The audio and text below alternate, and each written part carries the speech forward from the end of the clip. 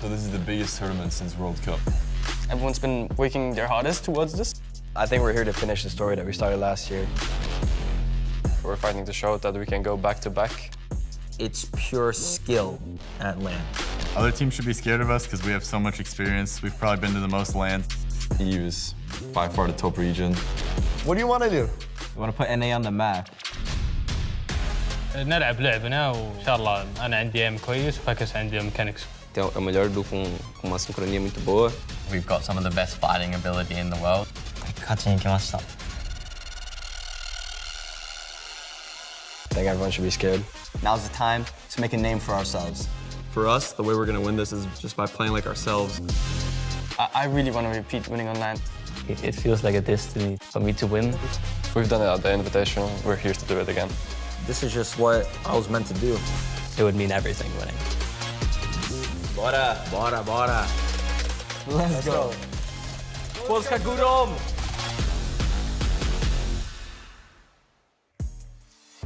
Fortnite fans around the world, welcome to the FNCS Global Championship.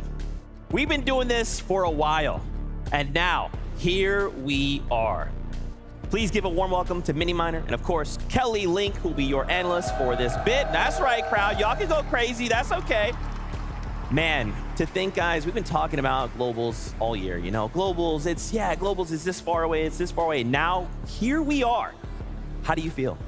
We made it.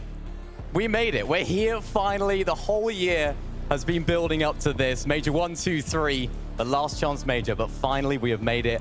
And in front of this amazing audience right here in Copenhagen, this is where it all goes down. Honestly, Zeke, I've been waiting for this moment since the Invitational finished up last year. And like you said, this has been leading up to it since majors 1, 2, and 3, all these teams moving through. And now we have a 3-day competition with $4 million on the line. I cannot wait to get started. Yeah, I mean, if we thought the competition was kind of crazy before, this is just that very next step, right? Normally we have 2 days of competition. Now it's 3. There's an upper, a lower bracket.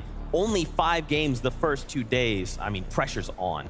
The pressure is on. I mean, the players will be feeling it. They'll say they weren't. They'll say, yeah, I got nerves of steel. Yeah, not nervous at all. They are. They're nervous. Definitely nervous. But I mean, how can't you be in this incredible arena in front of all these fans?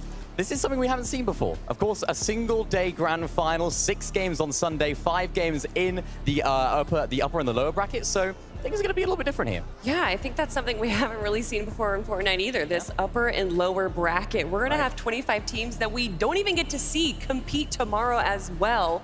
And also having it be 5 games and then the finals are only 6 games when we're used to a 12-game finals. It's going to be a bit unexpected, I think. That is what we are here for. Now, how long are we here for? Let's take a look at that broadcast schedule. As we've kind of mentioned, today we will be here for 5 games. We got an upper bracket tomorrow, the lower bracket, and make sure you do not miss Sunday, the grand finals of the FNCS Global Championships. It's still so crazy to say those words out loud, but here we are. I mean, guys, what are your expectations coming into the weekend? We've talked about the difficulty, but what are your thoughts? I'm expecting drama. I'm expecting chaos. I'm expecting excitement because if anything, if the Invitational is anything to go by, that was all 3 of those things. So, I mean, on a grander scale, bigger prize pool, bigger event across the whole year, it's going to be amazing. I mean, when you only have like a region-locked tournament in the FNCS, there's a lot of respect for where teams are going to be dropping. But obviously, by having 6 regions dropping all into each other, there's going to be a bit of contestation, especially around that creaky compound area where I think there's 6 teams competing for all the loot over there. So it's going to be a bit chaotic at the start, I think. I can't wait to get into all of that and more. But first, it's not just us calling all the action. Why don't we do a little tour of the arena? There's so many people that are all involved in making this happen. Why don't we give a warm welcome to your casters? Thank you so much, Zeke. It's Monster Deface here in the Best Taco, of course. The place is starting to fill up, and these are not jitters, it's excitement, as of course we're all here brought together for the upper bracket where the top 25 duos will be moving on. I'm just so happy to be here. I mean, you can already feel that little bit of tension in the air, but the energy is so alive inside the venue, and knowing that we are going to be witnessing gameplay from some of the strongest 50 duos, essentially, from their respective regions, because of the fact it wasn't by any sort of circumstance or last-minute changes. No, Majors 1, 2, and 3, that's what dictated today's upper bracket. That's right, and we've had so much time throughout the week to actually touch base with the players, and I must say, there isn't a shred of doubt. Every single opponent that or competitor I've talked to about their opponents have said they feel like they are pushing their way through the top 25. It really shows you how the utmost of confidence is just exuberating out of the players here to be. So as they start to take the stage later, I mean, there really are going to be some true upsets. But I know who's really happy right now. It's Frankie down on the floor. You're absolutely right. I am so excited to be here at the Royal Arena in Copenhagen, surrounded by so many fans who've turned out early on a Friday to support their favorite players. I've met Mr. Savage fans, I've met Thomas fans, I've met Queasy and Vino fans. Everyone here has got a favorite duo, and everyone here absolutely loves Fortnite. Earlier, I was talking to 20-year-old Charlie, who plays with her mum, not zero builds, because apparently her mum says zero builds is no fun. It's got to be about builds for her. I have to disagree. I have plenty of fun in zero builds, Charlie's mum. But an absolute bunch of legends, surrounded by legends here in the arena. And I cannot wait to see the support they're going to be giving the players all weekend. And speaking of players, they are nervously lining up behind the stage. They've had to split from their duo partner. That's a secret. You'll find out why later on as they walk onto the stage. And so it's almost like every man for himself. Or it would be. But actually, these players, they're so delighted to see each other in person. They're giving each other so much support, and that's all going to change once they board the battle bus. Now, someone who's been giving me a lot of support and taught me so much about Fortnite in the last year is my friend Vivid, and he is over in the Creator Lounge. Doing the tour around the arena. Of course, the fans are funneling in. The players are hiding out backstage, ready to jump in. But we also have more special people here at the Royal Arena. It's going to be creators from around the globe. Very, very excited to talk to them throughout the weekend, kind of get some of their insight, how they are feeling about the event, and check out all of the content that they will be producing as the show goes on. So I am currently over at the Creator Lounge Lounge, and this is where we get in some exclusive talks with some of those creators. Now, as far as expectations are concerned for the weekend, I mean, I'm going to be looking towards the NA guys that are going to be competing, right? I am from NA myself, but there's been a lot of talks about some of the smaller regions showing up at the Global Championships. I mean, we got Brazil, Asia, Middle East, OCE here as well. Cannot wait to see how all of the action unfolds. Just 5 games to the upper bracket today. And as far as that goes, it's going to be very, very exciting. Kelly talked about it. It's a brand new format. Can't wait to see what the players do with it. But for now, we got to go back to the desk. It's going to be Zeke and the crew. Thank you so much, guys. We are getting closer to kicking off the competition. But what is at stake here? Well, there's quite a bit of prize money. Yes. Quite a bit. That's right. Just a little bit. Good amount. Let's have a look. Just a little bit. Take a look. Of course, $1 million going to the duo that can walk away in that #1 spot on Sunday. But even just getting here will net you something. Yeah, 75th place today will get, of course, $4,000 to split between the duo. I love how casually you mentioned, yeah, $1 million. $1 million first place. As you do, standard.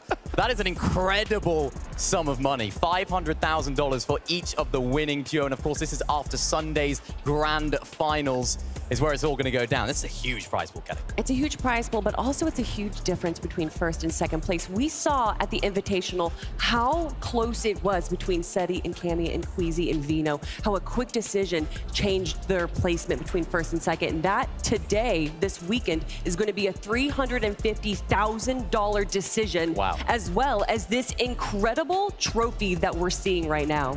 Absolutely. Thanks. And big shout out to our friends over at Swarovski. I mean, it's like the Invitational trophy, but just that much crazier. Now, obviously, we have quite a bit of expectations, and I'm sure this crowd, viewers at home, all have their own. Is there people you guys have eyes on? Lots and lots of people. Of course, we have so many duos to talk about, and there's plenty of duos that we have our eyes on to do well, of course, across this weekend. Of course, one of which, Zagu, one of the Asia players, of course, teamed up with Peppo. Exciting duo. I'm excited to see what they can do. Yeah, I mean, we have 50 teams to talk about, and we're going to be breaking them down even more. But just looking at some of the duos that we have right now, the names of like Cooper and Miro. We saw Faizan and Kitos at the Invitational surprise all of us by getting a 5th place against some of the biggest names in the game. I mean, just look at this. It's actually crazy to see this on the screen because these are some of the world's best players all in one lobby together. We're seeing so many massive names on the screen right there. Yomzo and Rise, of course, qualifying through to the upper bracket. A team that we're going to have our eyes on to take the championship home, potentially. Just wild. 6 regions all coming together on a single stage. So there is going to be so much chaos because now you're thinking, okay, well, I'm in this region. I'm used to fighting players from this region. Just kidding. There's 5 other regions that I have to worry about and how they play in their region. Mad. Now, Kelly, you brought up a good point here. Duos that I wanted to kind of focus in on. We got to talk about Zagu. We got to talk about Peppo Clip. We saw Zagu back at the Invitational, and man, they put on quite a bit of performance. So they're hoping to bring some of that experience to today. Yeah, I mean, after game number 3 of day 1 of Invitational, Zagu and his duo back then, Mareem, they were actually in 2nd place. So a lot of teams, a lot of people would sort of see Asia as a smaller region and not put them in their top 3, but they have every reason to be in people's top 3. They're gonna come out strong, they're gonna come out aggressive, and they're gonna be feisty. They're also gonna be coming out of Eclipse State, one of the new POIs we're seeing this season. And let me tell you, this is an incredible POI, potentially unconned as well. Not only are they going to have the rifts that are near them, allowing them to rotate, but they're also going to have those 3 mythic podiums, kind of giving just a little bit more chance for that RNG of what mythic's going to be dropping there. Also, they had a great performance in Majors 1 and 2, getting that 1st place finish in Major 1, and then a 2nd place finish in Major 2. Major 3, though, they actually split. They decided to play with different teams or different teammates. Didn't actually work out as well for them. So now they're back together. They're feeling good, and hopefully they'll get back to their winning ways. That's right. We will definitely be focusing on them, but more duos to highlight across this entire lobby list of players. Let's take a look at Suns and Anon from OCE. What can you tell me about these guys? These guys are the back-to-back Major 1 and Major 2 Grand Final winners. Coming from OCE, as you mentioned, they are a fantastic duo. They're one of only 3 duos that actually go back-to-back, winning each different major. So I'm excited to see what they can do today. A little stat from both of those winning majors. In all 24 games that they played of those Grand Finals, they only failed to pick up an elimination in 1 of those games. So expect some electric gameplay from them. Expect some aggression for sure. I love that you're talking about aggression eliminations, because I'm going to talk about placements now, because in Major 2, out of the 12 games they played, in 11 of them, they placed top 15, which is just unheard of. My only concern, though, is that they're landing naughty nets, which isn't the most beneficial POI. They also have the likes of Queasy and Vino landing just to the west of them, so that's going to be a little scary. It's a difficult spot to get Storm Surge from. Naughty nets has been traditionally one of those spots, particularly on OC. They don't have the practice on the global stage. I'm interested to see what they can bring to it today, because they're going to have to pull out a few strategies. For sure. Kelly, you said a duo, Queasy Veno. Why not talk about the other side of that coin? Oh. You know we have to talk about that. Cammy, Seti, right? Your invitational winners. They went from winning the invitational to not having the best start in Major number 1. But following, they really picked up the pace. Yeah, I mean, we know this duo from this moment, isn't it, Kelly? What a moment this was. Invitational, Queasy and Veno contesting them at their drop spot, and we all know how this went. I mean, knowing your POI and the ins and outs is so pivotal, and we see that in this moment at the Invitational, why that made such a difference, why Queasy and Vino didn't know that you couldn't build a wall there, and that's what separated them from success and failure. And I think they kind of got a little taste of their own medicine, because in Major 3, we saw them have a little, Major 1, they had a kind of a rough start, getting 23rd place right there. In Major 2, though, they got 5th place. And then in Major 3, getting 4th place, top 5 in 6 of the 12 games. Yeah, and as you can see, they're landing at Frenzy Field today. The biggest question mark for this duo for this competition today is that they are actually contested, which is something we haven't seen from them since Major 1 this year. They didn't have a great major, as you said, Kelly, but for them, they've been practicing a lot off spawn at the moment, and even they've actually been practicing their drops in Duo Cash Cups at Kenjutsu Crossing. Who lands at Kenjutsu Crossing? It's Queasy and Venom. Yeah, so I wonder why they could be practicing their drop at not their drop spot. Probably no reason. There's probably no way that matters in any way, shape, or form. It's probably going to happen, at least we hope, even just a single time. Now, the beauty of being here in this setting is that we have the players standing by. We can actually talk with them. And who better to do that than none other than Frankie, who is standing by right here, right now, with none other than the man himself, Seti. Yes, I am. I'm very excited. To be honest, I'm quite nervous, and he is cool as a cucumber, because this man is no stranger to success at an international LAN. Seti, is this bringing back memories of the Invitational? This is definitely bringing back many memories, and we're here to make some more. Was that the best moment of your life, lifting the trophy in Rally? Yeah, 100%, and I'm ready to make another one. How do you top that, though? I guess we'll have to see. So tell me about this year, because it feels like you guys have been on an upwards trajectory, and you've had to adapt your playstyle from just being low ground to sometimes actually challenging for high ground. What's that been like? It's been great. It's been great adapting, because now we can play low ground, mid ground, and high ground, so just great combination. What about aggression? Because you're not necessarily a team that does go for eliminations. You do like to make the end game. Do you think that's going to be difficult for you to rack up those all-important points here? I don't think it's going to be difficult at all. We're going to make end game, we're going to make some eliminations, win some games, and that's it. Are there going to be any interesting off-spawn battles coming your way? Oh yeah, obviously. And what will happen if people do drop you? Just be prepared. I can't wait to see it. I imagine you and Cammy will be incredibly prepared. Thank you so much, Seti. Polska Gorum. Polska Gorum. Thank you so much, Frankie. And of course, Seti, you can see the focus in his eyes. He is looking to prove something. Could they be the ones to get the back-to-back from Invitational all the way up to Global Champions? I think if you ask a lot of people, they would say yes. I mean, the type of players that they are, the way that they are, their sort of mindset towards the game, very, very cool. You saw it in that interview. Very, very cool. Very, very calm and collected. It's a duo you got to look out for. Without a doubt. Absolutely. Well, let's keep this ball rolling, because we know we want games. Let's talk about the format. What does this look like? So we kind of talked about it. We have an upper bracket, a lower bracket, but let's break that down. So today and tomorrow, we have 5 games lined up. Then The top 25 from today will go straight to day 3 in the grand finals. The players that in that bottom 25 will go to day number 2, where players from the last chance major are waiting. Then in day 2, that lower bracket, the top 25 from there, will move on to day number 3. That will give us the top 50 best duos from around the world. Yeah, this is going to be very, very exciting. I mean, this is something that we haven't seen too much before. I think a lot of players might be thinking, oh, you know what? Day number 1, upper bracket, it's just a good sort of day to have an extra one in the bank, right? You might see day number 2 as kind of like a backup in case things don't go well on day 1, but no. You want to get rid of that mindset. Make sure you do it now. Make sure you're qualifying right here because you want to get it done early. You don't want to leave it till tomorrow if you can't. Well, especially because all of these duos have been preparing for this day. In day 2, it's 25 new duos that they'll be facing against with drop spots that they aren't too sure of. So that is definitely going to throw a wrench in some things. And also, a lot of these duos are used to having a day 2 to kind of prepare and research, but they're not really getting a 12-game series here.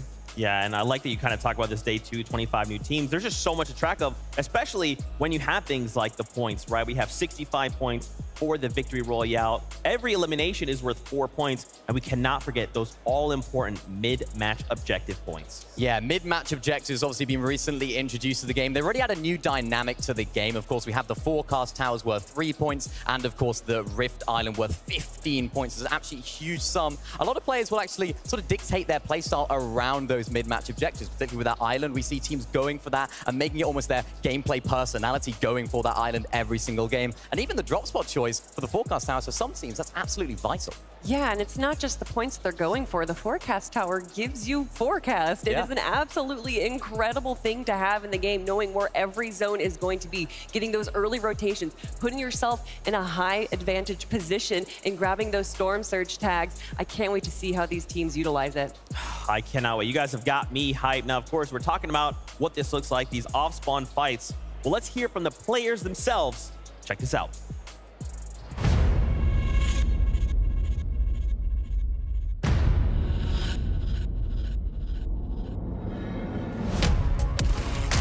Being contested just means that at the spot you land, you have another team with you. It's kind of like 50% of chance like that you survive. You need to be lucky, get the right guns, get in the right position. If you want to have good loot, you're going to have to fight for a spot. Often it's seen to be a bad thing, but sometimes it can be good as well.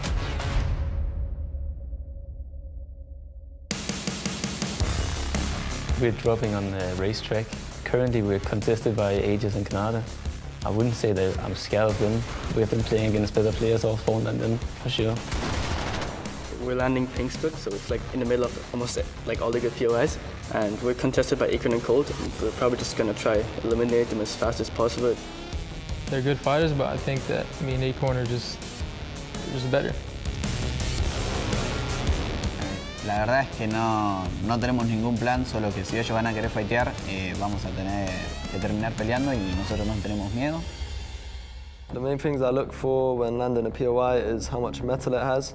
Wood and brick is everywhere around the map, but if you can get cap metal, you're already at an advantage. If you don't get a gun instant, you have a really good chance of like getting out of the game really quick. If you can't get a good drop spot, it just makes life 10 times harder for you. It's just one of the most important parts of the game. If you're thinking of landing on us, good luck. We've had teams contested, they got last place. They can try again. If I eliminate Thomas and that'll be the 6 games in a row, I'm 100% winning this tournament. Everyone that contests us is gonna get eliminated. They're finished. They're finished. Well, this is kind of interesting because I've just heard you two talking about each other in the video that we recorded on Media Day. And Thomas, you said that you have faced off-spawn battles against better players than Canada before. Can you look him in the eyes now and just reiterate that statement, please? I mean, most EU players, like, in the top level is better than NA players, so, I mean... I mean, that's kind of true, but, like, you know me, like, I'm the FNCS winner, just won, you know what I'm saying? Like, you're going to see today, like, who's really the GOAT, you know what I'm saying? And you also said, Canada, that if you win all the off-spawn battles today, you're taking that trophy. But I thought, after watching your Major 3 winners interview on FNCS, that you didn't care about winning here. I mean, like, being contested, like, it sucks. Like, I was contested, like, FNCS Major 2, and, like, you can't really do anything about it. But like when I heard I was coming to Copenhagen, like I'm not gonna lie, I'm here to find a girlfriend. You know what I'm saying? The Danish girls are here, they're pretty beautiful. So. Can I keep your eyes on the prize though? Because there is a trophy out there. You're going to go and have a date with it in a moment. So you have a think about what really matters in life, and I'll give you a hint. It's Fortnite. And I'm going to come back to Thomas because I want to know why you're so devoted to dropping at racetrack. I mean, we've been landing there the entire year, so we wouldn't switch drop. Like, it would be dumb. We haven't practiced anything else, so yeah. And what's happened when other people have tried to drop you there? I mean, it's been ups and downs, but we're trying to like learn how to play it the best. But yeah. You don't want to just learn how to play it the best, though. You want to play it the best, especially if this guy is coming at you all aggressive and American-like. What do you think you'll have to do, though, if the battles don't go your way? Are you going to agree to just split the POI, or is it just going to always be all-out aggression? It's going to be 50-50 on the slope truck every game. So, I mean, Canada haven't touched the game for 4 days, so... I played this morning. I played this morning for like 2-3 hours. I'm feeling good. My finger's looking good, so I'm looking good. And just one more question. How long did you play this morning? I didn't play this morning, but I played like all week, so yeah. He's fresh, he's warmed up, and I'm excited. Let's head back to the desk. Kanata, always the jokester that he is. This is an off-spawn fight we will be seeing happen at the racetrack. Obviously, Kanata, coming off a recent win, does hold the axe of champions. Going up against Thomas HD, someone who has yet to get a win. What can we expect from this head-to-head fight? This head-to-head is going to be very, very exciting. I mean, we've seen Malibuka and Thomas HD. They're actually contested in Major 2 by Tusum Putrik, and they actually still managed to get a 3rd place. They were kind of half-splitting the POI at that stage, so I think they might sort of do the same maybe if it's on day 2, but day 1, they still have tomorrow to go. I think it's going to be all out 50-50, as they mentioned. They've got to go for it. Yeah, and it's a little bit of a different story for Kanata and Agers, who, when they were contested in Major 2, got 12th place, and then when they were unconned, of course, in Major 3, they walked away with their first FNCS win. And a lot of that was due to their loot pathing, being able to quickly loot up the entire racetrack, and then be able to rotate quickly for an early tower to get those search tags. But I think there's a possibility to split racetrack. There's great metal and brick. It's splittable by the west and eastern side. You have the slurp truck on the west side, and then you have that forecast tower towards the eastern side. So, I mean, they just said it's a 50-50. I do think that once one of them sees how rough it's gonna be for them on the drop, that they might try and split it. I mean, I spoke to Malibuka yesterday. I had a little talk with him. I was like, mate, how you feeling about tomorrow? He said, it's duos. Anything can happen. We don't know what's going to go down. And I'm sure for a lot of fans in here, for a lot of fans are all over Denmark, they'll be feeling like this is Thomas's destiny, right? Hasn't won an FNCS yet. And what better place, what better time to do it than now? And Thomas just is regarded as one of the best mechanical players in the world. Yeah. Teamed up with Malibuka, who's regarded as one of just the best players in the world. I cannot wait to see this duo go up against Kanata and Agers. Let's keep this conversation going. We have to talk about more duos. Relentless Retreat. Cal Gamer up against King. Yes, it's that King. Top 5 of the World Cup King. Probably BR's best player, or regarded the best player. That King. Yeah, 100%. I mean, this is Relentless Retreat. Anything can go down, Kelly. This is where it all happens. We've seen different playstyles from these guys throughout this season. Of course, Cal Gamer seemingly getting it unconned in Middle East. Everyone in Middle East is just feeling like, you know what? Yeah, let's just let him have it. He's the king of this area. But King himself has been actually contested by another duo throughout all the cash cups, and they don't seem to be fighting. They seem to just sort of be splitting the POI a little bit. So I'm interested to see how this dynamic works between them both. I like that you're talking about the dynamic differences that we see, because both of these duos here also have a lot of similarities. Both of them back-to-back champions in Major 2 and Major 3 for their respective regions. But I love that you talk about Cal Gamer and how respected he is, because he might be one of the most studious players that we have ever seen in Fortnite, comparable to players from just any region from around the world.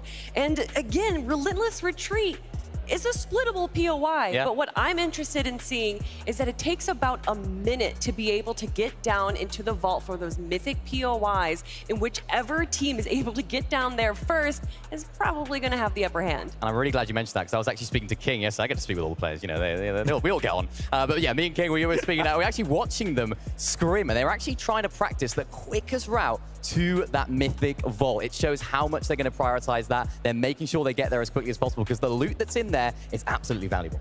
Well, you've heard our thoughts on it, but why don't we head on over to Frankie, who once again has a head-to-head for us. Take a look. Thank you. Yes, I have been very fortunate to be joined by CalGamer, who is the king of the Middle Eastern region, but also king himself, one of our Argentine players who's representing Brazil. And both of these players have won 2 majors alone this year. We're also joined by Daniela, our fabulous translator. So CalGamer, I'd love to speak to you first. I know that you are someone who researches your opponents. Have you watched any of King's matches, and do you have any opinions on how he plays? I haven't watched him that much, but I watched a little bit and I realized how he plays, and he's not very good. So that's why I'm there. And why would you say you're a better player than King?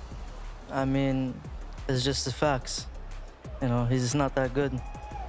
Are you going to put your money where your mouth is later, though? Because you are dropping at the same spot as him on Relentless Retreat. Yes, I don't really want to talk too much. I mean, after a few hours, we're going to play and see what happens. Shukran, okay. Well, I'll go and talk to King then while you get your thoughts in order, and we'll come over to Daniela as well. King, you are arguably the greatest player in the Brazilian region right now. Tell me why Relentless Retreat, though, is a spot that you're going to win when you drop on it against CalGamer later. ¿Cómo vas a hacer el drop spot ahí cuando vas a bajar del bus? ¿Cómo lo vas a... ¿Cuál es tu método? La verdad es que no tenemos ningún método, solo que nosotros tenemos nuestra parte, que es la derecha del spot. Así que nada, si ellos van a querer caer ahí, lo van a tener que disputar con nosotros. Y nada, ojalá que ganen, que tengan suerte. We don't have like a method that we're gonna do, but we're gonna attack from the right side. And we hope we're gonna win, and we will do because we are the best. Yeah. CalGamer has given his opinion on you, but what's your opinion on CalGamer? Have you seen him play? La verdad que sí, hemos visto varios games, pero la verdad que no me asusta, ya que bueno, yo estoy confiado junto con mi dúo. Y nada, si van a querer disputar la bóveda, podrían pelear tranquilos, que nada, los esperamos, no tengo miedo. We are waiting for them. We see them playing, and they're not so good like they thought. And I'm sorry, it's Argentinian, so we talk too fast. So he will fight until the end. I'm really looking forward to the fight. Hopefully the end will be in the aim game for both of these players rather than at the Relentless Retreat. Thank you so much, gracias, mucho gracias. And Shukran, thank you so much for talking to me, CalGamer. We will see what happens between these two and their duo partners when they drop on Relentless Retreat in just a few short moments. So they can't both be bad. They just have no respect for each other, do they? Like, no, mate, you're not having it. He's bad, no, he's bad, we're both bad. Yeah. Of course, just some friendly trash talk, right? As we prepare for the global championship. That's kind of, I guess they're both in high spirits. That's kind of where you want to be, right? I think they're just trying to get in each other's head, aren't they, really? That's all it is. Yeah, sure. I was like, I don't even want to, you know what, that's fine. Just that'll do. That'll do. Guys, we actually have something very special lined up, and we have a remote interview with the man, the myth, the legend himself, my oldest friend in the world, Cypher BK. Cypher, I don't know if you can hear it, but the crowd is going absolutely ham right now. How you doing, man? Yo, I'm doing great. I'm glad to be here for the FNCS Global Championship, even though it's remote. I'm excited to watch a ton of Fortnite this weekend, and I am personally rooting for Clix and Epic Whale. I want to see Clix get his first FNCS championship. That is amazing. Dude, how has it been? Like, obviously, you've been watching, right? We've seen all of these duos just kind of grow and evolve over the year. What are your expectations for the competition? I mean, I want to see a repeat of what happened at the Invitational, just like a super intense, like first and second going head to head in the last match. I think we're going to see something, and we're going to see some early drop fights and whatnot. But yeah, I was there at the Invitational. It was just electric, and I'm hoping we see that again here in Copenhagen. How crazy was it back in Invitational, right? Kind of the first time we'd had a LAN like that, and now we're back, but the stakes feel so much higher. You talked to a bunch of players. What were they kind of feeling at that time? I mean, everyone is always a little nervous before the tournament, but I think once they're in the battle bus, like, it's game time, and the stakes are really high. I mean, this is like the biggest prize prize pool since World Cup. Correct me if I'm wrong. Like $1 million for the first place duo. That's a life-changing amount of money. So I think it's going to be intense. It's going to be insane. Yeah, absolutely. And I mean, Cypher, for those of you or them out there that don't know who you are, can you tell us a little bit about who you are? Because I want everyone in the world to know about you. I mean, I am a very big Fortnite fan. I've been playing it since the very beginning. I was honored to be among the Icon series last year, and it's just, I'm still loving this game, and I'm super excited to see what you guys have cooked up for the last couple of months of this year, because it's looking crazy. That's awesome. Cypher, where can all these new fans find you? Cypher PK on pretty much any platform. Awesome, man. Thank you so much for stopping by. We really appreciate it, and we hope you enjoy the competition. Thanks, y'all. Good luck out there. Going crazy. That's right. Y'all can go crazy for Cypher BK. He's a legend. Y'all, this crowd is the best crowd I think we have ever had. Yeah. And that's great because we're going to see next level Fortnite. I don't know that I'm like prepared for what we're going to see this weekend. I mean, I know the crowd already. I've seen a lot of cheering so far. There's a group over there. I think they're from Gentle Mates from the French region. They've been really hyped, and you can see them over there. There we go. I don't know if you can hear it, but yeah, they're really, really hyped. I'm excited to see all the other regions that are taking part today. All the fans. I'm feeling excited. Listen, I know that the fans and the audience are ready, but I want to know if the players are ready. True. That's right. Well, we are not that far away, so you've gotten our thoughts. Why don't we get the thoughts of our casters as we draw ever closer to the competition? Yeah, I must say, especially after watching the head-to-head interviews there, that I'm feeling so good, and I'm looking forward to, of course, the competition of the contention that we're going to see on the drops. And what I love the most, too, is that it's one thing to know your drop spot, but for all of these representative regions, you have to keep in mind it's the international competition, it's the global championship. So just knowing your drop isn't good enough because every region is going to have their own sort of flair for the competitive meta. And it's going to be a really interesting dynamic to see how some of these players choose to break into it, because even at the Invitational, where we last saw some international competition, one thing where I think some of the other regions in general might have struggled with was the surge strategy. So I want to see how well that's been wrapped up to be brought here today.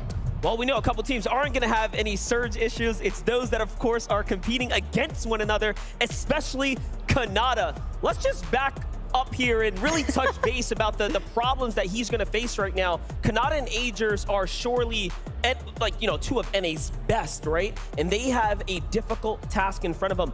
Thomas HD, Malibuca, right? He was really honing in on the fact that he has been playing all weekend long, and he feels like Kanata's focus isn't quite there. Is that going to be the default in his playset? That's the false sense of security that Kanata's trying to implement into Thomas's brain right there, because at the end of the day, Kanata is a competitor. I mean, he is one of the few players that we have here that's actually got some of the most FNCS appearances. Well, you know what? We've had a long road to get here, and all of a sudden, we are closing in on it. So let's go ahead and dim the lights. Fortnite fam. A year-long competition has led us here to Copenhagen. These players have fought through the FNCS gauntlet, 3 FNCS majors, and a last chance major, all to battle it out here on this stage. These players have put everything into this competition. 6 regions all going head-to-head to prove who's the best. But it's about so much more than just that. It's about holding the axe of champions high. It's about hoisting a championship trophy, banking their share of $4 million. But above all else, it's about a title that comes with the highest prestige, FNCS Global Champions. After this weekend, one duo will break through and stand undeniably above the rest. So get ready. This is the FNCS Global Championship.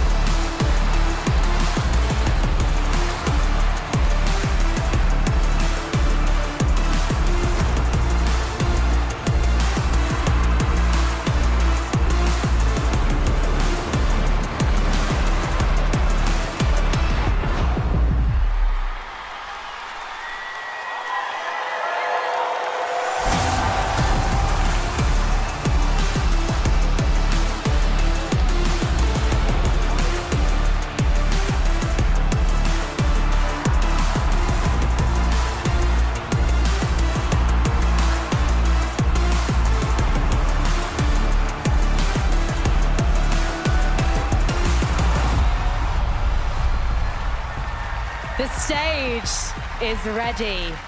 The trophy is here. But you can't crown a champion if there are no contenders. Copenhagen Royal Arena, are you ready to meet the players? Let's bring them on.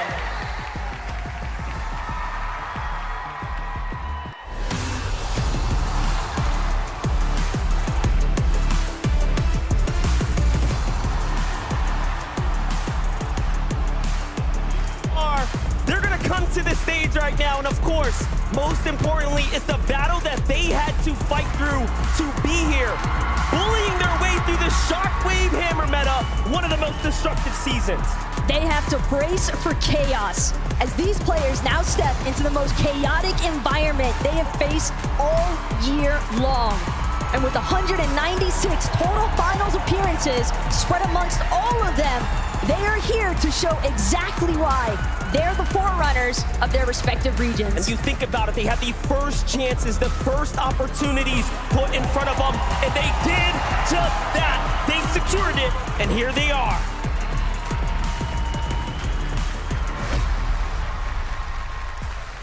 Let's go, Copenhagen. Y'all went absolutely crazy for the players. That is what we are here for. We don't have this competition without them, so y'all definitely feel free to lose it when you guys see them come out on the stage. My gosh, that is just the qualifiers from Major number 1. There's so many big names. Thomas HD, though, Malabuka. We have eyes on. Yeah, well, I mean, I heard a massive cheer. Yeah. And we're hearing it right now. I wonder why. I wonder who they're cheering for. Is it Thomas HD? Yeah, I think it might well be because he is the Danish man himself. What a perfect player when you think about all of his attributes. So smart. His aim is next level. And of course, paired up with Malabuka. This is a dangerous duo.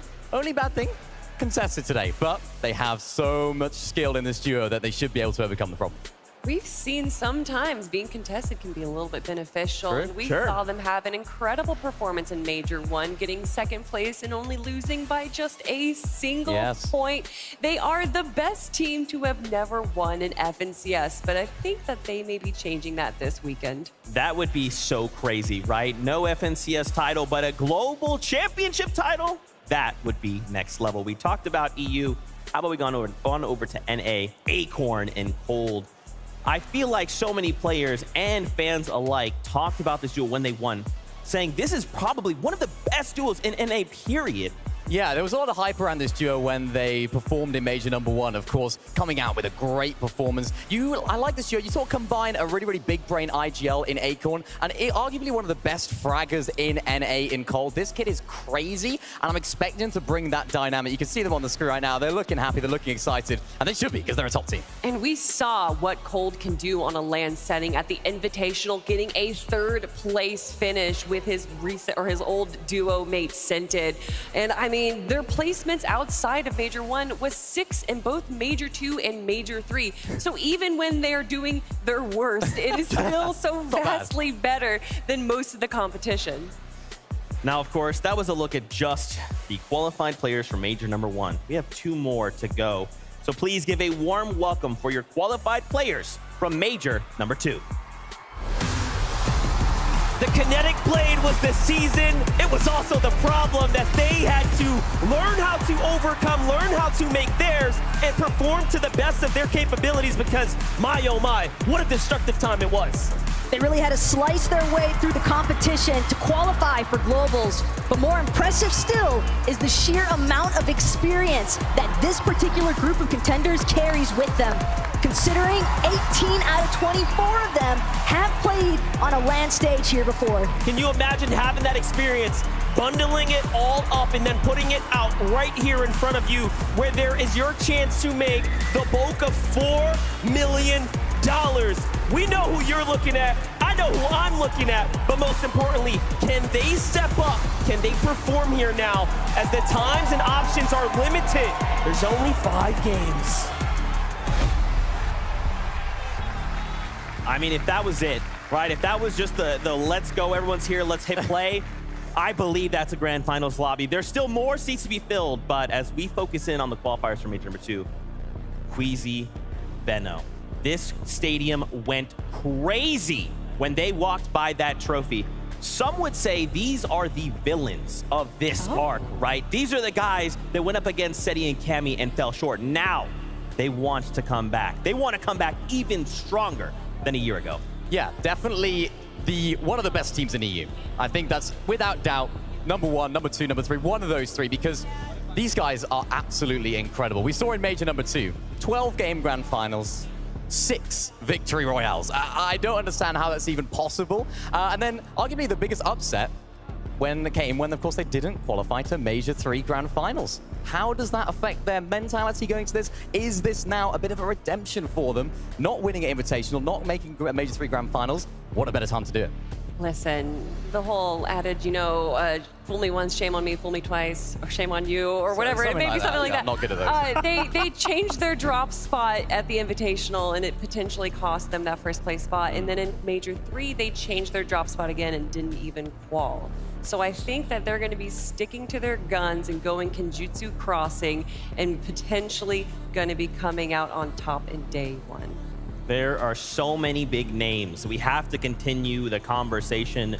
Miro and Cooper now kind of focusing in on NA. Miro just ridiculously decorated. Yeah, a really, really decorated player in the NA region. Won so many FNCS titles, paired up with a less experienced player. And this is a really nice storyline because you have the experience of Miro. He's actually not IGLing this year. It's usually Cooper that takes that role. And he's actually saying, you know what? I'll take the reins. I'll use your experience when it comes to fragging because Miro's just one of the best in the world at that. And of course, he can lead the way, lead the tarps, and make sure they make their way to endgame. This is one of those duos that I'm really, really excited to see how they perform on LAN because both of them are very, very talented, but together, we're yet to see them in this stage. No, but we did see them perform incredibly well in Major 2, getting a 2nd place finish. And I think Rumble Ruins is a great POI for them, being in the center, being able to handle rotations, which seems to be a little bit of an issue for them in earlier seasons. So I'm excited to see. Miro, obviously, as you were saying, an incredible player, a 5-time FNCS champ. However, most of those wins were with his old duo mate, Bugha. Absolutely. Well, we have one group of players left, so Arena, welcome them. This is your qualified players from Major number 3. And as we all know, Fortnite is ever changing and evolving season to season. You never really know what you are gonna get, but guess what? This team, these players had to go against the zero mobility when it was arguably so difficult. And what they might have lacked in mobility, they certainly made up for as far as adaptability is concerned. Because having gone through every single iteration of competitive seasons, competitive metas, to find themselves here at the global stage, that is the embodiment of mental fortitude. And really and truly, it's one of the hardest things to do is when it's your last chances, when it's your last opportunities to punch your way straight through to the biggest opportunity of your career. And it's time to put up those numbers. Can you do it? Surely all of our Major 3 qualifiers had to play with that pressure. They had to play with that knowingly, you know, a looming pressure of, hey, I can only do this one more time. And again, considering what's at stake, considering that they want to go straight in to that finals lobby here on Sunday, this is their moment to siege it all. That's right, there are no more chances up for grabs here other than the 5 that's put in front of them. You want to do it here and now. Will you be one of the first top 25 duos to punch through to Sunday? We'll find out.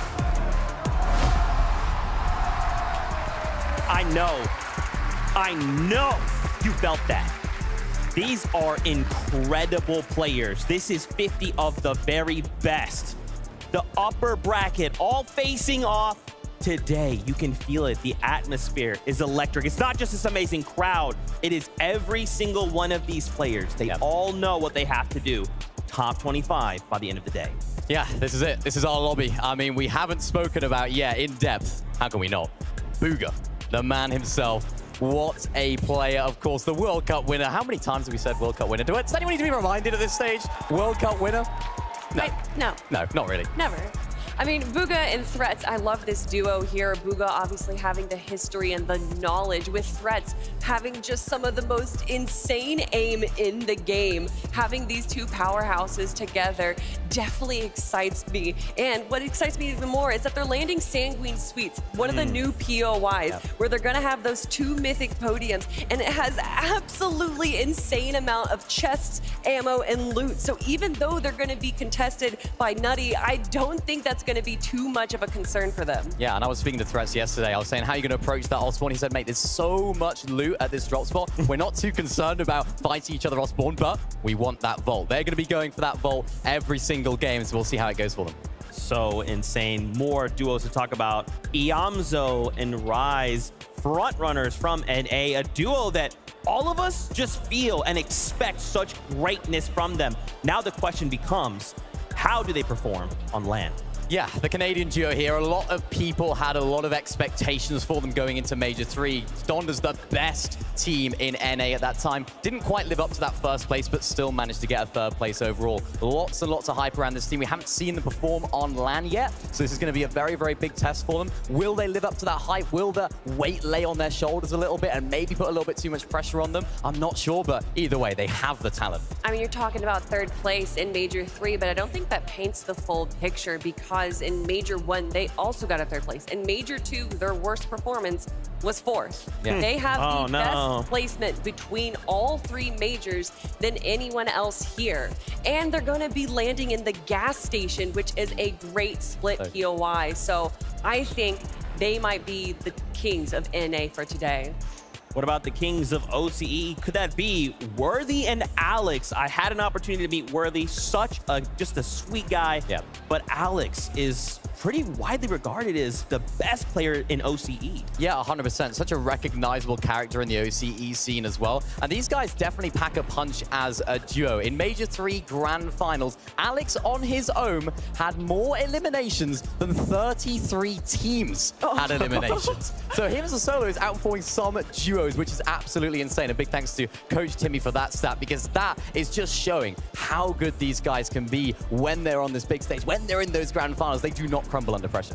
I mean, I think that incredible power is showcasing also in Majors 1 and 2. He placed 5th and 3rd, but just him, because this duo formed in Major 3. They might be actually the newest duo that we're going to be seeing compete here today. And they're going to be landing near that creaky compound where there are so many teams landing there. It's going to be interesting, to say the least. To say the least, indeed. Now, of course, we only have 5 games here today. Pressure is on. With less games, you cannot make a mistake. How much does even just this going down to 5 games change everything? I mean, it changes everything, particularly if you are contested. If you lose off spawn, that's a 5th of your games gone, where previously it was a little bit less than that. So you have to make the games count that you are contested off spawn. We talked about Malibuka and Thomas HD versus Aegis and Kanadas earlier. If those guys don't have a good game when they make it off spawn, there's no guarantees that you'll make the next one off spawn. So you have to make it count. And we always talk about, you know, maybe they're a day 1 team, a day 2 team. Oh, they're going to have an opportunity after day 1 to VOD review and look. They're not going to have that opportunity. No. Essentially, these are like 3 separate tournaments each day. So these teams are going to have to do everything they can that day to get in that top 25 spot. Yeah, I think when I think about more of these duos that we're going to see, right, Tayson and Mustache, another duo that kind of just jumps to the front of my mind. Tayson, I mean, if you asked any EU player, you just said the name Tayson, they'd be like, yep, I'm scared, I'm good, leave me alone. But also now paired up with Mustache. Where are these guys landing? What can we expect from them? I mean, Tayson widely regarded as the GOAT of Fortnite. However, there's a big however. Okay. He's yet to do it on LAN. He's yet to do it on this massive stage. So a lot of people would say he's the online GOAT, which I agree with, 100%. He's won so many FNCS across different game modes, different chapters, whatever the meta, he is on top. But what a perfect time, what a perfect storyline for Tayson and Mustache to finally do it, to finally crown Tayson as an in-person winner, not just online. Yeah, and we're talking about Tayson, but Mustache is also an incredible player in his own right. But there is a thing such as tournament jitters, and Tayson definitely seems to have an issue with that. Being in front of all of these people, thousands of people on stage, is a little bit different than playing at home in front of your own setup and everything. But I think with the right preparation, they've had a lot of opportunity to practice leading up into this, then maybe he can finally be the land goat we know he can be. But how much of that, you kind of talk about being here in front of the crowd, even that one mistake, how much could that affect those mentals, right, Kelly? Because it's easy to say at home, I made a mistake, I'm out, okay, let me just get up, walk around, whatever. This is so very different. I think it depends on the players and the team. When you have someone like Kanata, which if you guys haven't had the opportunity to watch the Major 3 playback of him, where essentially the entire time he's just screaming, Agers, Agers.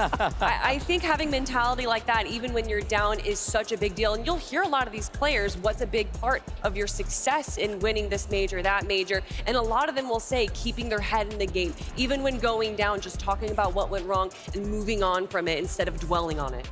So different. It's so different being in this environment. You know, you're at a different desk. Everything's a little bit different. A chair potentially is a little bit different as well. So everything is almost alien to you from what you're used to. You can't just get up after a bad game, go have a cup of tea and relax in the living room. You have to stay in this area. And that's what can add to the pressure as well. You're in this area, you're in this zone. It's now or never. Can they do it? I wanted to ask a question here. So obviously the bottom 25 move on to tomorrow, okay? Yeah. So if you're one of these duos that find yourself in the bottom 25, let's say they've revealed some kind of strategy. Is that good? Is that bad going into lower bracket? Is there some kind of advantage or disadvantage to doing so? As I said earlier, I don't think you should be aiming or hoping that you get in the lower bracket. Right. It's not something that you want. You want to be getting into the grand finals today, now. But if you do end up finding yourself in there, things could definitely change. I think tonight's going to be a very important night for these teams that are going to find themselves in that lower bracket, because there will be 25. And I think that's going to play a big part, because then they'll start to figure out where are we going to be dropping, where's our loop path going to go. We don't know. I'm getting word. Ooh. It's time. Now, as we prepare for this first game, you guys find your seats on the battle bus. I want to hear from our casters to prep us before game number 1. Thank you so very much, Zeke. And yeah, find your seat on the battle bus. Find your seat in the arena here, because we are looking at a very contentious drop map. I know we focused in on a couple of those, head-to-head face-offs, but there are so many more battles happening today. I think one perfect example we were just discussing was the whole Vico ping. But hold that thought, because the battle bus has gone off, and we're ready to roll into game 1.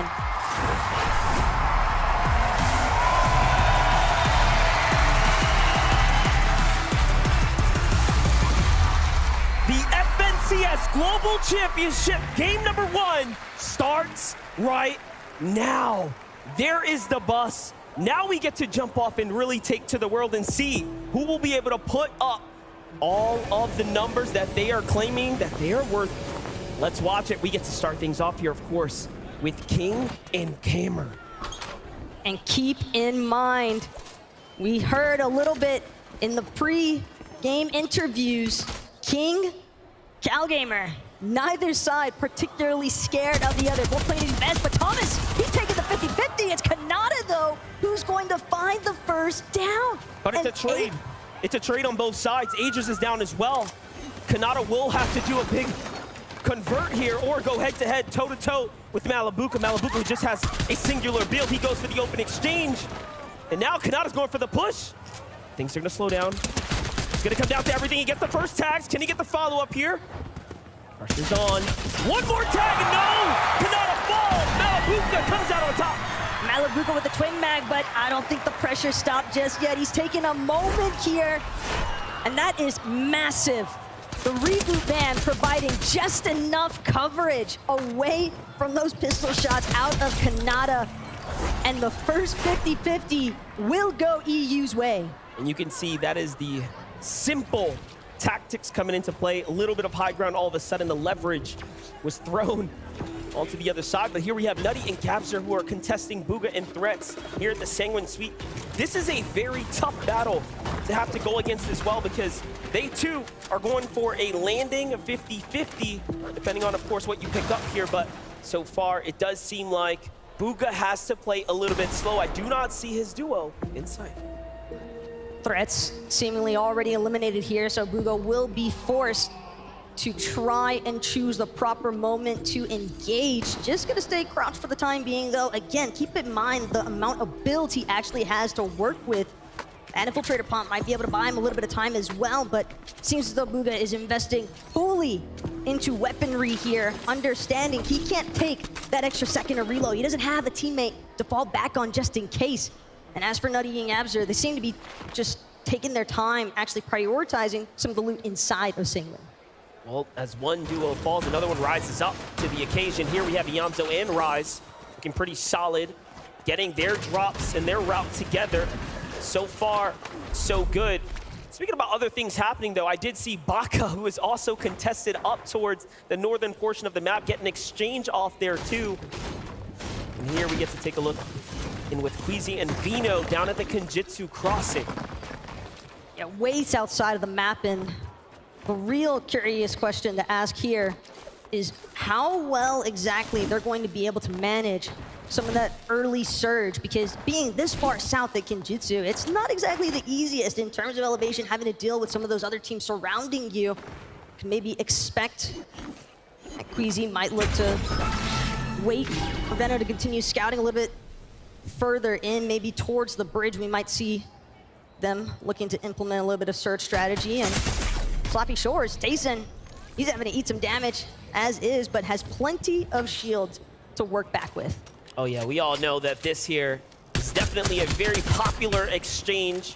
Teams will often fight it out, as Slappy Shore is one of the major POIs that will just yield so much additional heals, of course, that you can continue to play off of and bounce back from. Meanwhile, Merstache down low, continuing to get his material together. We're gonna jump on over to Datus and Stain here, looking pretty solid over at the Frenzy Fields. Just north of this, we also know that Acorn and Cold were equally contested somewhere near their drop. And look, they've wiped the team, and they're up towards the top right now. You also have to keep in mind, though, Datus and Stain, guess who they're near at Frenzy? I mean, that's bound to be Seti and Cammy's turf. That's where Seti and Cammy have been establishing themselves the entire year just about. So curious to see whether or not those two will clash. It seems as though Seti has already been eliminated, and that's true. The fact that Stain and Datus were able to take care of them this early on is huge. Yep, big trades happening here. Now we see Yuma getting tags in the distance too. Surge, of course, is going to be one of the equally most important things to worry about. Meanwhile, in the feed, Acorn has found himself an elimination too. These are all of the contested battles happening here. The drop map standing true exactly as we expected. Teams that were aware of teams that were going to land on them are definitely fighting for it. And you can imagine the confidence boost, the momentum that some of these teams engaging in those 50-50s are bound to be looking for. And the best part about it is getting those eliminations so early on leaves you plenty of room to actually continue working on their pre-planned loop pathing. Not having to really worry about interference towards some of those rotations can make a big difference in positioning later on. We'll talk about Acorn and Cold. Take a look here as they're moving out. They picked up their elimination. They're trying to see if they can single out the solo remaining, but nothing just yet. So not really getting greedy with the opportunity put in front of them, but instead banking that elimination. Remember, this is 5 games, right? Only 5 games. You pop off in game number 1, and all of a sudden you're really set up for a potential just seal top 25 for today, right? The goal is get to grand finals. I mean, just think about the amount of sheer splashes that Acorn just had available for himself. 12 slash splashes to work with is a huge amount. They can definitely take their time in terms of finding those ideal movements in case they need a little bit of that slap effect to work with. Thoric, meanwhile, continuing to seek out a chest that might be left over, splitting there with bolts. Seems to have an idea of maybe looking over towards one of these forecast towers, maybe also keeping an eye out for that reboot van in the distance as well, for anybody that gets some ideas early on. Forecast tower is definitely extremely powerful. It's going to be one of the best pickups you can play for in the distance, though. Sun's also not making it easy for anyone rotating through the valleys here. Now we have Fastroki and Kylie down at the western, southernmost area of the map here, split up from his teammate, looking to hold out a potential King, maybe rotating down at the bottom. It could be Cow Gamer there, but no, it is King in duo. And they have danger nearby. They've already exchanged between the two. You can see the passive standoff here, but these are fights that are so important. These are fights that you need to, at the very least, entertain for now. And as far as Kylie is concerned as well, a little bit of leverage there over King with some of that height, but seems as though King has spotted out that Kylie is just a little bit across the way from him. But transitioning back over to Pink and Vico. A lot of these players just seeming to take their time. As long as you have a twin mag assault rifle, it just doesn't really seem as though there's too much pressure to activate some surge strategies early on, but Pink here really sitting on some of the augments that he's gonna choose to actually prioritize. Rolled up, looks like we got a little bit of a standoff here on the rotation on in. Hero in triple FHD. Pretty tough situation to be in. Tagged up here, forced to go ahead and bunker down, save for a second here. It's Ritual and Reet who have a bit of a high ground position here, looking down. Very nice spot to be in. Meanwhile, Giras and Shari also nearby, getting the pressure of the lobby here. Ritual and Reet can determine any team that they want to put the pressure on, and others are going to look inwards to see if they can jump in on it. Barely hanging on right now, just inside the edge of this zone. And the way that it's breaking out for them just does not seem to be all that favorable. Just like for Snazy and Podesai, under quite a bit of pressure here. Snazy's gonna have to take some time now to actually try and regen some of that white HP, some of that shield as well. Not sure if he even has any members to work with, but Podesai, he's scouting the area, making sure that they're both still aware of what exactly is surrounding them just outside of Rumble Ruins. They're working here. The community rallying for Podesai here. But a very tough spot to be in halfway through the materials, but hold up. We get back to the fight here. Baka and Pars already had 2 eliminations, and another team is looking to influence them a little bit more as they were trying to get to the new safety. This next zone here, just a minute left before it starts to move again. They're in a pretty difficult spot here, digging deep into the trenches right now. This NK Papa is holding it down here. But again, this is a fight that you're expending time, you're expending some resources and build outside of the zone for both of these players, both of these teams. Well, I say teams, but NK Papa left as a solo to fend for himself. Trapped at brutal fashion, essentially. Does not seem as though Pars and Baka want to let NK Papa go anytime soon. NK Papa already under too much pressure to deal with. Sharptooth just enough to take him out.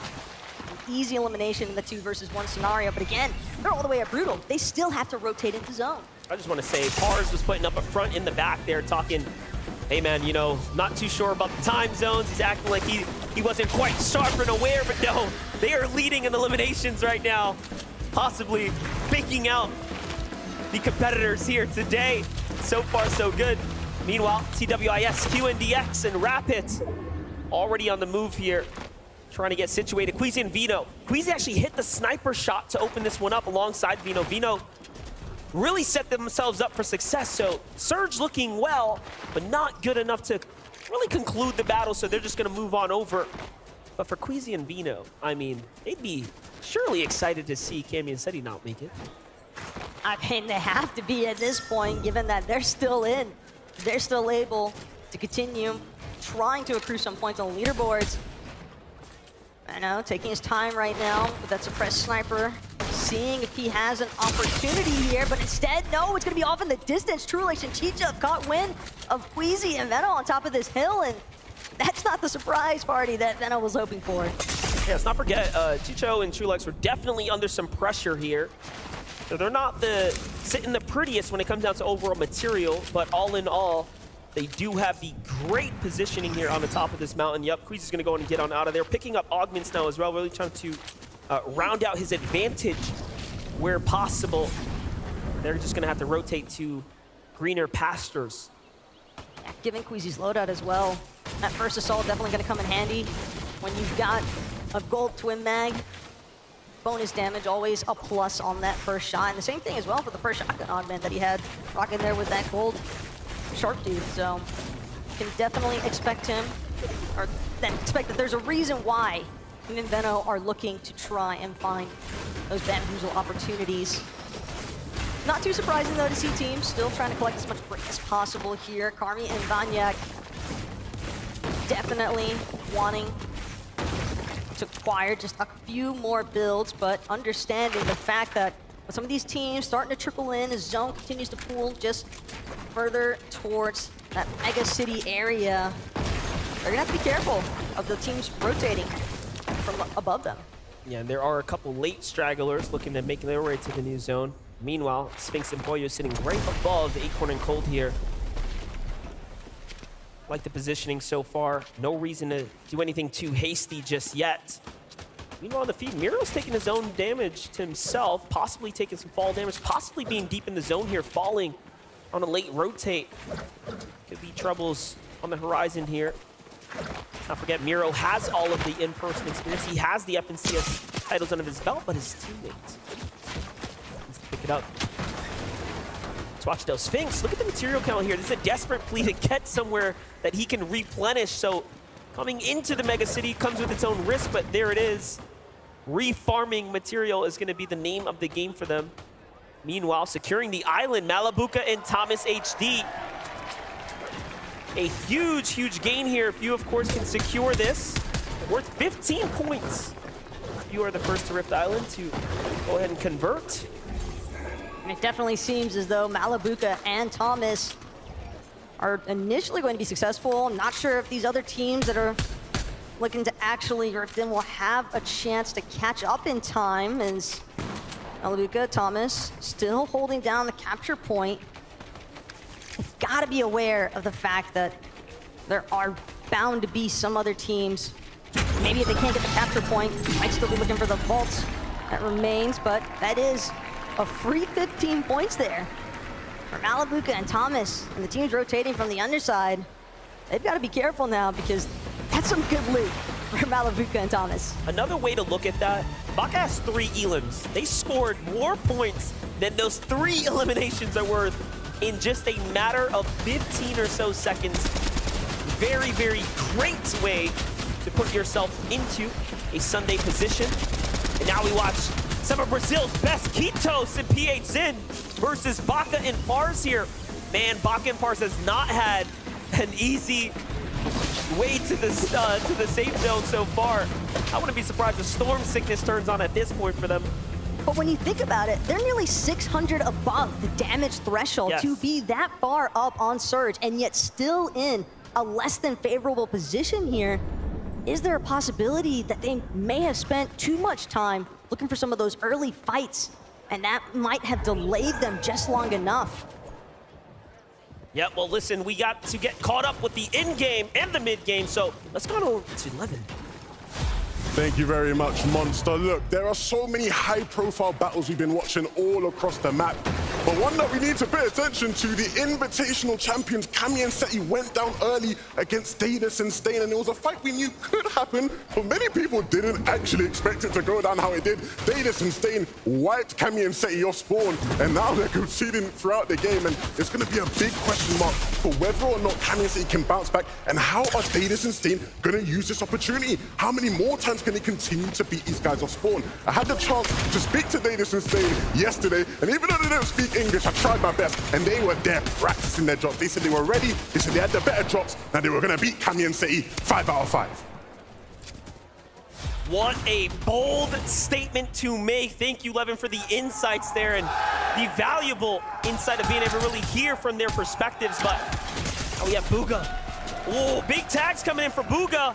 He doesn't have a teammate either. Threat's already down for the count here. He's below the surge.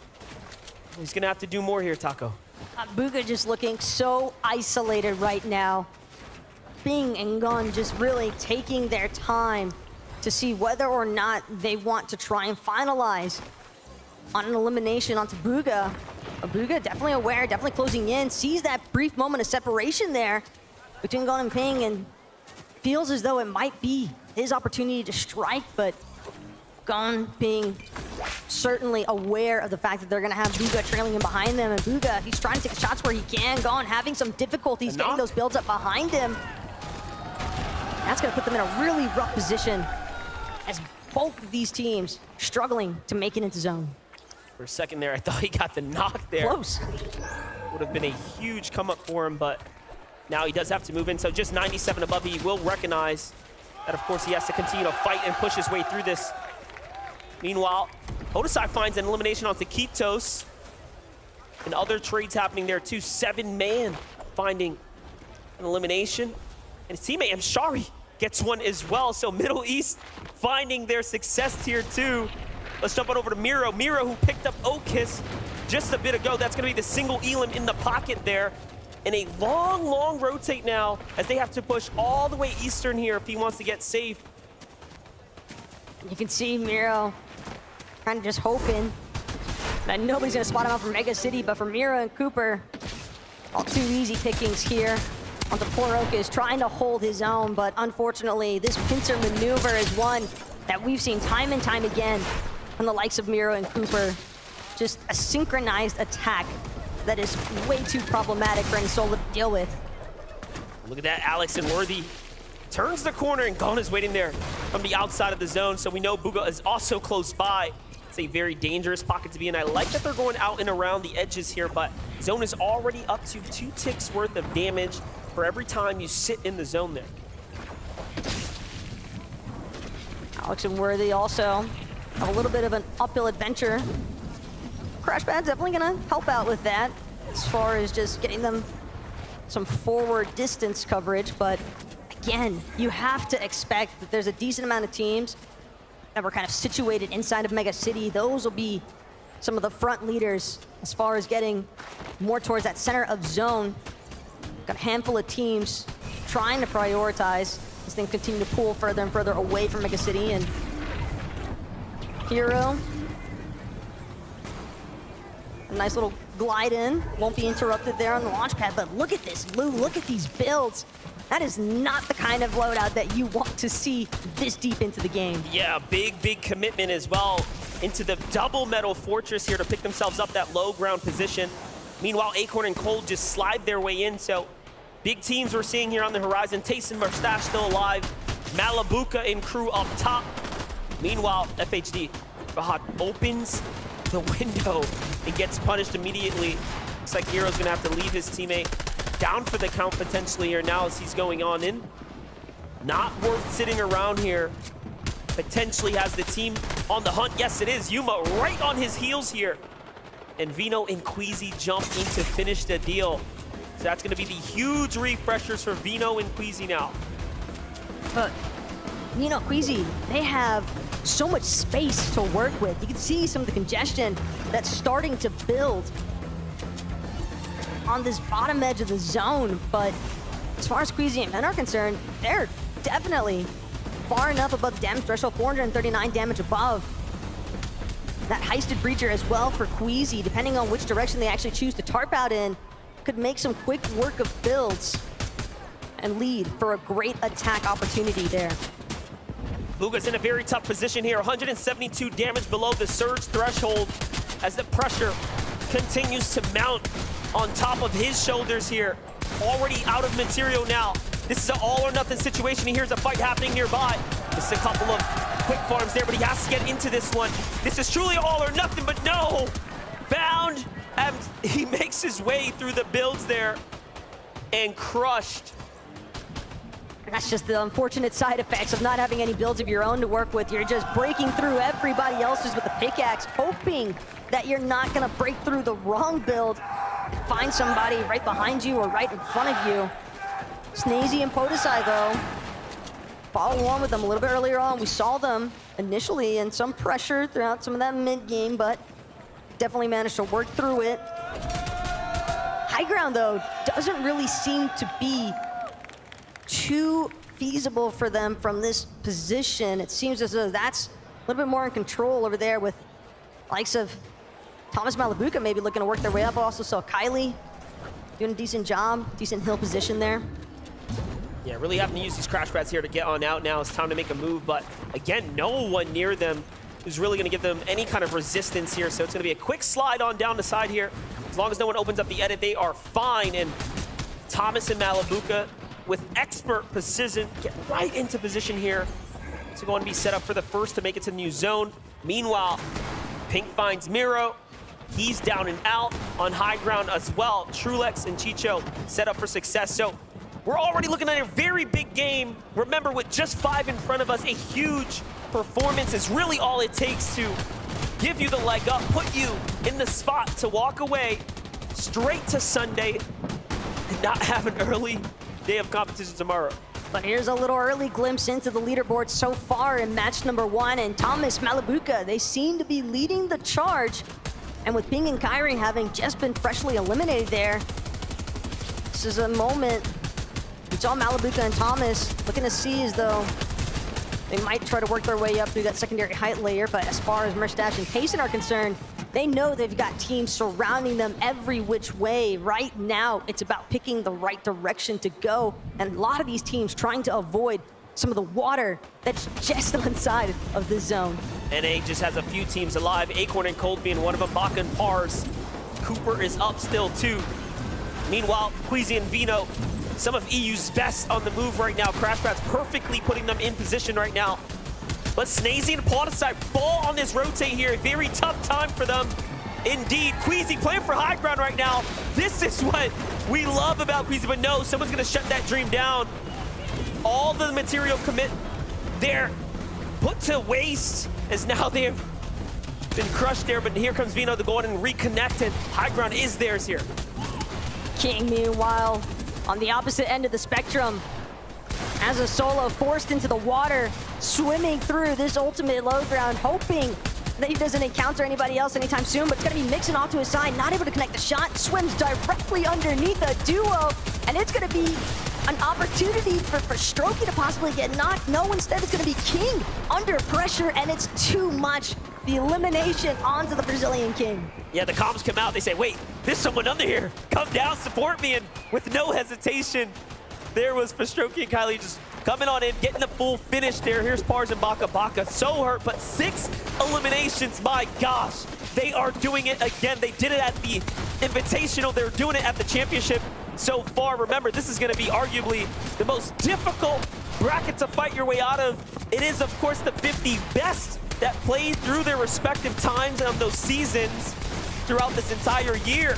But look up, it's Queasy, it's Veno. They get chopped momentarily by Merstash, but it's still not seeming to deter them from maintaining control of this high ground. Merstash now hoping that this legendary Slurp Juice is going to buy him enough time to get out of this difficult position that he's landed into with Kaysen and Cold. Meanwhile, backside of the zone, trying to charge his way forward, looking to stay as close to Acorn as possible, because as things continue to move, you can expect all these other duos to follow suit. And Alex gonna eat a shot immediately, Elim. Meanwhile, high ground goes for a fight here. Merstash and Tayson trying to take it all away. They take down OCE's power. Alex as well there. Big find for him. But no, they have to conclude. They have to concede it. They give it down. Queasy puts up the fight against Tayson and puts him down as well. No material left for the high ground team. A very tough spot to be in, but it's all or nothing now. The end game is already theirs. This is surely a successful run already. Re is still up too. But they just need barely enough builds to actually connect it to the hill over this water where everyone else is trying to deal with it. Reet, though, alongside Ritual, everything in his power here, gets the elimination onto Acorn. It looks as though Queasy may have fallen in the feed as well. What a big trade here. Just a couple players left now. This is it. Vino so low here, but he does have builds. The clutch is possible. He's also one of the healthiest here on the lobby. Strokey doesn't have much to work with. He also can't get up and over. It's going to come down to the siphon of whether or not he can get the conclusion, and Vino does. Look at it here. Finds Strokey in the finish, and Vino wins the game. This is starting to look pretty familiar, Monster. Queasy and Veno striking first in game number 1 of the Global Championship. What a way to do it as well. Explosive fashion, in historic fashion. You know, they are a team that should be racking up wins, and they're doing just that. Lucky for us, we have Frankie there for the word. Yes, I have run down to this booth. I knew exactly where you were sat, boys. This is exactly the start you were looking for. So stand up so Copenhagen can see you. Come on, Queasy. Veno, what's it like to win the first victory royale of the Global Championship? Because I know that Major 3 was a bit of a tough time for you. It's standard for us. It's standard. You know, every year, we always go win first game. We always got to have some victory royales. And, you know, we just got to do what we got to do. Is it nice to be back in the same space on land together? Does that help in game? Yeah, 100%. I mean, from last year, we came here to finish the story, and we'll see how it goes. How are you making Season 4 work for you? I think we're well prepared. We try to hide everything that we could, and we'll see in the finals. So tell me about that final fight then, because it was an EU number. You know your opponents quite well. Why do you think you were able to get the upper hand? I mean, you know, we had Thomas and Malabuga come up on high and we put them down, thanks to Queasy and myself.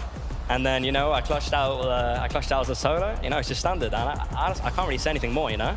Well, you don't want to tell everyone in Copenhagen that you took down the Danish boy Thomas. So you're not scared that you're going to become a villain here? You know, well, I think we came in on our villain arc. And because we came second, you know? We want to show the rivalry's over. But it's not, is it? I mean, we'll see. I'm looking at them now. Well, you guys fix your eyes on each other and get ready to board the battle bus again as we head back to the desk. Congratulations, Queasy and Vino. Here we go. Global Championships kicks off. And what do we expect? Not quite this. I wasn't sure if it was going to be Queasy and Benno. To be honest, there were so many names, right? But of course, Queasy and Benno say, Zeke, hold on a minute. This is us. I love that he kind of calls out, we're on our villain arc. Yeah. I agree. I think these guys want and have so much to prove. In the year they've had, right? That second place to us is amazing. Wow, second place, life-changing amount of money. To them, it was a loss. Now they're coming back stronger than ever, and they want the W. Yeah, these guys are winners, right? They see second as the same as 50th. It doesn't matter to them whether anyone else is taking that crown, because they want it to be them. They want to make sure they can do it. And I really, really like the way they played that end game. Beautiful stuff from them. Just typical Queasy Venno stuff. They're on high ground. They got to that front side of zone, cranked up, actually fell down at the beginning of that end game, which kind of threw them off a little bit, but no, they're used to that sort of situation, and that's exactly what they do best. I do think that the zone pulled a little bit in their favor, but by zone 3, Queasy not only had a gold Twin Mag AR, a gold Sharp Tooth as well, 6 crash pads, but also had 2 mythic slurps. They were set for success from the get-go. We see them, of course, get chopped right there. That was the moment that kind of set them a little bit away, but no. Taking out Malabuka right there, that breacher shotgun, as you mentioned, Kelly, so good on height, just putting the pressure down and actually using those crash pads. Of course, we saw Queasy going down a little bit earlier here, but I think if I'm Queasy, I'm going to be so confident having Benno on my side because, I mean, just look at that. That's what he can do. Massive shots. If there's anyone you want clutching up as a solo, it's Benno. He's got the aim. He's got the game sense. He has the mechanics. And of course, he's such a smart player. Just look at what it means to them. Getting off to a great start. What a start for them. They couldn't have wanted anything different. Yeah, I mean, I think what we have seen so much about this duo is it really doesn't matter what situation they get put in. A lot of times we do kind of see this happen. One or the other is left alive, but what both do together is they're setting the other up. So it's like, even if one of us falls, it doesn't matter. I've set you up. You have everything you need. Go make something happen. Now, of course, in this situation, Final 3, Venno's like, got you right where I want you. Yeah, the players that they were going up against, too, were incredible players. And so still to be able to do that as a solo player like Vino just did just shows how confident and calm he can be, but also very excited, too. But, I mean, if we're talking about Queasy and Vino, we got to talk about the other side of the coin, right? Seti and Cammy going down early, just like Levin showed us. Yeah, really rough start for those guys. A start they definitely wouldn't have wanted. I was saying at the beginning of the show, they were practicing their drop spots. They were looking good, but unfortunately, things can change. Bus paths can change, of course. Environments can change. You never know what can happen. And of course, when you're fighting against a team that isn't on your home region, usually things can be different. Teams have different play styles that you cannot possibly prepare for. So if there's anything we know about Cammy and Seti, when they do make it off spawn, I'm sure in the next games in the future, they'll be absolutely fine. It's just getting to that end game for them might be a problem. Yeah, and this is just the first game, right? Obviously, with only 5, which is usually the typical 6, We don't want to be making mistakes like this, but they still have 4 more to make something happen. Now, of course, a couple other duos we wanted to highlight for you guys, Thomas HD and Malabuka. Again, like, as we talk about names, you're just going to be like, yeah, nah, I forgot about them. I mean, I know they're here. The top 8 is great, but looking to perform here as well, and a pretty good showing in game number 1. Yeah, not a bad showing at all. I mean, we saw it in game in the first little off-spawn battle right there. What a time to do. What a way to kick off the weekend, right? Thomas HD managing to win out off-spawn. It wasn't even Thomas, actually, that clutched it up. It was, of course, Malabuka who managed to pick up this assault rifle off-spawn. Really, really great for him, actually, because he just found that little bit of high ground there at the end. I really like the way he used the reboot van to block as much shots as possible. And then this little hut, managing to find that high ground and then finally take out Canada. What a start for this duo. And we know how the rest of the game went. Solid game for them as well. Although it did go down to a 1v1, and I think a lot of people may have been expecting Malabuka and Thomas HD kind of just take it so soundedly, and I think that they might be taking it a little bit easier in these next few games just because of how close it was. You saw Kanata trying to grab height right there, and you were right that Malabuka was able to use that reboot van to his advantage, but if Kanata just got a little bit closer, a little bit sooner, it could have been a bit of a disaster for Malabuka. Can't forget, of course, they had that Rift Island as well. Of course, it was a south-playing zone. They know where the spawns are, just outside of that racetrack area. There's not actually too many spawns down in that sort of southeast area, so they were actually able to sort of predict where it was going to be, and they managed to get on there uncontested, completely. Nobody wanted to go for it. First game of an in-person event. Who has the guts to go for the island? It's these guys. Yeah, and of course, the crowd did lose it when we saw that happen, but here we go. A look at our standings. Now, please remember, we have another 4 games to go, but right now, as it stands, Queasy and Veno, after that victory royale and the 7 eliminations, they hold down that #1 spot. But look at a couple of names here, right? Reet and Ritual. I mean, 76 points off of the back of 5 eliminations as well. There's no double digits yet in this top 10, but to just kind of see this list of names, man, this is wild. Yeah, another team there as well. Kylie Fosroki in 3rd place. They actually land sort of towards the area in that sort of steamy strings area, so the zone was definitely in their favor. But in a 5-game format, if you can get that first zone under your belt, get those points on the board early, that's a really, really great start for those guys. Because remember, they qualified through the last chance major, so they want to try and put on... they didn't qualify. Sorry, major number 3. That's tomorrow. They qualified to major number 3, so they left it to the last. That's one of those teams that want to get off to a good start here to try and boost their confidence and make sure that they can make it through to Sunday. Man, I do want to give some shout-outs to Reet and Ritual. I know I always take the chance when I get the opportunity to. Yeah, you go ahead. But that's why I said it. I mean, Reet has just evolved as a player from the last 2 years. He used to be the W key king to the point where you couldn't really contain him. But around zone 3 or 4, you saw him playing patiently. They towered up pretty early on, able to get those Storm Surge tags. And it wasn't until towards the end game that Reet really popped off and grabbed a few eliminations. They're not really a placement player. And to see him get that 2nd place spot or 3rd place and eliminations as well, I mean, I'm just proud to see him evolve as a player. It was really difficult down those lower layers as well. Remember that end zone? It was all over water. It was an absolute mess. I saw King there swimming like through. A shark. Like a shark down below, trying crazy. to scoop up some loot. Of course, he ended up getting taken out, but those are the difficult times. If you don't have those materials, you don't have those refreshes. When you have the fragging power of Reet, that's where those refreshes come into play, because you need those builds in that water zone. Some would say those Reet freshes. Anyway, let's go back to the leaderboard. Let's talk about more. Just Zeke things. It's a Zeke thing. Another duo we kind of highlighted at the start of the show in 6th place. You could see Cold and Acorn, right? They did manage to find themselves the 5 eliminations, but they're maybe lacking a little bit on those placements. Now, I feel like for me, rather than kind of like go through all these duos and kind of talk about everybody, I kind of want to talk about what we saw in that game.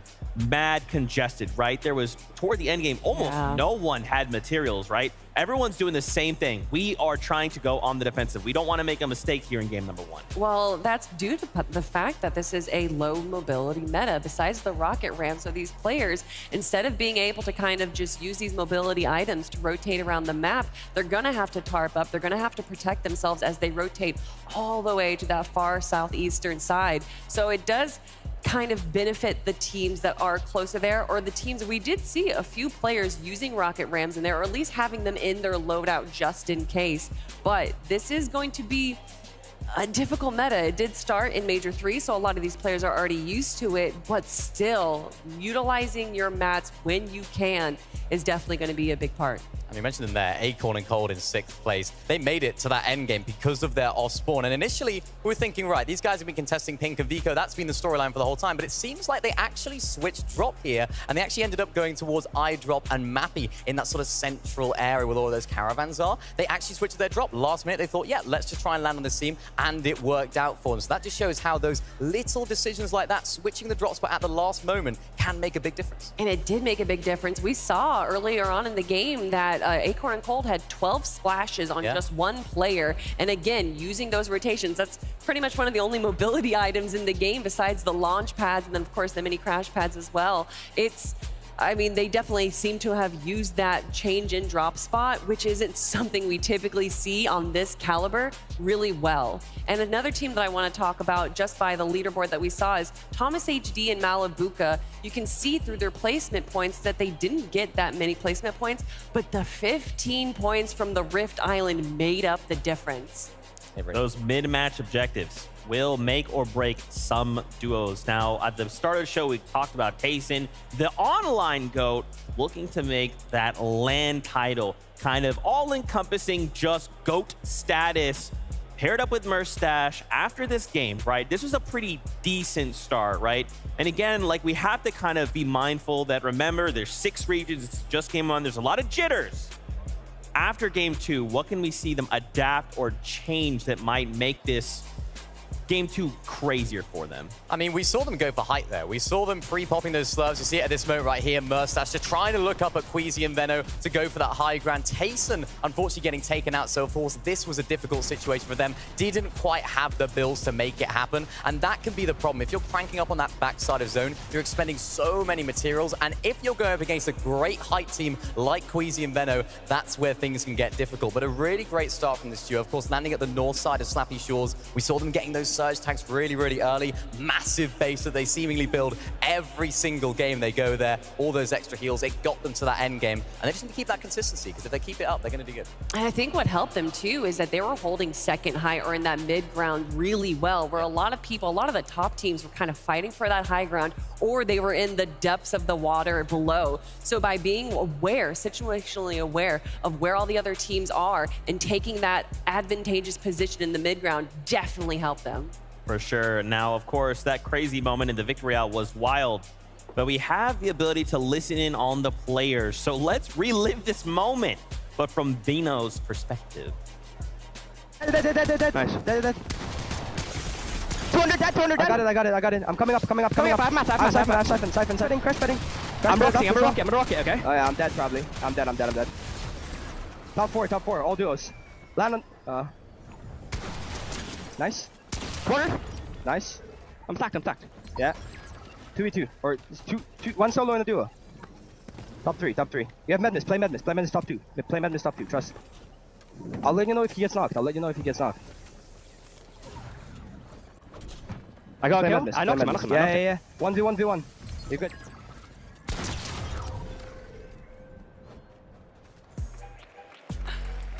That's kind of nuts, right? I love that Veno is able to just focus, right? It's just about just let me rock my mechanics, right? Just tell me where to look, tell me what to do, and then just let me execute upon that. Queasy just so calm, right? He's like obviously there is a bit of chaos in the moment, but Queasy just listen, just grab this. You're fine. Trust, you've got this. And that's such a skill as well. I feel like not many people talk about it. When you are down and your teammate is solo clutching like that, the comms that you give are so vital. You can see Queasy just making sure that he is giving the absolute perfect comms, what he needs to know. Maybe he might have missed something. Maybe it's his heals. Maybe it's his materials. But Veno's like, okay, let me cook. Just give me the ingredients that I need. And part of the reason he cooked there was that rocket ram, using it to go straight up into the air, see where the rest of the remaining lobby is, land down immediately and get that incredible shot. That's why we're seeing them in first place right now. 93 points to start off the day. A pretty decent lead relative to the rest of the lobby here. And, you know, I don't want to say necessarily bravery, but to use that rock ram in that situation almost is like... It's risky, yeah. Right? Mad, high risk, high reward, but for him, he makes it work. Here's a look at our top 20 duos as it stands just after game number 1. Remember, 4 more to go. We had highlighted Cooper and Mira, though, in the 16th place at the top of the show, as well as Alex and Worthy. Or is there maybe a duo standing on these top 20 that stand out to you guys? I think for me, it's Gripey and Flixie. These guys land at Mega City, so you would maybe expect them to have a little bit of a better game right there, sat in 19th place. When the zone does pull towards you, especially at Mega City, you can just sit on those towers, on those buildings, and try and farm Storm Surge. I think they might have struggled with that a little bit because, of course, so many teams are rotating in, but it might be a little bit too late. You almost need to rotate out, get that Storm Surge, try and get back on that high ground at the right moment. And from what I've seen from those guys, they're doing that so well previously. Maybe a few spanners in the works have been a little bit more difficult for them because they needed to try and find those refreshes, and that water zone definitely didn't help either. I mean, I was looking at the top of that page 2 right there, and Alex and Worthy representing the OCE region a good job after game number 1 there. And I know that a lot of people tend to think that these competitions are going to be, you know, oh, EU and then maybe NA, but a lot of these, you know, smaller regions showing up right from the get-go. And it's about making a statement in this first day, right? Remember, first 5, top 25 go on to grand finals on Sunday. So the job's not done, but it's about making those statements. It's about saying, regardless of what we do, if you see us in grand finals, you know what to expect from us. Yeah, and I think you saw that in the reaction from Queasy and Benno, right? They were hyped, like they were happy. You got to be happy at winning first game of day 1 of the Global Championships, but they weren't too happy. They didn't let their emotions get the better of them. They were very, very cool, calm, collected in that interview. And I think that's absolutely vital for them because they know it's a marathon. It's not a sprint. Yeah, and speaking of a marathon, we saw Baka kind of going on a marathon throughout that game right there, grabbing so many eliminations. And part of that definitely has to be to that mythic MK7 that he had there. He was 600 damage above Storm Surge in the middle of the game. And by having that on your pocket, it's definitely going to be, you know, a bit more of a confidence boost leading into the end game. Okay, so we've highlighted some duos. We talked about what we like. What did we maybe not like out of this first game? Are there things we're kind of hoping to see change going into these next 4? Because remember, this is it. You want to end the day in top 25. Yeah, I think I want to see less water in the end zone next game. How about that? Can we get a little less water, please? I want to see low ground teams starting to do good. I want to see Omzo rise. I want to see them starting to play their way through the mid and low ground layers. So, yeah, a little bit less water, Kelly. I think, what about you? And I always just prefer to see the zone change in different spots. I think that really makes or breaks these teams because although, yes, Queasy and Vino are an incredible duo in their own right, they did have an advantage by the zone pulling in Southeast. So by showcasing, if they can get another VR, if it pulls all the way to the Northwest, well, that's what makes them champions. For sure. And I think, I feel like we'd do an injustice, one could say, if we didn't talk about the X factor that wasn't part of this game. Cammy and Seti, right? If they had been left alive, how different would this endgame have been?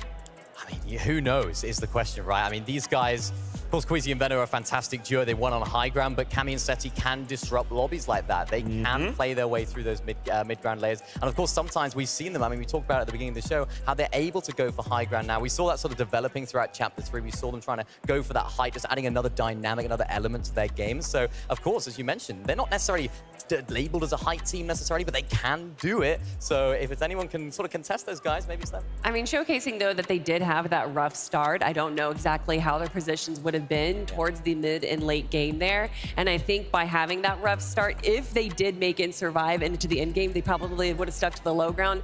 And we saw how chaotic that low ground was. So I don't know if they necessarily would have even attempted to go for high ground, especially with the 2 duos of Queasy and then Thomas HD's going up on high. I think that they, you know, may have not even had that great of an end game if they did make it there. Okay. So what we're saying is people are fighting over high ground.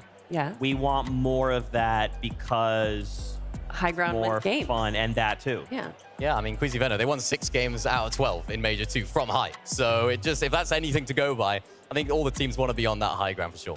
I'll say something. I want to see Booga again in game number 2. He held out so long as a solo player, which is something you would expect with someone as much experience as him, being able to understand when to leave a fight, how to rotate away from everyone else through the dead side rotation. And I think he could do even better with threats. Yeah, that was a kind of a difficult situation to be put in, right? So many people landing there at Mega City. losing threats very, very early on, and then there's just so much pressure. You can't go for the reboot. You can't try and make something happen. He did still manage to find eliminations, right? That's still points. We still are working towards something, but I think you're right, Kelly. With threats there, it could be different, Mini. Yeah, definitely. And we saw Booga actually going down to Surge there. He was trying to be a little bit too aggressive because he needed that Storm Surge damage. And when you're only 1 of 2, it's so difficult to do double the damage that you need because, of course, he's only on his own. He tried his best, and being only 174 below at that point is a credit to how much damage and how much aggression he was showing in that mid game because he needed to do it. But, I mean, it's Booga. He can make anything happen.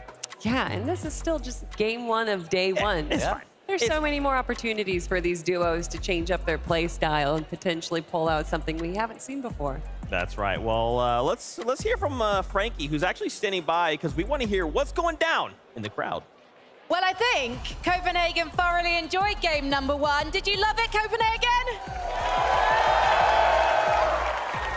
Were you happy that it was a European victory? Let me hear you. I have met a couple of Americans who's traveled all the way here. I don't know if there are many North American fans in the audience. Can we hear it? Do you love North America? That's not bad. And don't forget, this is the Friday, so the audience is still arriving because people are coming from work. Maybe someone's plane was delayed. What about Brazilian fans? You can always count on the Brazilian fans to show up for their players. Any esport, any game, the Brazilian fans always give love. We've also got so many Japanese players on stage as well. I did meet a lovely Japanese family who came in just for them today as well. Any more Japanese or Asian fans? Oh, I love it. They've all gathered over here. We literally have a row over here of the Japanese fans. Oh, we literally have an entire group of people who are in jerseys who are here to support the Japanese players. And what about Middle East and Africa? Oh, well, we've certainly got some of the crowd going, and I can't wait to hear how things hot up as the competition continues. For now, let's head back to the desk. This is what it's all about. It's hard to not get a little bit emotional when you think about, like, we have been having competition kind of separate all year, right? And now getting to come together to just compete. Obviously, there's a lot of stakes, but when you just think about this concept, 6 regions all going head-to-head, the fans in the stadium, I'm sure fans at home watching, all the people you are all cheering for, it's just something else, man. So good. I mean, we see it online. We see some stuff on social media, people having a little bit of banter between themselves, a little bit of rivalry, some love as well between different regions. But to see it all here right now is absolutely amazing. I like the fact that Frankie went around the whole arena there to see who was where we expect to see some people, and we have some very, very loud fans here. Oh, just a bit indeed. So gentle.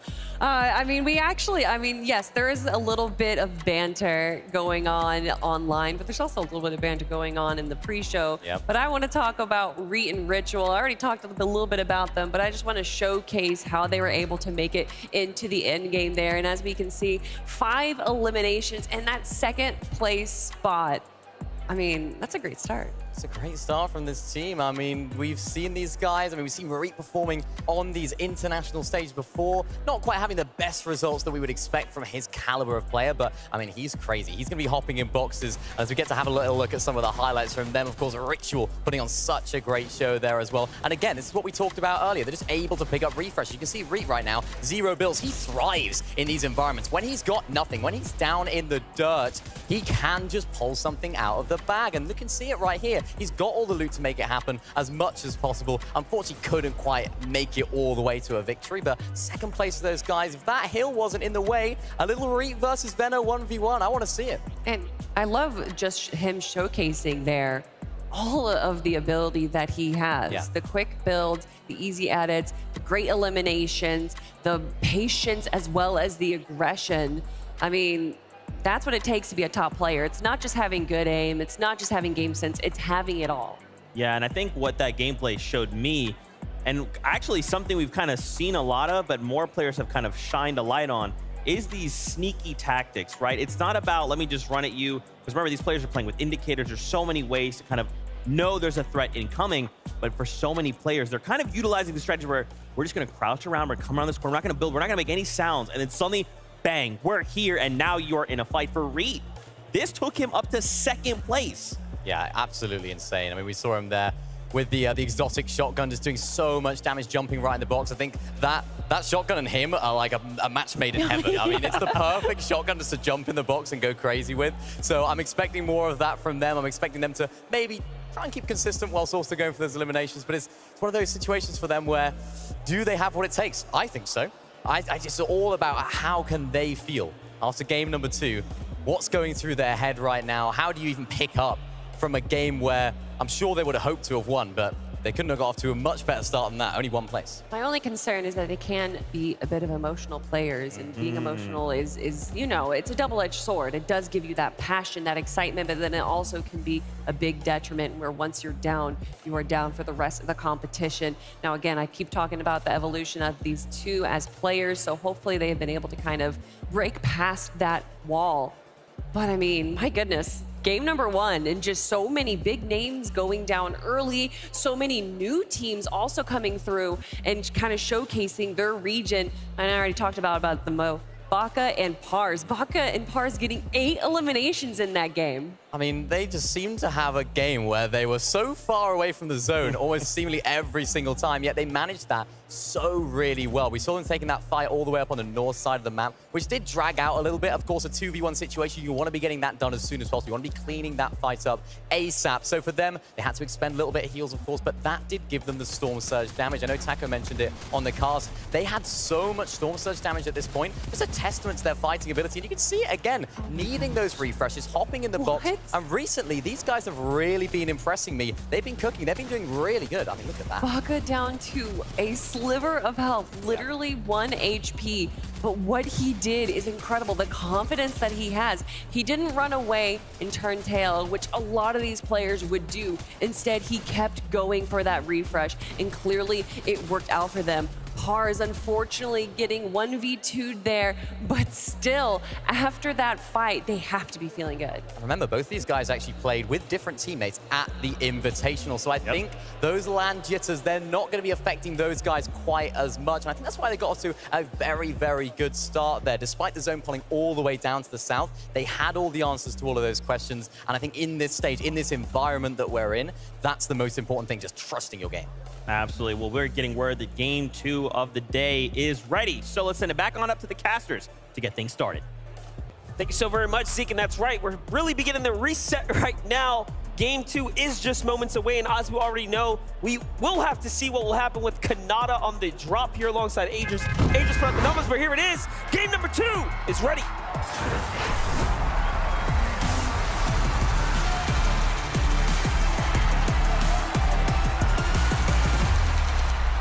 And just like that, we are right back in it with match number 2 of day 1 here of the upper bracket of the Global Championship. And again, Monster, you were just starting to touch on it, but some of these initial 50-50s, particularly that one down at Drift Ridge, not going the way that maybe some of these players might have expected. And crazy, look at this, the 50-50 Stain and Datus landing directly on top of Seti and Cammy. Really looking to play upset here. Seti quite doesn't land perfectly inside. He doesn't get a weapon first, but Cammy does. Cammy does exactly what he needs to. Gets the finish here, gets the siphon as well. And it's all in his favor right now. Here comes the pressure. But it's all up to Datus to keep the hopes of Asia alive here. They managed to win out game number 1. Seti, though, relatively low. We see Kanata as well, striking back for revenge there with a knock onto Malabuka. But the action here at Frenzy Fields, it's continuing to build as Datus now looking for a little bit of a wraparound just outside of this barn. Datus getting some nice shots. Seti will go down. Now it's just a 1v1 between Cammy and Datus. Man, Datus really showing us what he is capable of. Coming second, the FNCS major thing for the Asian region, but no, comes in and Cammy finishes the job. They strike back, but it's not over yet. Meanwhile, it looks like Kanata and Agers have also finished the deed on their side of the map. You got to think, look, Kylie Fastroki listening to what's happening here. So Cammy and Seti are not safe just yet.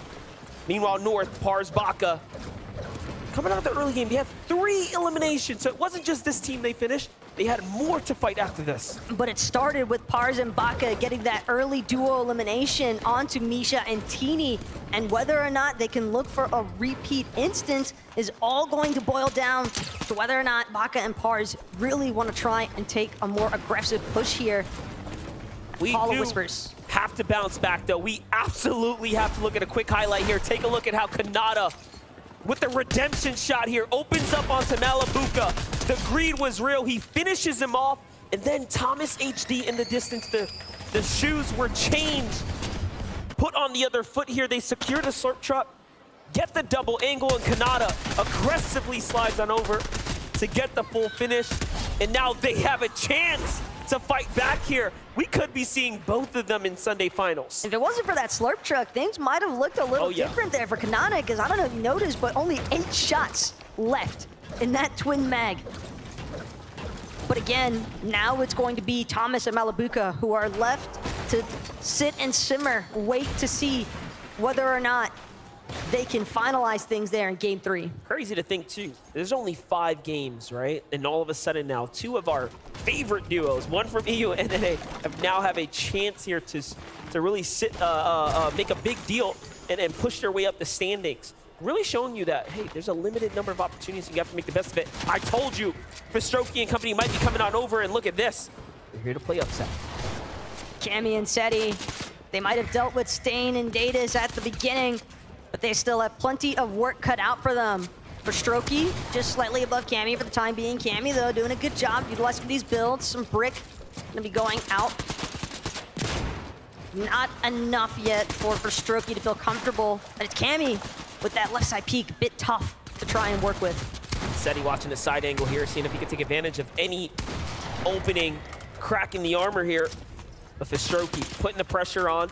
Starting to run low on ammunition here, so he will have to be careful or make a decision here to full commit. Instead, gets punished first, cutting right through the over shields and the additional shield pot there, so he is going to have to dig into it. Meanwhile, Kylie with the side angle, suppressed pistol, putting in good work here. We like the angles, but said he's clapping back. Ooh, another great angle. Cammy really hitting the tags when it matters right now. That's tough for Kylie as well. I mean, he's really got to get up close and personal. That suppressed pistol going to be difficult to work with in comparison to that sharp tooth. But Cammy, Seti, they are not willing to budge. They are staying as close to each other as possible because they also want to make sure that they stay in contention of this capture point, not trying to let it go for free towards Kylie and Fistroki. It seems for the time being, they have successfully managed to push them off entirely. So it does look as though Cammy and Seti are going to buy themselves just enough time, and the capture point will be in their favor. Meanwhile, Pink and Vico lurking nearby. They're contesting half of the split off of Acorn and Cold. But now, on the other side, Slappy Shores, Tayson, and Merstache. Here's the team that can truly take home the grand finals if they can make it there. Definitely a pick, indeed. What a tower base, though, for Tayson. I mean, you got a couple of med miss waiting, ample amounts of shield potions, including a couple of big shield potions. So for Tayson, his sole responsibility for the time being is just to establish as much surge damage control as possible. And it looks as though the Limfi tells a different story, or actually a same story if you're Pars and Baka. Because for the time being, Teeny at least, no longer in the lobby. Yeah, Pars and Baka turned online now and get the finish onto Teeny. There it is. So the full finish onto Misha and Teeny, both sent back to the lobby. Meanwhile, there is another duo lurking from above, Chubbs and Bryce, looking on down, trying to see what they can do to influence this exchange here. Can they find tags to go ahead and put themselves in a successful position? So far, so good, but these are absolutely important exchanges here. And listen, Pars and Baka, man, you got to give them some respect, dude. When it comes down to performing, you would have thought at the Invitational, hey, look, we don't have LAN experience. What's going to happen? Nope. They are here showing that they didn't need it. And they're even better than the last time we saw them. Don't really need LAN experience if you can just trust your instincts as a player. And that seems to be exactly the mentality here for Pars. Just breaking through Teeny's builds. Teeny, absolutely no health to work with in that circumstance. But it's a nice establishing point there, because now that is 2 games back-to-back. That's going to start to pose a real issue here, because again, Monster, it's only 5 games, and for Misha and Teeny to be knocked so early on they've got some ground to really make up for at this point. A lot of ground to make up. Recover to be made here, but Acorn, Cole looking good so far. Just vibing out here, trying to see if he can farm some Surge in a distance. Meanwhile, Ritual will find a knock onto Edgy. And Ritual, what a surprise from them. I did not expect them to have such standout performances, especially with such a strong game one, and then an even better start to their game two so far. Here's Jamon and Yuma. Very, very interesting duo right here. Just kind of floating around for the time being. Just waiting to determine which direction. It seems as though they're just gonna build a little bit further into this jungle biome, and Yuma, Neymon, doesn't seem as though they have any other incentive for the time being as far as aggression is concerned, but might be having to pick things up a little bit, as again, we did see some teams struggling a bit in game number one as far as that surge damage threshold was concerned. Yeah, for Strokey and Kylie, definitely not gonna have a problem with that right now. One of the few teams with an elimination right now. Already making a move deep into the outskirts here as they see there's a potential cache left behind. So just trying to secure what they can. Brick needed, metal needed. So very important for them to get their rotation loop route down snappy here, as the zone will be pushing in pretty quickly. On the other side, Pink and Vico from the Frenzy Farms now up to a high ground position here. I'm gonna go for trades, and oh, what a dirty angle there for Vico. Those are extremely important onto teams inside the Mega City. But again, we see some of the action that's been unfolding here so far, but we've got Levin to give us even more. Thank you very much, Taco. Look, we just saw Pink and Vika there on the screen. We've seen Acorn and Code in this game as well. Coming into this game, both these teams in the top 10. If you know anything about me, I like to see action. I like to see fighting. And I thought these two were going to be fighting. And even Pink himself said, look, we might have to fight them. There's not enough loot in this area for both of us to share. But they're somehow making it work. So far in game one, both of them, they're making things so scrappy. Every single bit of loot they can get, they're going for. And somehow they're in the top 10. If they can continue, I expect both of these teams to qual. But when it comes time to grand finals, I don't expect them to be friendly anymore. I'm thinking if they can both qualify, that's when we're going to start to see some action for them. That's an excellent point. It's one thing to make your way through a top 25 being the you know, the hurdle to overcome. That's a pretty low barrier for some of these top tier competitors. But when you get to finals, you know, it's gonna be a lot harder now, as number one is all that matters for the best of the best. That's got to be every duo for themselves at that point, and Pink especially. Yeah. I mean, you have to consider what he even mentioned in one of the pre-show videos that we saw. Cap Metal is so important for him, and you have to expect that at his split drop, he is not trying to share by any means with anyone else. I'll take a look at this. Zagu and Peppo actually have finally found themselves in elimination. Last game taken out a lot earlier than they would have liked. So this is their chance to go ahead and bounce back, put some numbers on the board. And they have a very, very interesting strategy. They're actually healing Striker and getting as much surge as possible. What a unique position to be in, but also you have to be so smart to think like this. This is how, again, ahead Zagu and Peppo are. But imagine being Striker, your fate completely decided, just watching yourself benefit some of your competitors to the utmost extent. And if you're a Fortnite like super nerd like I am, that right there, that was genius. That was so genius. Worthy, meanwhile, he's got to get a different sort of strategy going. Decent span out here. Will get some nice shots onto Mustache. Actually tags him up all the way into his white HP, but still holding strong here. Worthy doesn't seem all that excited to give up this positioning that he's established just yet, and for good reason. It's a pretty nice aerial view. Here's Gyros and Shari now. Great position here. Zone's already starting to hold more center than the last game, so this will be a very much different terrain than what we just saw in the last game. That's going to be probably a warm welcome for these Western teams that don't seem to get very lucky often. But as we know it, anything can, of course, happen here. It's got to be so scary sliding over the ice just then. You're just hoping that no one's going to be able to catch sight of you, but Cooper, not sure he's even fully aware of the fact that Zago and Peppo are based just a little bit more towards the interior of this jungle trench. Miro following suit behind Cooper. These teams trying to make sure they don't stray too far from each other, but still wanting to make sure of the fact that they are collecting the resources they need. Because we saw just how congested that last game was, especially with the way that zone was pulling so viciously over the water. So much of these teams were just getting trapped inside of that mid-layer territory.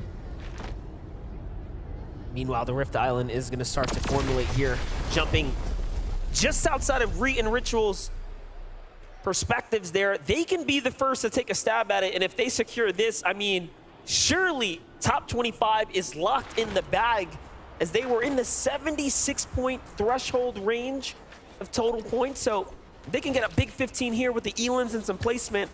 They will be in the top 25. It could be done and dusted here, as there are only 5 games, but no, instead they say, hey, look, let's go for the full Rift, get straight to the top. No zipline for us.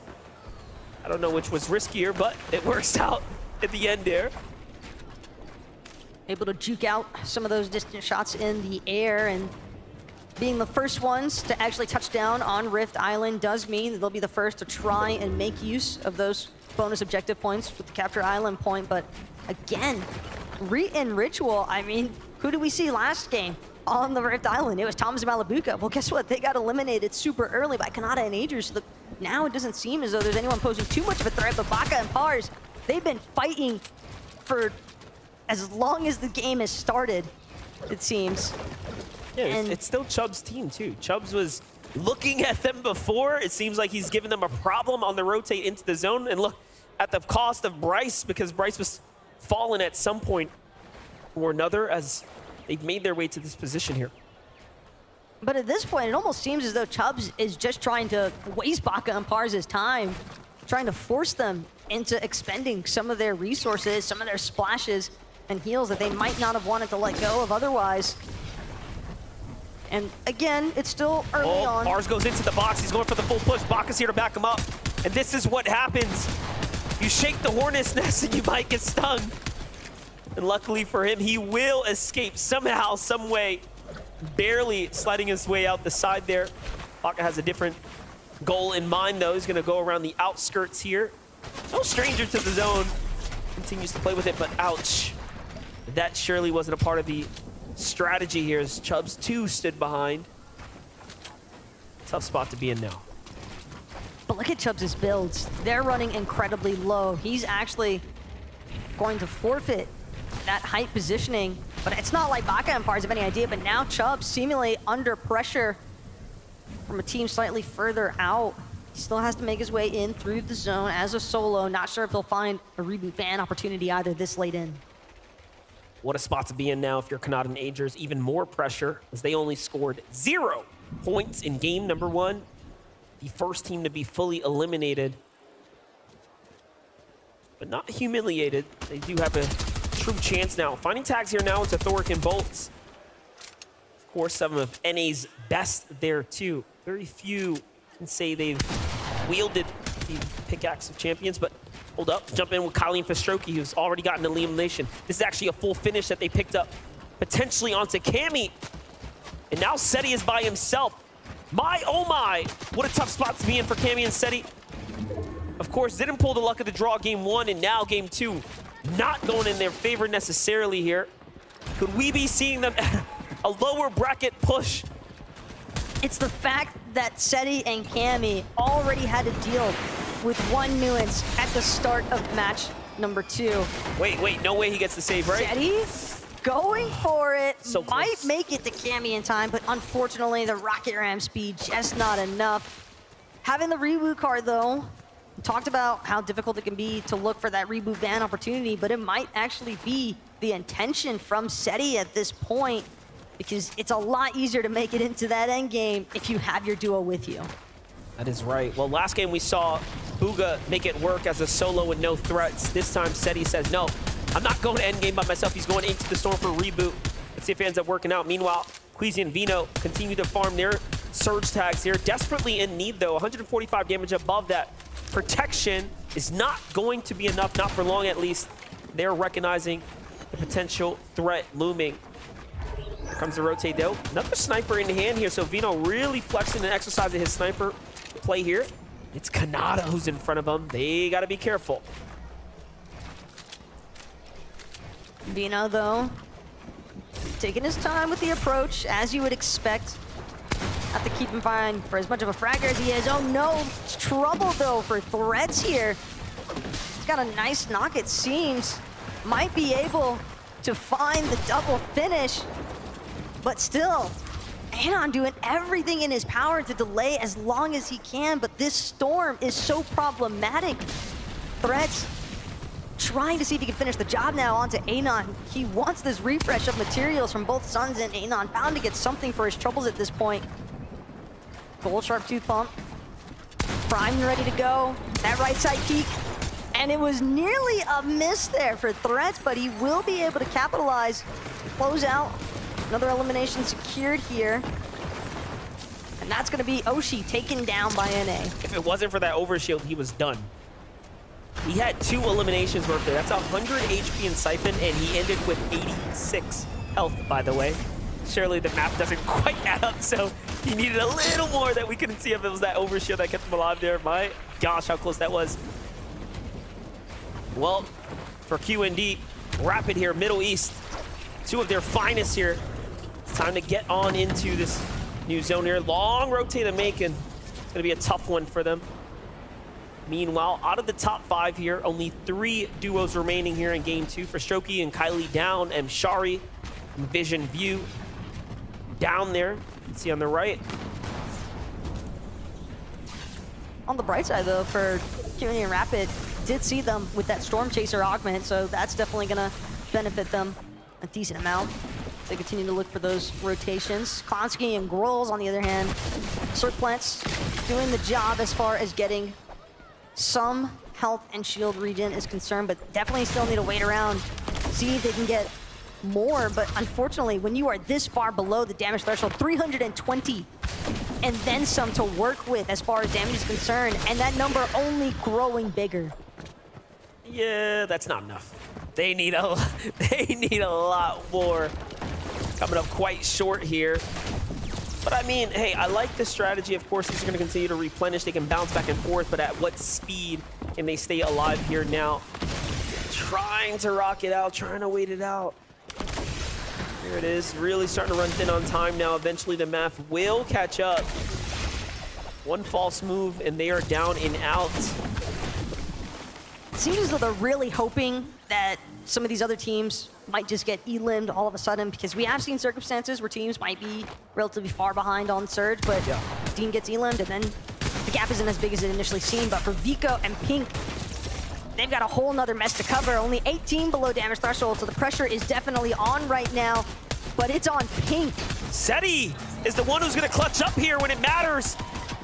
And although he may have saved Cammy, unfortunately, it does seem like he has to continue to ride this one out. It was definitely worth it, though, because at the end of the day, they picked up eliminations, and he picks up 2 more now, putting up at 4 here. So this is still a game that's worthy of earning at least some points, right? Remember, at a very, very early finish in game number 1.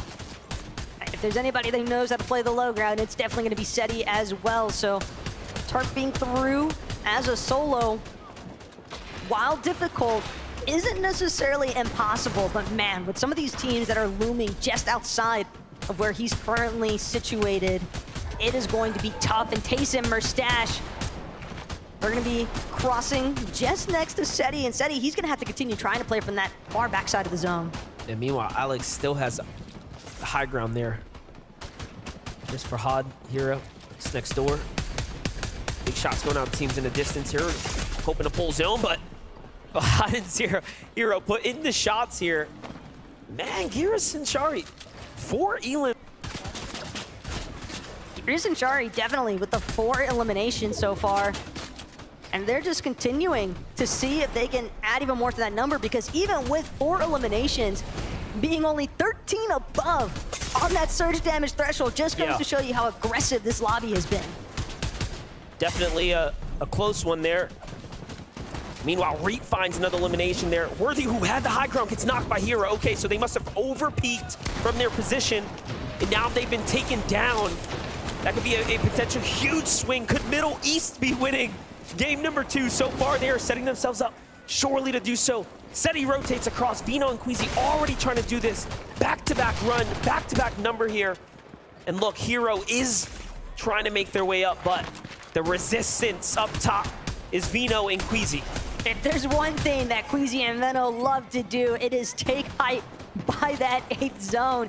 And it's something that they've done excellently throughout 2 games so far. But again, they still have to maintain it. Can't count your chicks before they hatch sort of mentality. As Kanata in the elimination feed seems to have found Podesai, Snazy as well. Seemingly as though NA definitely striking back. Baka Par is still alive. Ritual still alive. Even Okis is up right now. Saw him mixed in the feed. Those are a few of the NA competitors that are up. I do wonder, where is Ziamzo? As he was also inside the top 10. If teams can continue to keep up that pacing there.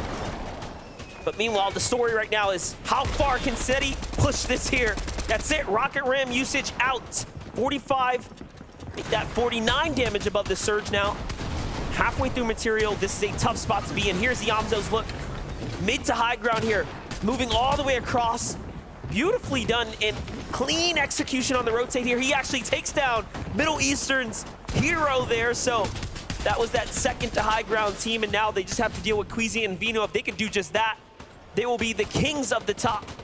It's almost like dealing with a final boss at this point as far as Queasy and Veno are concerned, but so long as they're in the match, teams are gonna have to look out. Cole, though, with Acorn, doing an excellent job taking out Sphinx and Oyo. That's gonna clear things up for them as far as these immediate part players are concerned. Seti, though, again, the fact that he is still kicking despite being a solo for so long here, MDF, what a fantastic display of his experience. I just can't wait till we get another listen in later, because you know Cammy and Seti are putting down the comms needed here to navigate through this game so effortlessly, making it look easy. Meanwhile, on the low ground, here's Middle East. Fahad here, representing 4 elims right now. What a big spot to be in, showing us just how good they really are. And let's again not forget, this is the Global's best tier. Joining us for the upper bracket, you had to perform in the upper tier of the 50 to be here today. Kanata falls inside the top 16 there. Very far push for him, but not good enough. Yamzo and Rise just doing such a great job leading the charge on the low ground at the front side of the zone. Just doing their best to cut off everybody that keeps trying to traverse into their territory. As now Yeman will meet the same fate as so many others so far. Seti, though, still managing to tarp his way through, but running so incredibly low, only has 8 builds to make that 6 left to his name, hoping that he can find a straggling refresh anywhere. The one who's gonna find that refresh is Fahad. He finds Okis there straggling in the distance, but hold up, here's Reap. No ritual in sight by himself. We already seen him do it once. He clutches up, goes in and takes down Pars. Once friends, now enemies here on the stage. Meanwhile, Seti says, hold up, you want hype for free? Not when I'm in the lobby. Down goes Girus, and a quick trade there, but Shari comes to the rescue here for his teammate, and he is the new king of hype for a second, but Acorn Cold, representing for NA, not known for the big elims, but so far the placement points exactly where you expect it to be. Here's Yamzo. Yamzo, clap from the side here. Rise left to do it by himself. He cannot flirt with the storm here. Acorn's clutching at the moment. Acorn's trying to do what he can. He's got that auto Maven primed and ready, but at the same time, even with the Maven auto, he's not gonna be able to miss a singular shot. He has hardly any HP to work with when you consider the shield that he's missing. He's doing a great job so far. Just continuing by time. Only 1 build left, though. This next moment has to be his best. Plixie doesn't see it coming as Acorn finds the elimination he needs. Just enough builds to keep going up. Absolutely clean elimination there. Shari now looking for it. They have 9 eliminations. Acorn goes all the way up. Needs to come on down. Knows where his opponent is, and he's looking for him. But the zone is ticking, gets right into it. He knows he's got a couple opportunities here. It's all or nothing now. One shot will be it, but no, it won't be enough. Still though, 4 eliminations in a second place there. And Shari take home the second game now alongside Giras. Seti nearly playing smartly there for Sherry and Giras, but even with Seti having eliminated Giras, Sherry doing a phenomenal job to clutch things up. And we've got Frankie standing by to get into their minds. That was quite the performance. How did you feel in those final moments of that game? Great. And what was going through your mind? Because you had an American flying up into the air, getting the information of you, but you had the better health in the situation. How do you feel clutching in front of all of these people? Amazing. Amazing. That's a perfect word. Let me come over to you, Giras. What was it like watching Chari in that situation? Yeah, it was great. I mean, anyway, like in this final situations, I already knew we have so many points. We are already like basically qualified, so I was just chilling, and I believed in him. I knew he will win it. I love this vote of confidence. We're basically qualified 2 games in. So are you already thinking about Sunday? Not yet, but yeah, I mean, I think we are qualified, so let's like maybe keep focused on Sunday, right? Absolutely, but also focus on the next 3 games, because obviously you want all of these duos to fear you. What sets you apart from the competition? I think just good strategy, good communication in duo. Yeah, I think that's all. Well, we definitely saw the strategy pay off, but congratulations on the victory, Royale. Giras and Chari, everyone!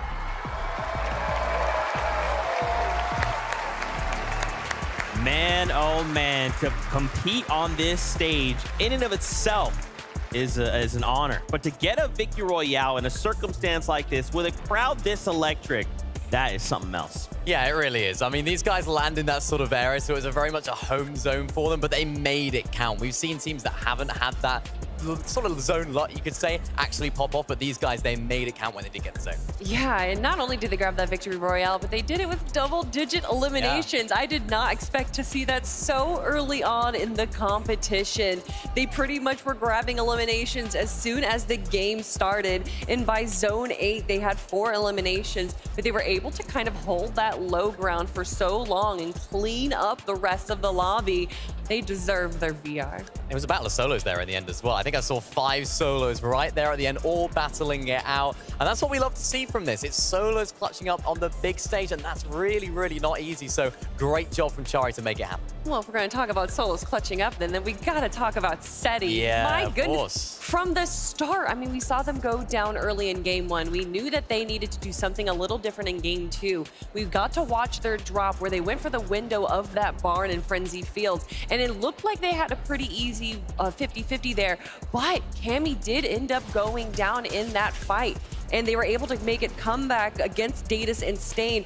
But then, not too much later, we saw Fastroki and Kylie trying to go for them as well. And if I'm not mistaken, I think Pink also was starting to try and make their way down, but then said, oh wait, no, that's Seti and Cammy. I'm gonna turn around right now. Yeah, you're absolutely right. I mean, we saw Seti in that end game. This was crazy. He tried to go for height. That was a solo. Right. This guy's crazy. He was like, you know, he's like an autopilot, like high ground. I mean, oh no. I think I'm on my own. Honestly, I think it was a great play. I think that there was so much chaos going on in the low ground that they weren't expecting anyone to try and take high ground. Seti positioned himself just on the side. You can see that they weren't aware of that Seti was going to be coming in onto them and grabbing that 1 elimination. It did eventually lead to his, you know, demise, but he was still able to grab 4 more points as well as kind of weaken the other players in the lobby. Yeah, I did want to highlight a couple things for us. First, in that #1 spot, Reach and Ritual. Whoa! That's the one. I'll come back to him in just a second, but just as a reminder, Sherry and Giras, and I'm sorry if I'm Shari if I'm mispronouncing the names. I'll see myself Shari. out. No. I'm so sorry. I'll see myself Can we get someone else on the desk? Yeah, can we get Mini Miner, you take over. Yeah. Still though, a huge victory royale from the duo, and I kind of just love the way they kind of play this, right? You can kind of tell, even just after these 2 games, these games are so hectic. They're not anything like the games we're used to seeing, right? A lot of these other regions, NA and E, which we typically broadcast, you can see, like, even though there's chaos, there's a lot of control, right? It's like, okay, well, I know we're going to do this, and we'll position ourselves. In these last 2 games, it's just chaos, right? Either no build or everyone's on mad low HP where everyone is one shot to the other. In this case, coming down to the 1v1, it is so hectic on this stage. I mean, in this situation, we've talked about it almost seemingly all year. When Queasy and Veno aren't on height in that end game, it's anybody's game. We saw Seti trying to spoil the party up there for Chari and Giras on height. He didn't quite do that, but he did take out one of them. And of course, that was Giras, so Chari had to solo clutch from high ground. Of course, that's what's going to win them these games. We're seeing it time and time again. High ground is going to win these teams the games. And because Queasy and Veno weren't there, the high ground was a lot more free. It was indeed. But I do want to talk about the duo that we were looking at for just a moment there, Reet and Ritual. Yeah, of course. Here we go, Kelly. All right. Listen, all right. They're doing a very good job right now. That might be why they're in first place. And they're utilizing everything that competitive Fortnite has to offer, such as Rift Island, getting those 15 points. And that is actually what's going to be pushing them into that first place spot. But also, look at the placements. They are currently tied with Cold and Acorn, who are some of the most consistent players in the world. Yeah, they definitely are. I mean, there was always a moment there where they were boxing up below that Rift Island, and they were like, I mean, nobody's going up for it. Is anyone here? I guess that's our island. We'll take it. So that's what we like to see. I mean, yeah, that's what Reet's all about. He's one of those players that will play it smartly. Of course, we've seen so much aggression from them, even in this endgame. There are so many moments in that. I think this is what makes competitive Fortnite in person so great, is that when Reet makes these crazy plays hopping in the box, you can feel the energy. You can feel the crowd just go, wow. How has he gone about that? And that's what he's all about. But we can't take Ritual. I mean, he's doing a great job as well. He actually had more eliminations than Reet there. He did go down, but you know Reet is not going to go down without a fight, even as a solo here, grabbing some much needed refreshes and being able to kind of bully the low ground here. I love this playstyle, right? He's almost fearless. And we actually saw something very similar from Baka and Pars in the last game, right? One of them dropping down to 1 HP, but it's the confidence. It's like, it doesn't matter what situation we're in. We just have to go for it. If we're eliminated, that's fine, but let's go for it. Now, Reet making that work is wild. And I think, especially for him, he's someone that for a long time, especially when it was NA East, NA West, he kept saying things like, I want to go up against these other regions because I want to prove that I have what it takes to compete.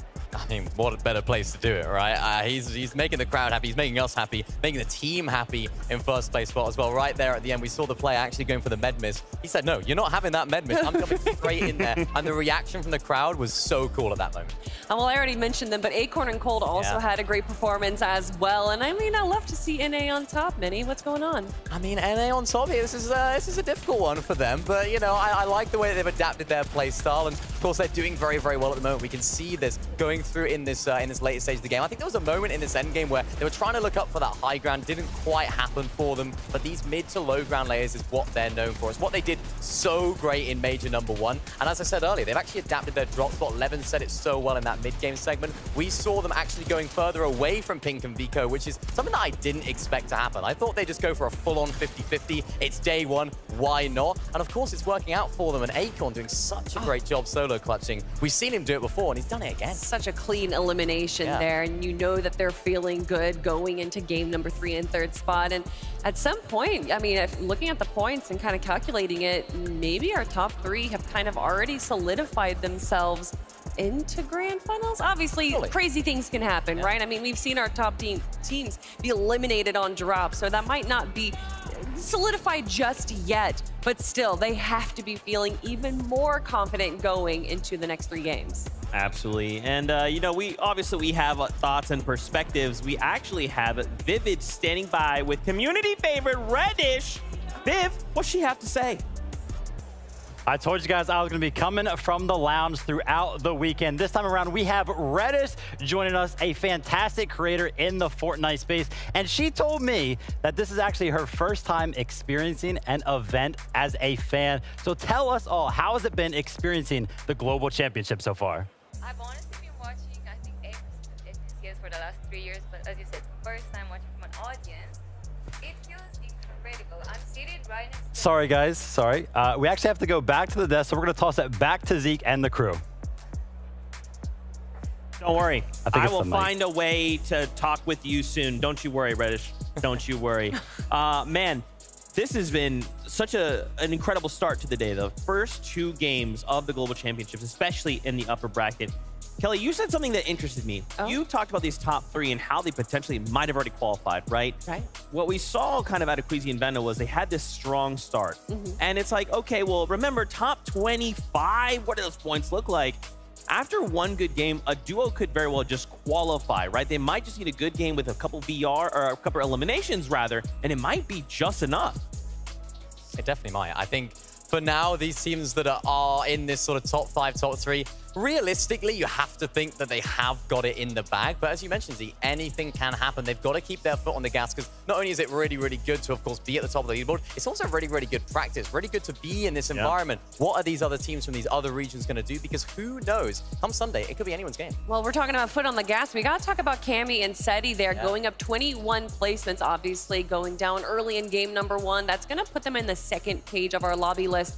But we got to talk about Seti using the rocket ram once again. That seems to be where the utilization of this rocket ram is going. Launching high into the sky, seeing where the rest of the lobby is. I love this. And yes, by having the rocket ram, you see that a lot of these teams are foregoing that 3rd heal, which can be incredibly beneficial. But it just has so much more utilization than I think I initially thought. And it just shows how good this duo are individually. We talk about them so often as Cammy and Seti as a collective, but we have to remember these guys are both incredibly talented players as solos. We've seen them in DreamHacks come 1st and 2nd, and they're just like a duo that have just decided to play in that solo event. So that's what we love to see from this duo, and I like to see the fact that we can have trust in Seti, trust in Cammy to clutch up in the big moments, because they're not going to be nervous. And you know what else we have trust in? Queasy and Vino going for height. Of course. If it's not them, it's the others. There's so much more. Now, I promised you an interview with Reddish. We're going back to Vivid in the Creator Lounge. Let's do this. And we're back. Sorry about that, guys. I accidentally did too far of a mic drop earlier. I ended up breaking the microphone. But I'll introduce her again. It's going to be Reddish, a fantastic creator in the Fortnite scene. And like I was saying, this is actually her first time out at an event, being a fan. So let us all know how it has been experiencing the Global Championship. It's been phenomenal. I was saying earlier, but you didn't hear that I've been watching every single FNCS for like the last 3 years, I think, but this is my first time watching from an audience. I couldn't make it to the US last time. And it's been crazy. I'm sitting right next to Gentlemates, the French people, and they go crazy every 2 minutes. The audience goes crazy. And also, I have to mention the first game as a GXR supporter was pretty wild. We had Malibuka win off spawn and claim the island, and then Queasy won. So it's been just amazing to watch as a fan and supporter and Fortnite lover. So, yep. Yeah, awesome. I love the fact that you're kind of bringing up who's been doing well throughout the day. Of course, this is the upper bracket. We have 25 teams going directly into the finals after the day. Give us a couple names that you think are going to be, towards the top of that leaderboard after the end of the day. We still have a few games left, so I have a feeling almost everyone kind of still has a chance. True. But yeah, GXR on top. I hope Queasy and Malibuka will do it. Hopefully I didn't just jinx them. And I don't know, so many teams are doing amazing. We have Cold and Acorn, Pink and Vico, Seti and Kami, they're making a little comeback. So it's super exciting to see who's gonna make it in the end. But all of them are amazing and super talented at this video game. Yeah, awesome. And for anybody that would love to check out your content, Reddish, let them know where they can find you. Reddish on Twitch, or I'm Reddish on Twitter. There it is. Thank you guys so much for tuning in. Thank you, Reddish, for the insight. And we're going to be tossing it back to the desk with Zeke and the crew. Thank you so much. Reddish, you're fantastic as always. Now, as we kind of draw closer to the next game start, we kind of wanted to highlight a couple things. Really quickly, Miniminder, you kind of called this out for us, and I wanted to take an opportunity to talk about it. Zago and Peppleclip, they had a very interesting Storm Surge strategy in that last game. Yeah, they did. And I think this just encapsulates what LAN events and global events are all about. We never know what these other smaller regions could be pulling out of the hat when it comes to strategy. And what I saw there in that end game was actually, or that mid game actually, I should say, Zago and Peppo actually got a knock. They were able to carry the body towards some of the slurp mushrooms, keep healing the player on those slurp mushrooms, which of course, that benefits them because they can keep tagging up the player to get some more Storm Surge damage. We've seen Storm Surge have such a big impact so far in these first 2 games. And if you don't have enough damage, it's going to result in your elimination. That's what I really like to see from this. Those guys pulling out strategies I haven't seen before. just keeping on healing up the player. I love it. Leave it to Peppo and Zago to do that. And also leave it to Queasy and Vino, who had a pretty good strategy as well early on to get those Storm Surge tags. We actually saw a sniper on their loadout, which is not something that we typically see. People tend to go for the twin mag. And then they also had 2 different spots for their splashes there. So by having more than, I think it was around 10 splashes, being able to not just heal, but also rotate quickly, which is part of the reason why we saw them be able to set themselves up for success towards the end game. And I say that as Queasy goes down, but still, being able to make it all the way there is going to get them those much needed placement points. Yeah, trying to get Venom to clutch twice in a row, it's a bit harsh, isn't it? You're right. You can't do it again, surely. But no, I like to see He's that. just waiting till Sunday. Yeah, he's waiting. He's putting it all in the tank. He brought it out in game 1. But no, not a bad game at all from this duo. We saw them trying to set up for what we're expected to see from them. Let's see if they can continue. That's right. I'm excited to see game number 3. So let's kick it on over to our casters to take us in. Thank you so much, Zeke. And that's right. Game number 3, nearly ready for these players to hop off the battle bus. But Monster, we've been seeing some pretty interesting things so far throughout the first 2 games. And hold that thought till the game, because the battle bus is good to go. Match number 3, right here.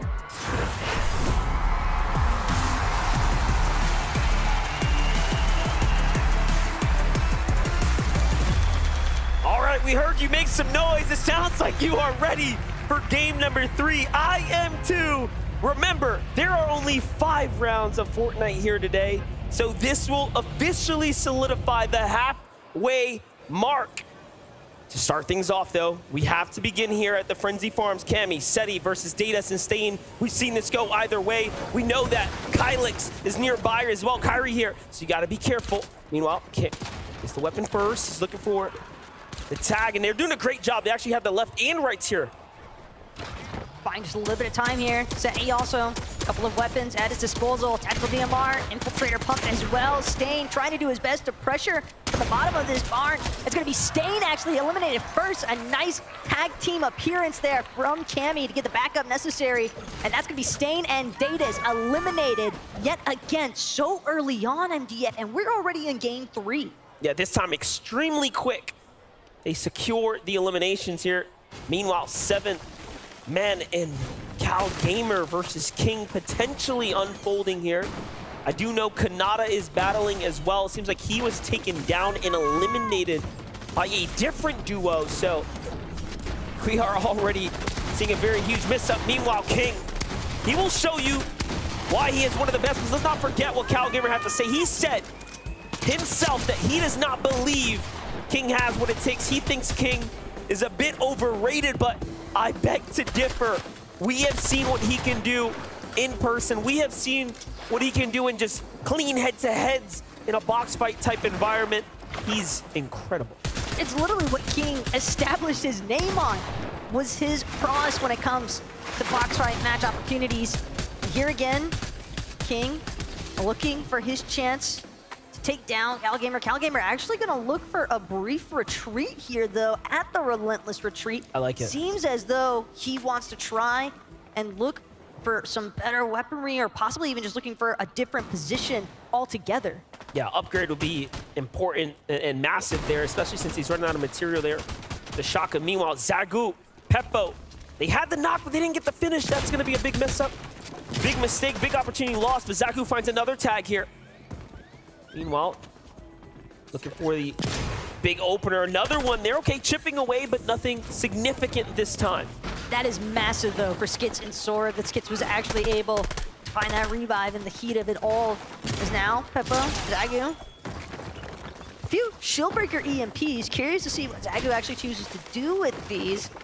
He's gonna opt to try and maybe apply some more pressure onto Skits and Sora with them, or if he's just gonna hold them for the time being. But Skits, now fully aware of the fact that Zagu is trying to break down his wall, continuing to replace build after build. Skits with the peak, Zagu with the damage taken. It's gonna be Skits and Sora still looking to try and capitalize on this circumstance. Now be careful though, backing themselves up into an indestructible corner.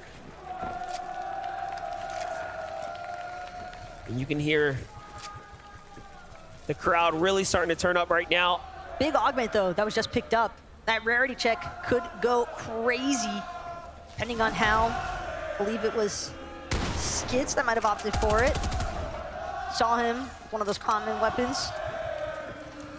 Zagu back to full shield though, but did have to expend both of those big pots, and this battle's taken quite some time.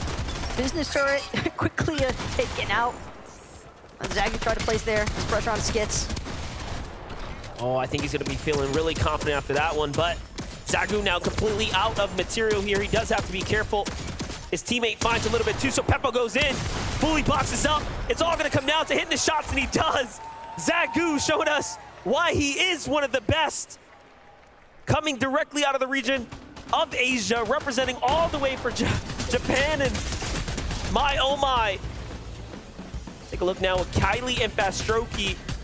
Man, they're just mixing things up. Constant trades for the most part, but for Strokey and Kylie here at Stevie Springs, south side of the map seems to be working out relatively well for them so far, having that elimination already, and now that's going to alleviate a decent amount of pressure here for Strokey and Kylie. They don't necessarily need to fully push in just yet. They can really wait to see how they want to actually choose to try and reapproach here, but they're not the only team to mix things up a bit, as now Misha and Teeny just above Bryce and Chubbs. And they might be looking for an opportunity to find an elim or two here. This is pretty interesting because Tina and Misha definitely have been having a tough time against Baka and Pars, but Bryce and Chubbs have been jumping in that battle as well. It has been a three-way engagement here at the Shady Stilts and around. So Tina and Misha trying to mix it up, saying, all right, what can we do different? How can we adapt here? Clearly, they made it to the upper bracket, right? But having a tough time so far. Might be looking like a Saturday appearance if they can't turn up and turn up soon. Meanwhile, Miro might be stuck in an engagement up against Shari is, well, a forced retreat actually. Cooper, very accurate. Some of those twin mag shots. Miro leading the charge up against his solo. And it seems like it's only a matter of seconds before Shari is completely collapsed upon, doing everything in his power to try and stay alive just one moment longer to see if there's somewhere that he can build off to actually scurry away and escape. But Cooper and Miro, they are relentless. They refuse to let this opportunity go. And it's going to be another 4 points by the way of Elim as they finally close out on Shari. You got to respect that right there. Cooper all the way with the initial opener, and then the call out, setting up Miro for successes. He said, hey, look, they're one. Trust me. Miro with no hesitation jumps directly in there. Things are looking pretty good, though, so far for Threats and Buga over at Sanguine Suites. It does seem as though they managed to get their way into the vault. That kind of Stinger SMG certainly going to come play a pretty big part there for Threats whenever they do decide to engage. And a few more battles later on. Clownsky and Grolls, though, a team that we really saw in quite the position last game. It was really their surge strategy that seemed to be a little bit lacking in game number 2. So now the mentality here for Grolls and Clownsky, if they want to find some points, want to work their way up even further on that leaderboard, just try and cement themselves into that top 25. But they've got to work through some other teams before they can find themselves there. Yeah, and work through those crash pads as well. Having them work against them for a second there, so Clownsky couldn't unfortunately join Grolls on the push to the top, so cost them a fair bit there, but all in all, they have things under control. A good height positioning, at least. That can definitely help a lot as far as establishing some surge damage is concerned. Meanwhile, inside of Rumble Ruins, you got Rabab Axe Force hiding inside of a bush, and a pretty common strategy as well for players to look for those tag opportunities with some of that safety inside of the bush. Yeah, now that single Elim right there is onto Cooper. I know we're just hyping up Miro and Cooper's big eliminations they picked up, but look, Miro's now by himself in the distance there, so Cooper caught off guard out in the open there and away from his teammate. Here we get to see Heroics Thomas and Malabuka. They are up, they are standing, which means they have survived the drop clearly, and they are working their way towards the grand finals here and now. massive stuff, though, from Malabuka and Thomas, given that they had to sit out for game number 2 because of Kanata and Ager. Right. So for them to be able to play makeup time now, just adding to their total point count for the day. Because again, we are in game 3 of 5.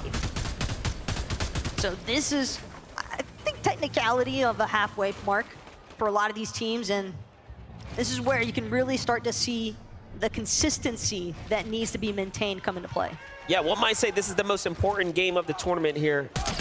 Between game 1 and game 3, I mean, either you set yourself up for success or you turn things around now and come out a victor. And by that, I just mean top 25, right? That is the goal today. And then, of course, Sunday, get as high as possible, make as much money, and be the winner of that $1 million first place prize. Here we got Pink and Vico. I know we're hyping them up. Definitely a team that has had a lot of success. Although, again, playing off the scrappy drop, but look, they find themselves finally fighting Acorn and Cold. True, but they had CalGamer and 7man also on the opposite end of them. It seemed as though they were kind of sandwiched in that position.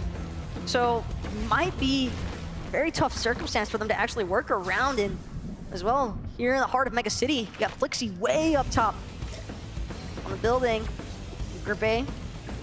Seems as though they had a successful battle because Flixie, with 1 elimination, looked as if he just got the opportunity to revive Group A there as well.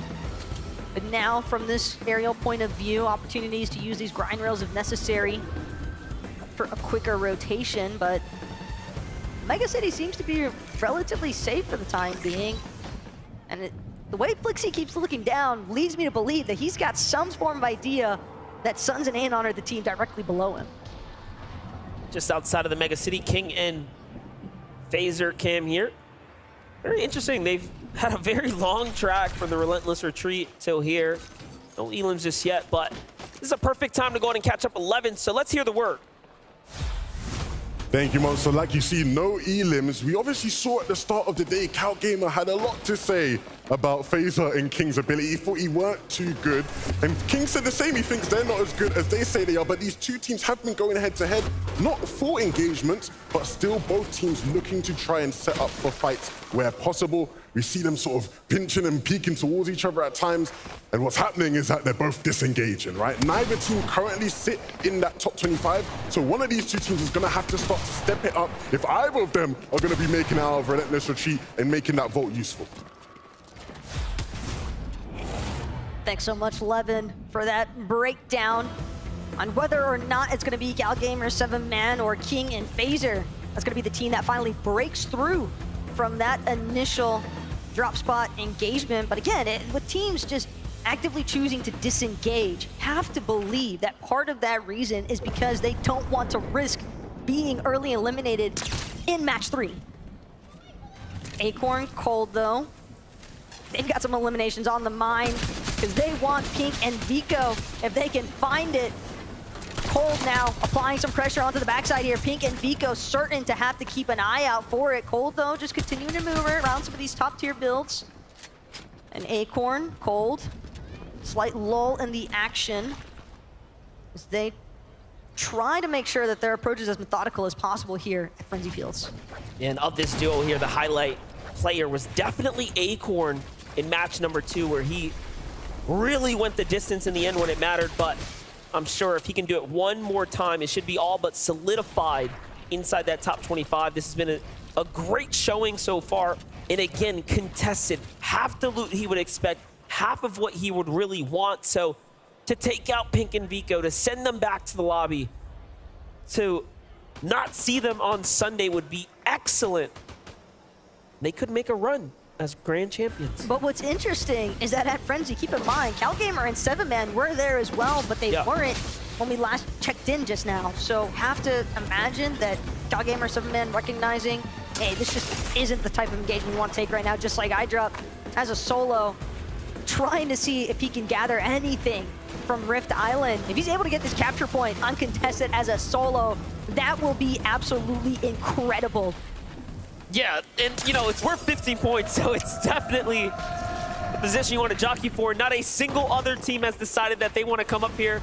This could be his lucky, graceful moment here, but no, there is a duo just above them.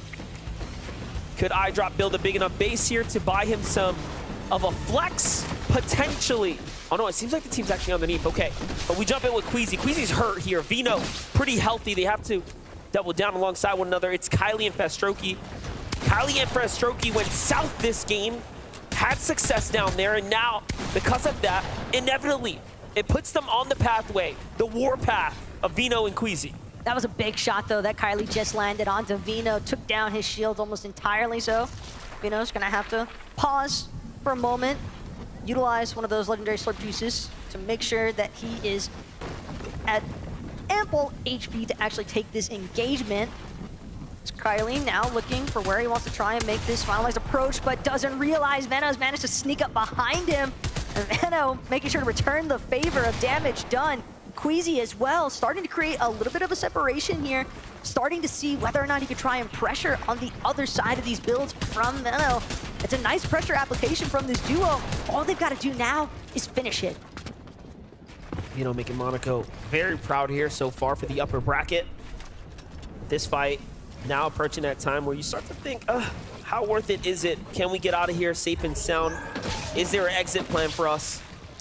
You have to assume they're feeling the same way. Yup, the demeanor says so, and we call it just right. They want to get out of there as much as we want to see them rotate, so on they go. Meanwhile, the same can be said about Pink and Vico. I'm sure they're thinking, okay, what's the game plan here? Acorn and Code know better, but at the same time, Acorn and Code are in such a better position. It's in their best interest to actually stay here, hold them out. And not only that, this is the team they want to take out. Exactly. Plus, Pink, we saw his builds just now in comparison to Cold. It is a night and day difference. I mean, Cold with 90 builds to still work through. Meanwhile, Pink, I believe last checked in, he had around like 16, 18. That's practically nothing. They've invested so much time here now that they don't really have another option other than to close this fight out because they need the materials, they need the refresh off of Cold and Acorn. Acorn, Cold, but Cold gets him in the box and puts down the other as well. Pink and Vico shut down and sent back to the lobby.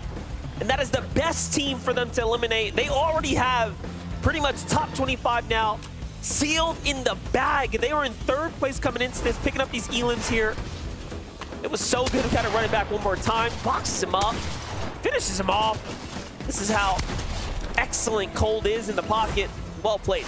It just did not seem as though Pink and Vico are ready to tackle Cold from that position, but being towards that Frenzy field side, they're gonna have a great opportunity now for Acorn and Cold to make an approach towards the zone from the dead side rotation. So curious to see how that actually pans out for them later on.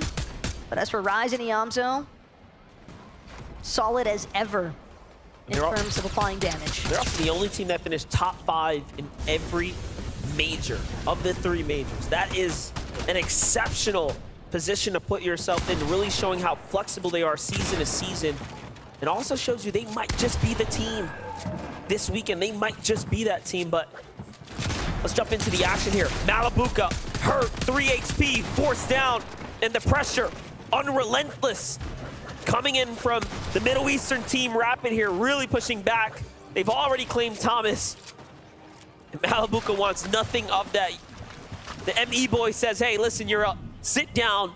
We got this. Absolutely insane, though, just how quickly Malabuka was able to escape from that position, because it really looked as if QNE and Rapid were about to finish off this duo. But with Thomas being out of the picture, Malabuka, granted, we know that he's capable of making those solo clutch circumstances happen, but with so many power hitters left in this lobby as a team, that solo spot not looking the best. Vanyat, Carmi, absolutely scary, scary duo right here. Some of EU's greatest. Very hard-working duo here. Takes the Tini. Tina and Misha just haven't caught a break here. Rotating all the way down from the north side. Coming up short here now. Fragmented apart. Misha is looking to replenish himself here, but the Storm Surge is active. And Vanyat just says, hey, you know what? I want nothing to do with this. It's already looking pretty tough. I'm going to just go ahead and rotate on out of here. They're going to crash pad their way across, and that should be all she wrote. And nice, to be fair, effective rotate. It's a lot of map to cover, though, for some of those north side teams. the way that things have been breaking down, but still, Vanya and Carmi, again, doing a great job utilizing those crash pads. Cammy and Seti together as a duo, that's something that we haven't really seen too much of at this point in the game. Curious to see how their end game goes now that they're both up and running. They're checking bushes, they're looking around, they're trying to see who is lingering about. They already have themselves their 3rd elimination, and they're sitting on top of the loot. So this is a full-on refresh for someone who was up on high ground here. So this is an excellent find for them. Meanwhile, looking at the top 5 here, Ritual and Reet are leading the charge by a fair margin. The only team on their heels now, Cold and Acorn, as Geras and Shari have been sent back to the lobby. But again, if you take a win right now, I mean, you have just about done enough. It'd be hard-pressed for you not to get out of the upper bracket and go straight to finals with a victory. Yeah, we're definitely starting to see a pretty big point disparity from our top 10 to even our top 20 competitors. Group A and Flixe, though, one more time. Another revive. It's going to have to go through, but this time it's going to be Group A turning the favor onto his teammate Flixe. But that med mist as well. Seems Flixe is going to be just fine for the time being, but they've still got to keep pushing forward. They still got to keep trying to move in, try and stay ahead of these zones wherever possible. But 2 revives into the match already, Monster. You can tell that they're definitely having some tough times with making these rotations. And I know we're jumping in with Monaco's Mustache and Falcon Tayson here, but I want to give a lot of credit to Baka and Pars, who have a great position over the lobby right now. A bird's eye view. They are one of the few teams poised up for potential high ground, and they have just continued to show us what they are made of. They are now officially slipped their way into top 5, really working their way up. But hold up, Tayson's got a lot of problems knocking on his door. Ping has gotten knocked in the mix there. So while he was focused on Tayson, other teams started to look inwards, and I'm not sure Tayson understands that there was a down body there. Or maybe he did and might be interested in trying to pursue it. He's thinking about it. Kyrie hoping he can get this all in time, but it's going to be too much from Tayson. Interruption on that revive. Now it's Tayson and Mustache seeing if they can finish what somebody else had started. They managed to get the material refresh, the item refresh as well if they wanted. There for the taking, and Tayson will swap out for that double legendary slurp juices. But Mustache and Tayson still powering through some of these builds that have already been pre-established here, and that's just a freebie for them. Yeah, it's all in all a net positive. You get the damage that you need. You start inching your way towards this end game. Then looks like it is going to be a Slappy Shores finish here. It's going just outside the mountain there. Vino's already marked up the position they want to be in. It's that natural high ground on the backside here, the ice capsule. But again, Baka Pars looking downwards on them, putting that infinite upwards pressure here, not making it look easy at all here. He's going to have to concede for a bit. It's cost him a lot. He's going to have to take some of Vino's inventory as well. So Vino trusting in Queasy to lead the rotate here. It's all about that middle, though, at this point for Queasy, especially when you know that you're having some pressure being applied to you from the high ground. The more durable your builds, the better. As far as understanding, though, which way he wants to target Queasy, recognizing the fact that he's got his chance right now to just keep building up. And again, with it being metal, it's so difficult for teams to really take a second to try and chop them out just yet. Queasy gotta look for the connect onto some of these other builds, but dropping down ever so slightly, still maintaining the height overall, though. And that's what I do best. Limited builds to just get there, connects it to a structure in the distance, but Cammy and Seti are looking backwards and they're saying, no, not today, not in this lobby. I want to fight for it as well. We need a big game here. We need it now. And all of a sudden now they are the most resistance on the front side of the zone here. But if they don't put pressure back, we know what's going to happen. Vino, Queasy will run with this. Seti and Cammy aren't careful. Keep in mind where their builds were starting to go towards. I mean, with the direction that Queasy's headed, at least, it almost seems as though they might headbutt each other on the high ground at the moment here. But instead, it's Acorn, a bit sneaky with the crash pad. But he's continuing to hang around. He wants that front side of the zone, but hanging just on the edge of it. And I just love how we're seeing, again, NA's best and EU's best, right? Back to back here, 2 different perspectives, 2 totally different layers. Acorn and Cold, again, just excellent low ground teams playing to what they play best, and they're doing it well here. Meanwhile, you do, of course, have your other teams fighting for height. So an excellent play to watch unfold here. But we jump into Pars and end game from Pars here too. No Baka. The least amount of elims we've seen so far, but it is a single one. So far of the 3, they put up numbers every time. Now we jump with Muzz and Paper, turning online right now. 6 eliminations. Could this be their game? One big pop-up will put you up in that top 25, surely. It's been a relatively quiet day for Muzz and Paper so far, so this could be a massive moment if they're able to seize it. Sitting on the low ground though, Acorn and Cold. They can tell there's players trying to make their way around the edges next to them. 2 crash pads remain here at Acorn's disposal. Cold following closely behind. Cammy and Seti, though, they seem to be making an idea all their own. Oh, this is crazy. From the backside here, they find the tags, and Vino's hurt. And this might be the new high ground. Cammy, Seti coming in out of nowhere, and they swing things around. Queasy's hurt. Vino's fully healthy, but no! Things change so quickly. Acorn and Cold finish him. And now Queasy's by himself, but it's still excellent endgame for them. They're going to be happy with a top 10. Meanwhile, Paper and Muzz continue to force their way in here. 8 elims now, probably the most that are alive at the moment. Trailing behind another team, and Paper's going to fall there. And unfortunately, Muzz to follow suit, but Merstash still up and kicking. Seti, though, with a massive hit, and that's the back-to-backs now onto Robot. But the materials refresh, it might not do him any good. He's not able to break into the zone in time. Acorn instead will be here to play cutoff, as now Merstash forced underneath it all. Larkpix as well, living as a solo. This is looking like Acorn and Cold's game for the taking. And Acorn's doing an excellent job pressuring with the breach of shotgun, making sure no one's got a chance to breathe, but Larkpix is still going. He's found 2. That's 11 eliminations for Larkpix on the low. But NA takes the game. Acorn and Cold, the shrug. He's making it look like it's exactly his plan. It's just too easy if you're Acorn and Cold. But the best part still is that moments away from figuring out just how the day is actually going to wind up. And we've got our very own Frankie down on the floor to see what they have to say. I do. I'm so excited to talk to these guys because they're known for one of the most consistent placements in all of the games that they play, and you haven't disappointed us so far. What's it like, Cole, taking a victory royale on day 1 here in Copenhagen? I don't know. It's an insane feeling. I mean, this guy's just, I don't know. This guy's on something else. Like, this guy's the best player, I think. I'm serious. Yeah, doing it for Canada. We saw you in the air, nearly clutching the victory royale in the previous game, and now you've taken it one step further. For you, is it a bit of a dream to perform so well so early in the competition? Of course. I mean, like, getting ahead early is always the best, and no pressure now, you know? Yeah, you're not feeling the pressure. You're pretty set on Sunday already. Why do you think you are able so frequently to take down the competition?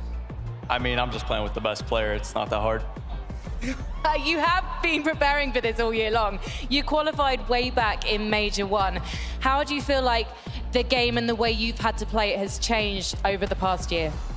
I mean, everything's changed. You know, we kind of did good in the beginning, then we had a little downfall, and everything's changing, but we're adapting pretty well.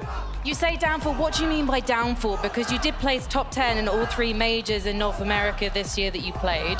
So for you, what's a bad day? Anything under first. Anything under first. Well, it's looking like you're probably going to have a very good day. Now, I've got to send back to the desk very quickly, though, before I do. Akon said such nice things about you, Cold. Have you got a message for him? This guy is actually the best IG on the game. I'm not kidding. I'm not kidding. This guy, just, his brain is just, no one can compete. Well, I can hear Akon saying, stop, stop, stop over there. So I will stop on your behalf and we'll head back to the desk.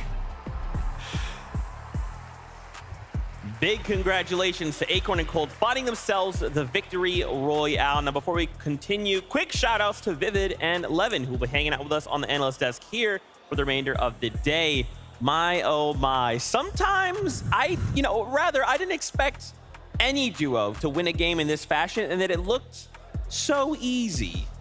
That game was a roller coaster, and for multiple reasons, really. And, you know, when we tune into the global championships, the one thing that obviously everybody is excited about is the clash of playstyles, the best at what they do. And throughout this game, you know, we saw a couple of height changes between, you know, arguably the best height team in the world, Queasy and Venom. And then I was like, oh, look at this, Acorn and Cold. They're on the low ground. That's exactly where they thrive. And then, yeah, they ended up on the high ground to win the game. Yeah, that's what I've been looking at, Vivid, right? You're looking at the teams and seeing if the things that they do so well in their region, can that translate here on the global stage? For Cold and Acorn, the answer is absolutely yes. They have been dominating on these layers. And I think the big thing here is that, you know, you look at these guys, they're clearly in their element. They're feeling so confident. Cold, when he's at his best, what a player. I honestly, it's almost hard to describe the levels, right? Major 1, when they won the FNCS in their region, I genuinely think that peak that Cold had hit as a player individually, one of the best we've ever seen from anybody, right? He was just on a whole different level, and he's showing that here today right now. I could not agree with you more. Now, what I'm curious about are the standings. Let's take a look together. Let's see how things are unfolding. Remember, we're trying to end the day in the top 25, go straight through to Sunday. Acorn and Cold here in that #1 spot, breaking 200 points. All right. This is day 1, guys. Save some for Sunday. This is what I love to see, you know. I gave a little bit of a sneak peek as to who I was going to be rooting for earlier on in the day, and it was Acorn and Gold. It was the NA boys, and I'm very happy to see them up there. This honestly has big implications for all Spawn, though, right? We got to remember that they're contested, so now they can play a little bit more aggressive in that sense. Yeah, if you're Pink and Vico, you're looking at these guys going, hold on a minute. We are letting them run away with things. We need to maybe think about putting a bit more pressure on them, making these games a bit more difficult for them. I'm personally looking at some of the players beneath them, right? Queasy and Veno just below. We saw how hot they started the day. They're going to be looking above them thinking, okay, you know, these guys are setting the tempo, but we're going to do our thing up on height while they do their thing down below. It's been weird for Queasy and Veno especially, right? Because we're seeing them so consistently going into these end games in positions to play out height very, very well, right? You know, it's typical stuff for them.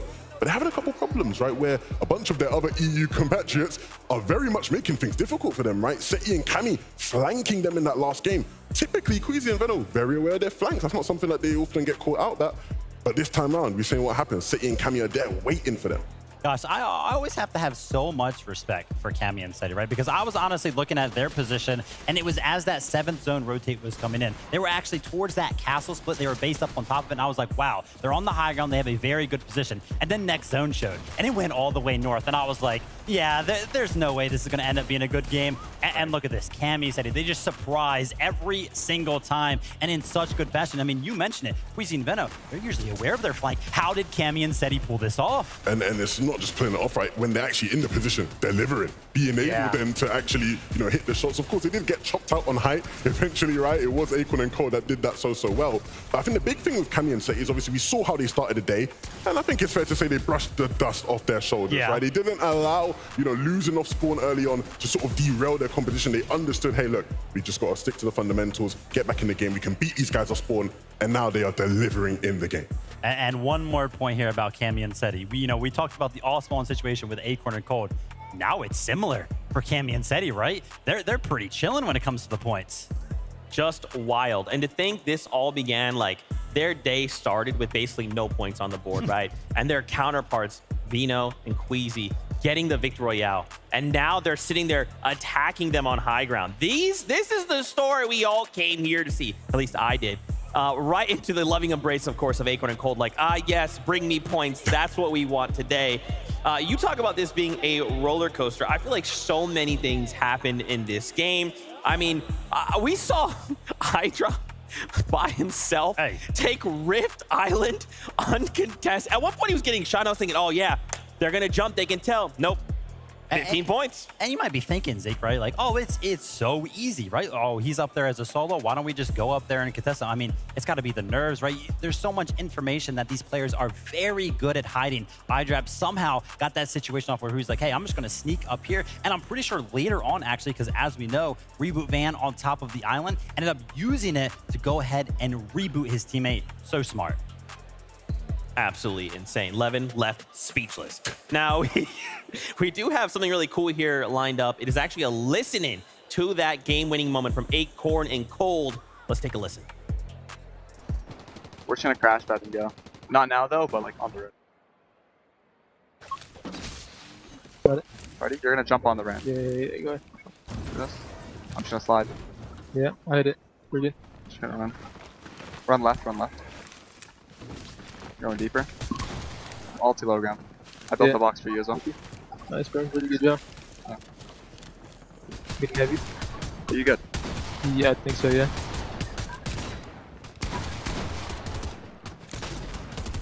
Got it. Good looking right here, look here, look at me. 100, 120. Break. 20 cone, got it. 40 white, 60, I got it. I'm PC for that one. Low PC. There. I mean, I just have to say it, every single time I get to hear these guys' comms, Acorn and Cold are so composed, so chill. You'd never think they're sitting at a LAN, you know, the biggest LAN that there is to play, you know, playing one of the most difficult lobbies. They're just there chilling. I think what impresses me the most, if you look at literally any esport, doesn't matter which one, have your pick, professional comms sound like that. There's a lot of things he could have been calling out. Both of them, though, just sat there. They only called out what was most vital. The most critical thing in that moment. Everything else was calm. The moment they find a moment to strike, it's like, okay, let's actually communicate in this moment and get done what we need to do. That's crazy. I love watching, honestly, the professional players that play at this level. Because, you know, we're thinking about the meta, and we have the mini crash pads. They're out now. But it's not a lot of mobility, right? So you have to save a lot of your materials. And the way that some of these pro players do it, we saw it right there where they were kind of talking through that rotate. They're kind of just running in the open a lot of the times, not building. But they find those timings, and that's why they're so good. And big props once again to Acorn, right? This is a player who you see how Cold is talking about him as an IGL, saying this guy's brain is unmatched. You know, he's you know, the best player, whatnot. Earlier this year, right, when they didn't do as well during Major 2, there were doubts within their relationship, right? You know, there was, you know, conversations about them potentially splitting up, and I had the chance to speak to Acorn about it, and he said, look, hands up, that Major was my fault. I was not up to par, I was not up to standard, but I'm gonna fix that. Okay. And I think it's safe to say he's fixed it, right? You know, you see the way they're playing right now, and things are clearly in a much better place. They're clearly much more confident in each other, and that's always the key, right? You have to be able to trust your teammates, Zeke, if you're gonna have success in a competition like this. That is why me and Vivid are good at Fortnite when we play zero builds, because I trust Vivid completely. Now let's kind of focus in on here. We like to kind of discuss Storm Surge strategies. Obviously, y'all at home, I know I could use some help, but something that we kind of saw it.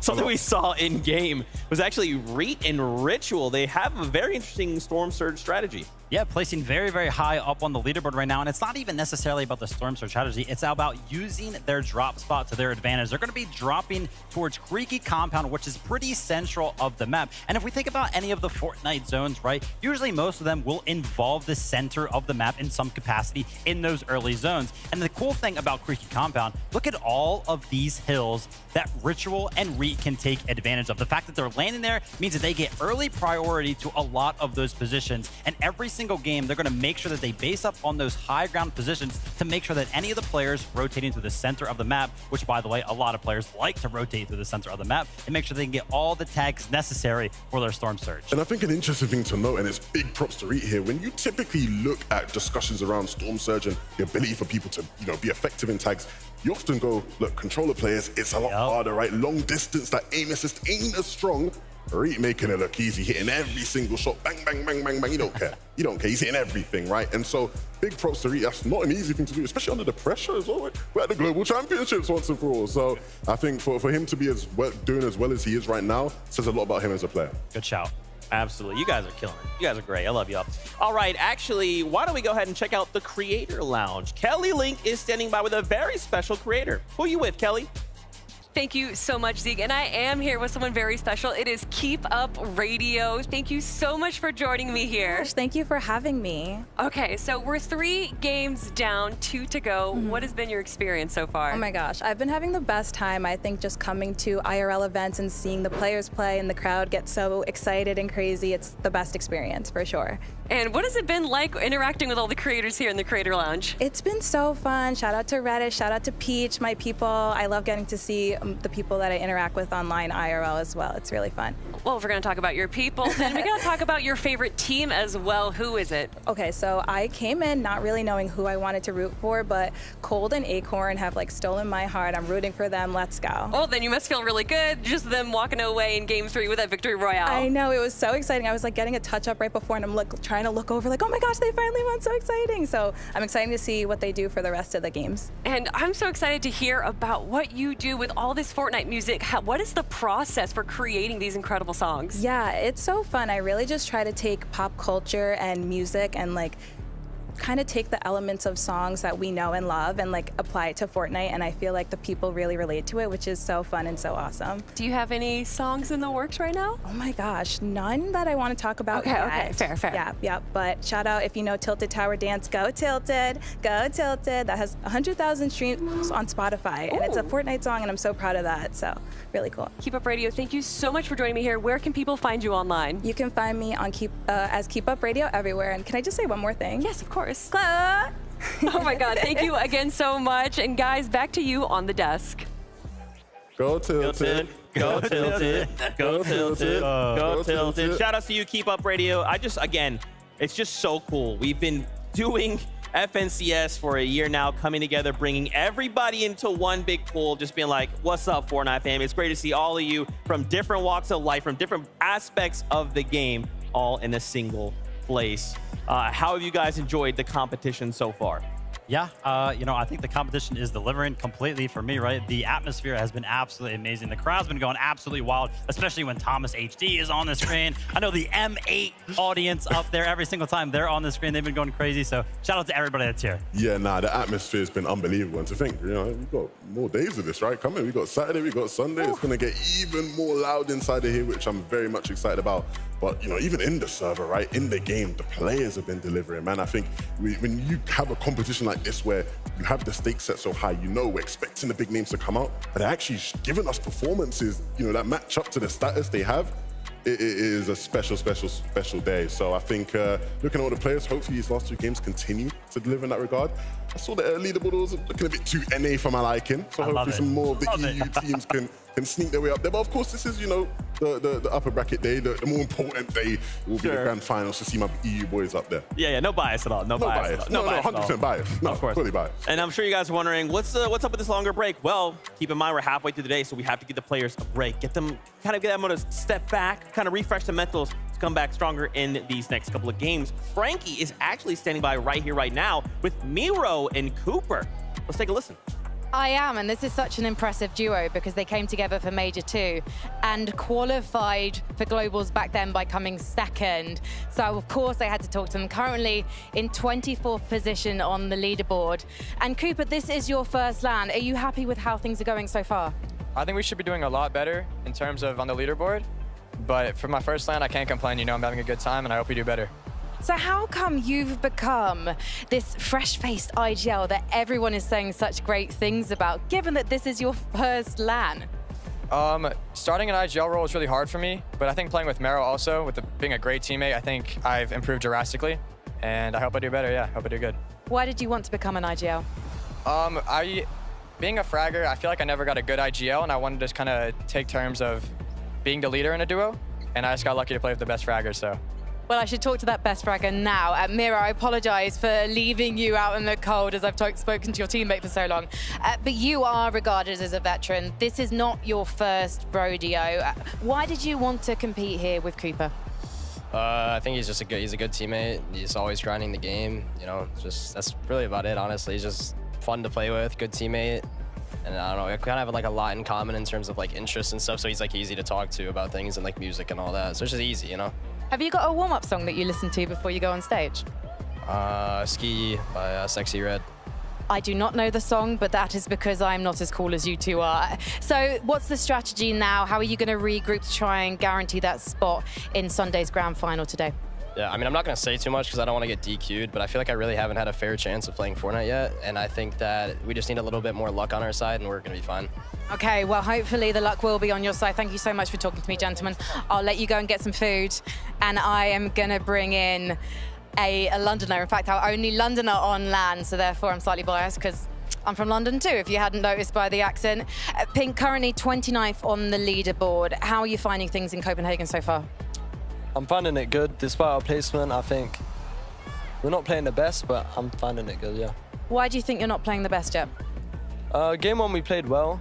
Game 2, there was a minor error making the whole game go to waste. But then Game 3, obviously, contested by Acorn. He was already qualified in 2 games. So he dedicated Game 3 to grief us. So I think he'll continue to do that for Game 4 and Game 5, but that's what happened so far. Are you thinking you can grief back then? How are you going to respond to this? Because you're not the kind of guy who's going to back down in a fight. I mean, at this point, they're qualified, so no matter what we do, they're through to the next round anyways. So it's more so a thing where we've got to let go of the grudge and just focus on ourselves for now. So they're not in your head? No, not at all. And how are you finding things with Vico? Because you're a relatively new duo. You came together for Major number 3 and you pulled off what you needed to do to make it to Globals. But this was a surprising duo in some ways. So why do you think it's managed to come together so quickly? I've been very tough with Vico, and he's like, at the start he was a bit annoying, I'd say, but more so now he's more so making me proud. So I think we're a good duo.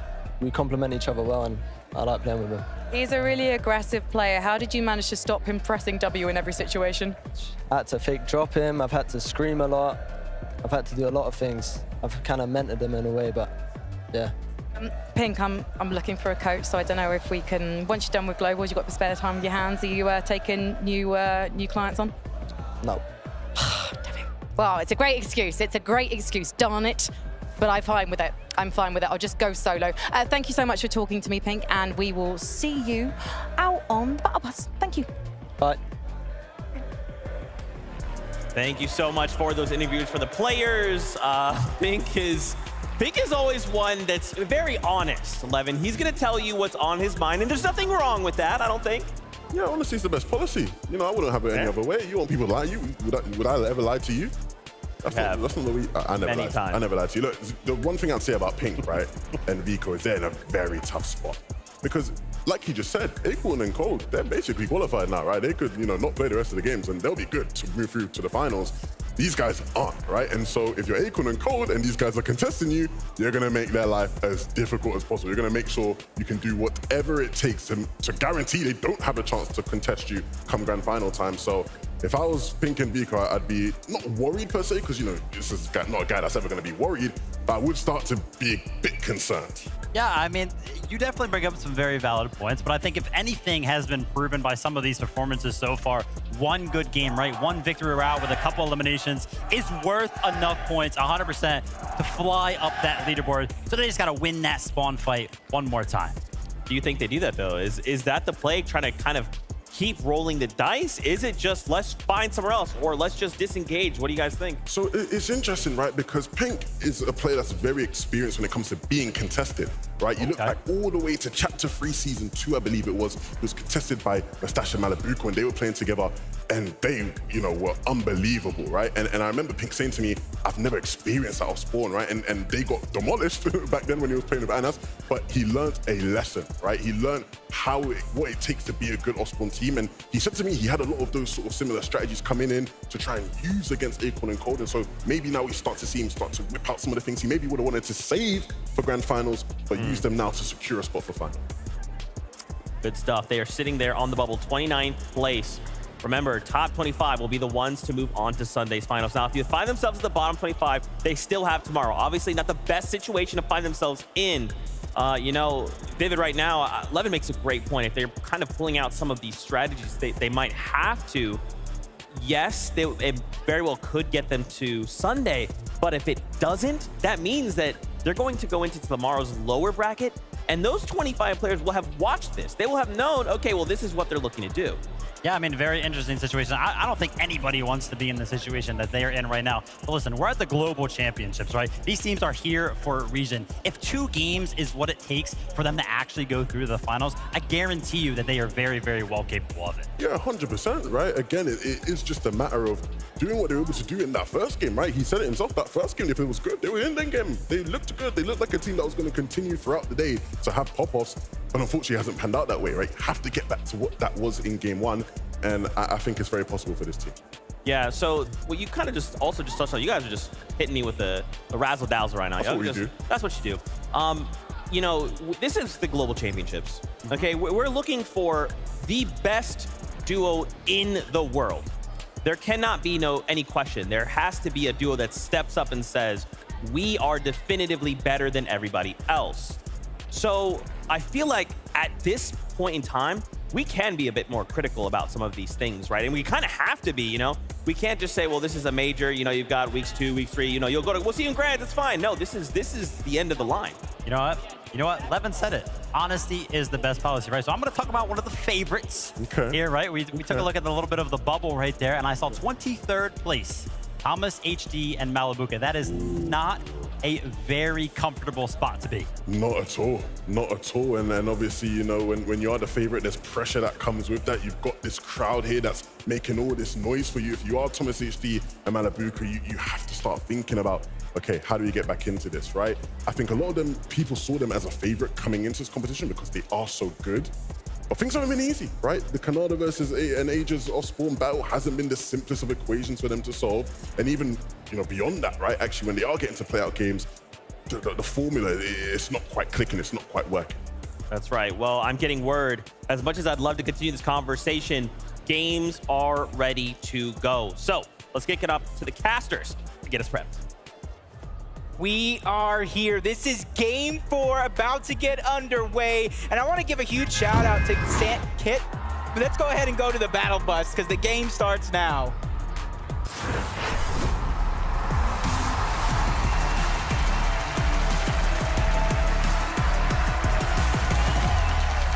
What I was gonna say is a shout out to Cammy and Seti. They had a little bit of a rough start to start the day, but they have shown it just takes one big game to get yourself inside of that top 25. And this being game 4, with only one game left after this, there's only a few spots left for those bubble teams to grab.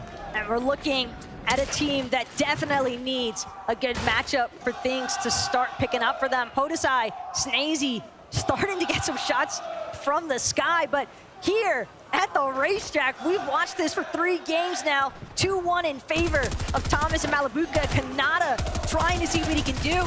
It's a double fire, but Thomas, for the time he's gonna go down. Kanata and Agers looking like they could be in a decent position here, but it's Malabuka on the wraparound of the reboot van, trying to make sure that he can keep Thomas and his own hopes alive for this game number 4.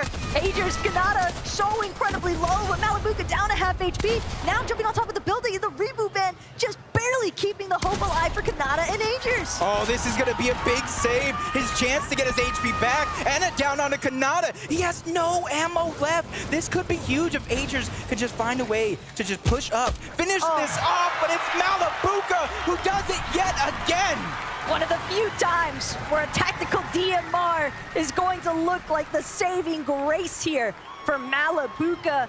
Thomas as well with the immediate dap up onto his boy, and for good reason, because this score, it's already being telegraphed. 3-1 now in favor of Thomas and Kanata, and keep in mind, or excuse me, Thomas and Malabuka, but for Agers and Kanata, they're literally in 35th place. And that's bound to get pushed even further back now. That's where you start to feel the nerves and you feel like you're in the danger zone. We got Cal Gamer, 7-man going up against King and Phaser Kami yet again. And this is where it's gonna get heated up. He gets a little bit of a first strike, but doesn't really take advantage of it, and a quick reposition out of King and Phaser. This is exactly what you have to do, but the rift does go off. They're trying to reposition and try to have some claim towards that high ground, but they're not able to do too much. They have to concede relentless retreat in order to stay alive.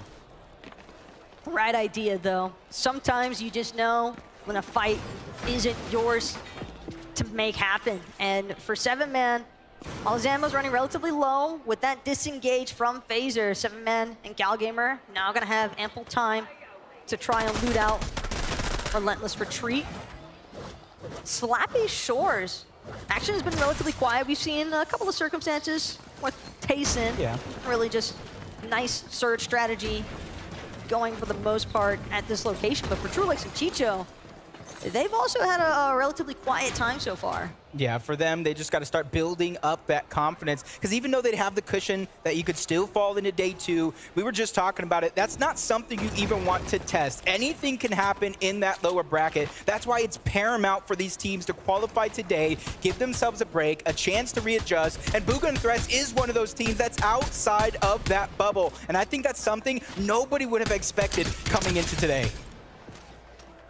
One thing that we've definitely noticed from the past 3 games that have played out so far, Threats and Bugha, they've never been a duo. They've never gotten a chance to actually participate in that late game circumstance together.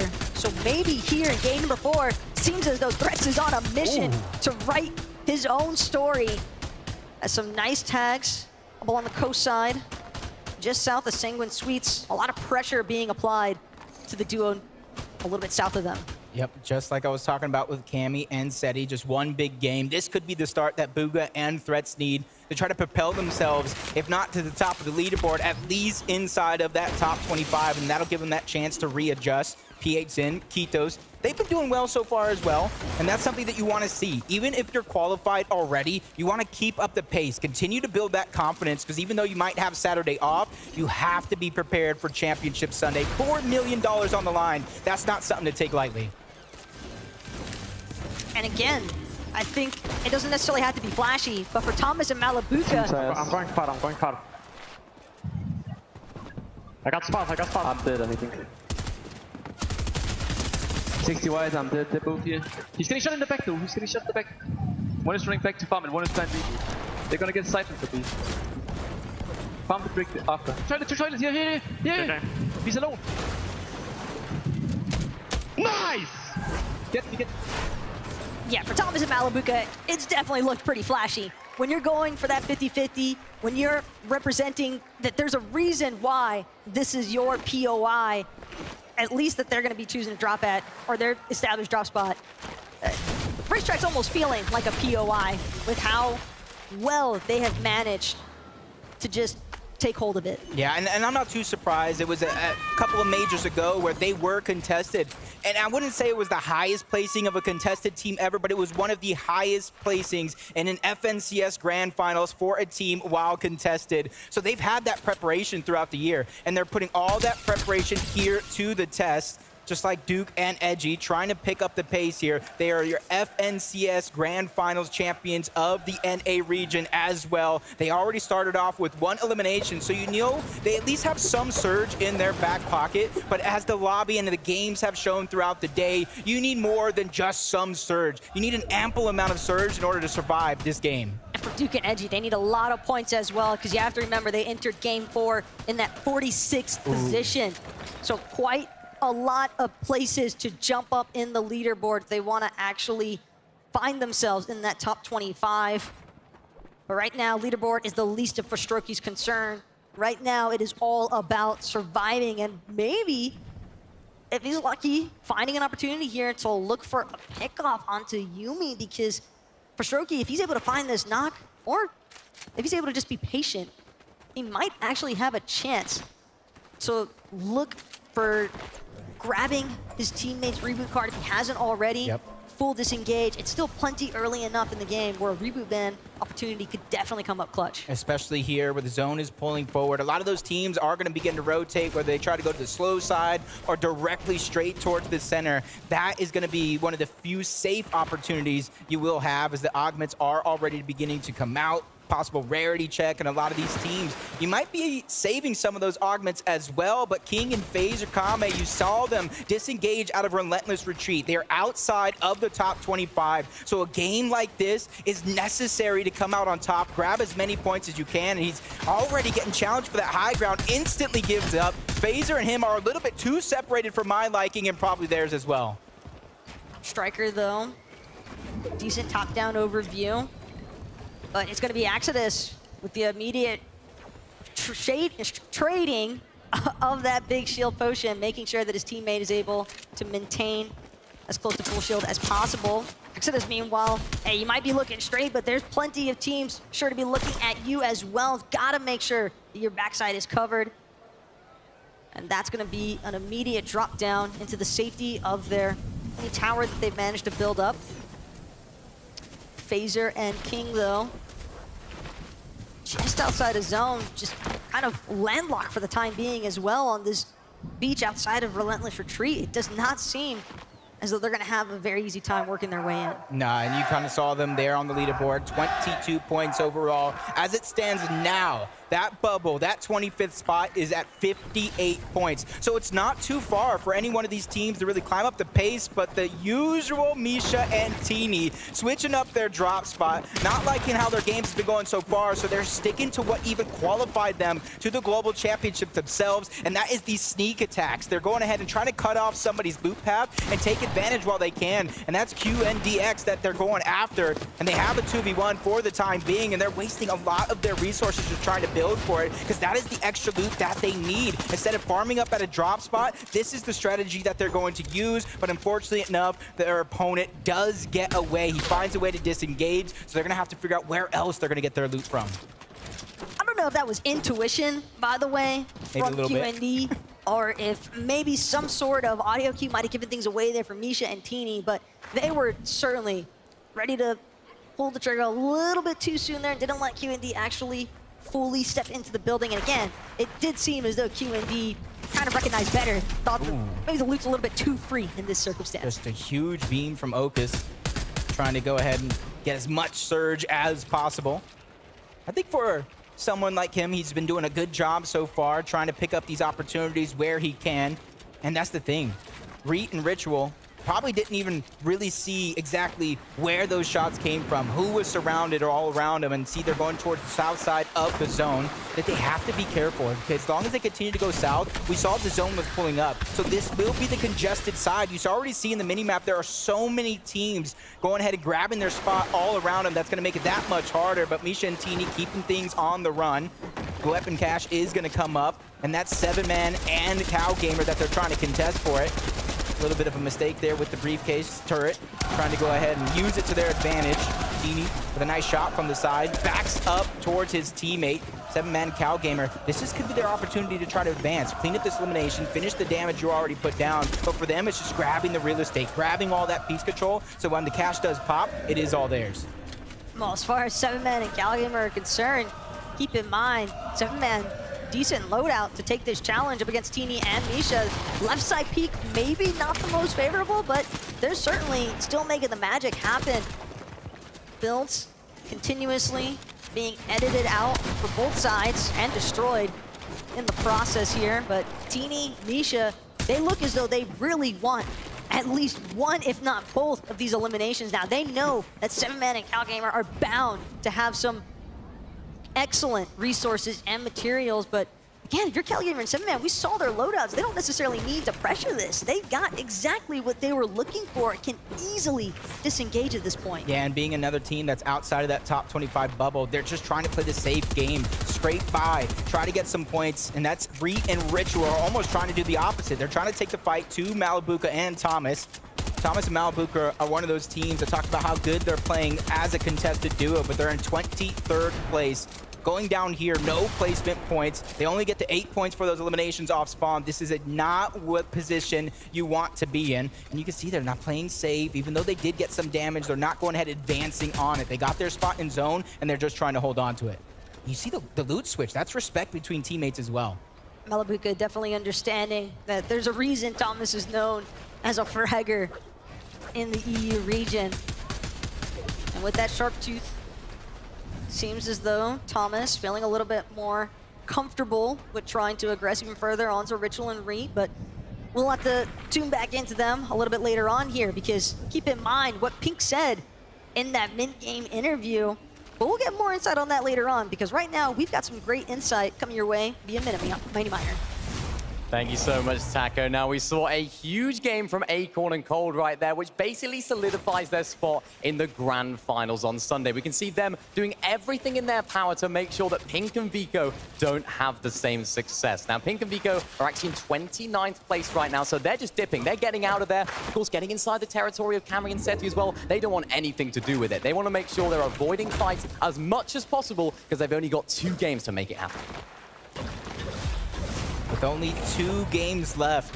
You could see with Pink and Vico, they talked about it going down, but as all that happened, Merstash is now in a 1v2 position, trying to back up, trying to do as much as he can to try to stay alive. That's Duke and Edgy on the other side. They need these points, and it's a 2v1 situation, and Merstash is not backing down from the challenge. A nice shot, but that's going to be a miss. Merstash takes a little bit of damage, but he has more than enough heals to try to get himself into tip-top shape, and it's only really a matter of time. Duke and Edgy, if they realize that this man is a solo, that could be their opportunity to strike.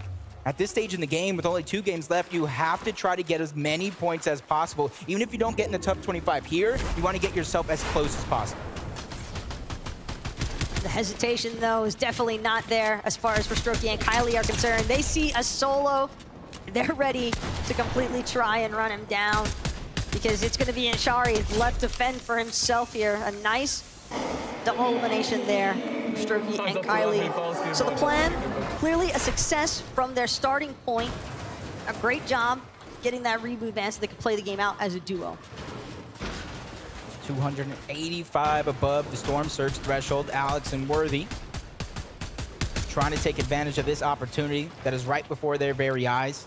Peeking around towards the backside of the zone where they're trying to predict some other teams are trying to find a little spot, a little crevice, anything that they can hang on to. But as you saw on the mini-map, not too many teams are there. Acorn and Cold, you said it yourself. They have already got their spot into Championship Sunday. But you know as well as I do, there's more than just money on the line. There's more than just the Axe of Champions. It's about calling yourself the best Fortnite duo in the world. And that's what Cold and Acorn came to do. Specifically Cold. He was at the Invitational along with Acorn, different duos, but he placed 3rd. He fell just shy of both Queasy and Vino and Cammy and Seti. And he's out for redemption here as Merstash in another 1v1. He takes out Okus, trying to keep the show alive. So unfortunate for Okus, but Merstash, he might have found 1 elimination. He's got a lot more work ahead of him, though, just from this position alone here at the Creaky compound. As a solo, Merstash is really gonna have to try and play things safe from the backside of zone. Probably gonna have to wait, recognizing the fact that there's some other teams around him, but no, actually, he can't afford to play safe because the surge damage threshold has just tapped in. And with that in mind, Merstash now, it is essentially now or never. He's got to make a play. He's got to find some damage, and he is just barely managing to put himself into that safety net threshold. But he's looking to challenge for more. That's just a daring play. Very, very brave, but that's something you kind of known from Merstash, one of the more mechanically skilled players in the EU region overall. He's willing to take those chances. He's willing to bet on himself, but since he didn't land a shot and didn't cover the distance, he's just trying to disengage. You said it yourself as well. He's just trying to find his way in towards the zone instead of waiting, letting time pass by and having all those duos pass him and try to hold him out. I think that was a perfect play for him to try to find his spot inside of the zone. But a team that needs to not only find their spot into the zone, they need to find damage, and they need to start to build that groove. 77 below, continuously falling. They're taking some time to try to get some resources, but that's the decision you gotta make. What's more important, Storm Surge or resources to try to survive? Granted, there is kinetic ore available for King and Vaser to utilize, but unfortunate stuff there. It doesn't take them quite as far as they were hoping for, and now with that sound going off, seems as though teams on the hill have definitely taken. Oh, a beautiful shot though from King. That suppressed sniper rifle might be the main reason why they weren't as concerned, but they're still below on surge damage. Another shot like that though, and they might just be ahead. Nope, luckily they're on the tail end. Couple of shots go through, 65 above. They do get the knock, but chances for them to be able to take advantage might not necessarily be there, but that's not necessarily what they were looking for. They were looking to move through. They were looking to get themselves a spot in towards the zone, and this is a replay of that shot. Just amazing coming out from King, while the pressure is on as well. He is one of the teams outside of that bubble that needs to put in that work. And let that be a reminder, I think, for some of these teams, even if you have that height positioning, if you peek just a little bit too far, get a little bit too comfortable, well, a player like King, he'll make sure to take care of that for you. Yeah, and a lot of these players, you know, they might lose sight of that suppressed sniper being in the game. They might forget, or they might be forced to peek to get the surge for themselves. And those are the opportunities we've been seeing all day, but danger happens. Duke goes down to paper from one team that has their spot for a team that's fighting for it. That leaves Edgy all by himself trying to clutch up. Acorn and Cold, first place on the leaderboard. They're faring well with that Storm Surge, even though they're just forced to continue to move north in this zone. They're bypassing a lot of those teams that are on that Rift Island, which honestly looks a little bit more active than we've seen in some of these previous games. But for Cold and Acorn, when you know for a fact that you're already guaranteed that championship Sunday, like we just talked about, they could do essentially whatever they want, even if it means just completely running down some other teams. Yeah, again, Pink and Vico talked about it. They mentioned it. Edgy and Duke, though, still looking to work together here as all these teams continue to pile in to the Eclipse Estate. The way the zone is pulling, mildly unforgiving, given some of the water surrounding the area, but definitely something that these teams can work with. See the little bounce pad junior trying to boost themselves to the front side of the zone. They don't want to be one of the last teams there. And unfortunately enough, they will be in the back of the pack, but they instantly are trying to build for some elevation. They don't want to get stuck on that low ground, especially in this zone. That was what I was about to say. It could be a roller coaster of emotions. We're going up mountains. We're going across rivers. Anything can happen here, and they get into the box. Duke's being forced back. A lot of damage is there. He's going to get knocked. It's all up to Edgy, and their run comes to an end in 34th place. That leaves their backs up against the wall in our 5th and final game. Yeah, Acorn and Cold do not care. It does not matter who it is. As long as you appear in front of them as a target, they will look to eliminate you. And they've been extraordinarily successful all day so far today.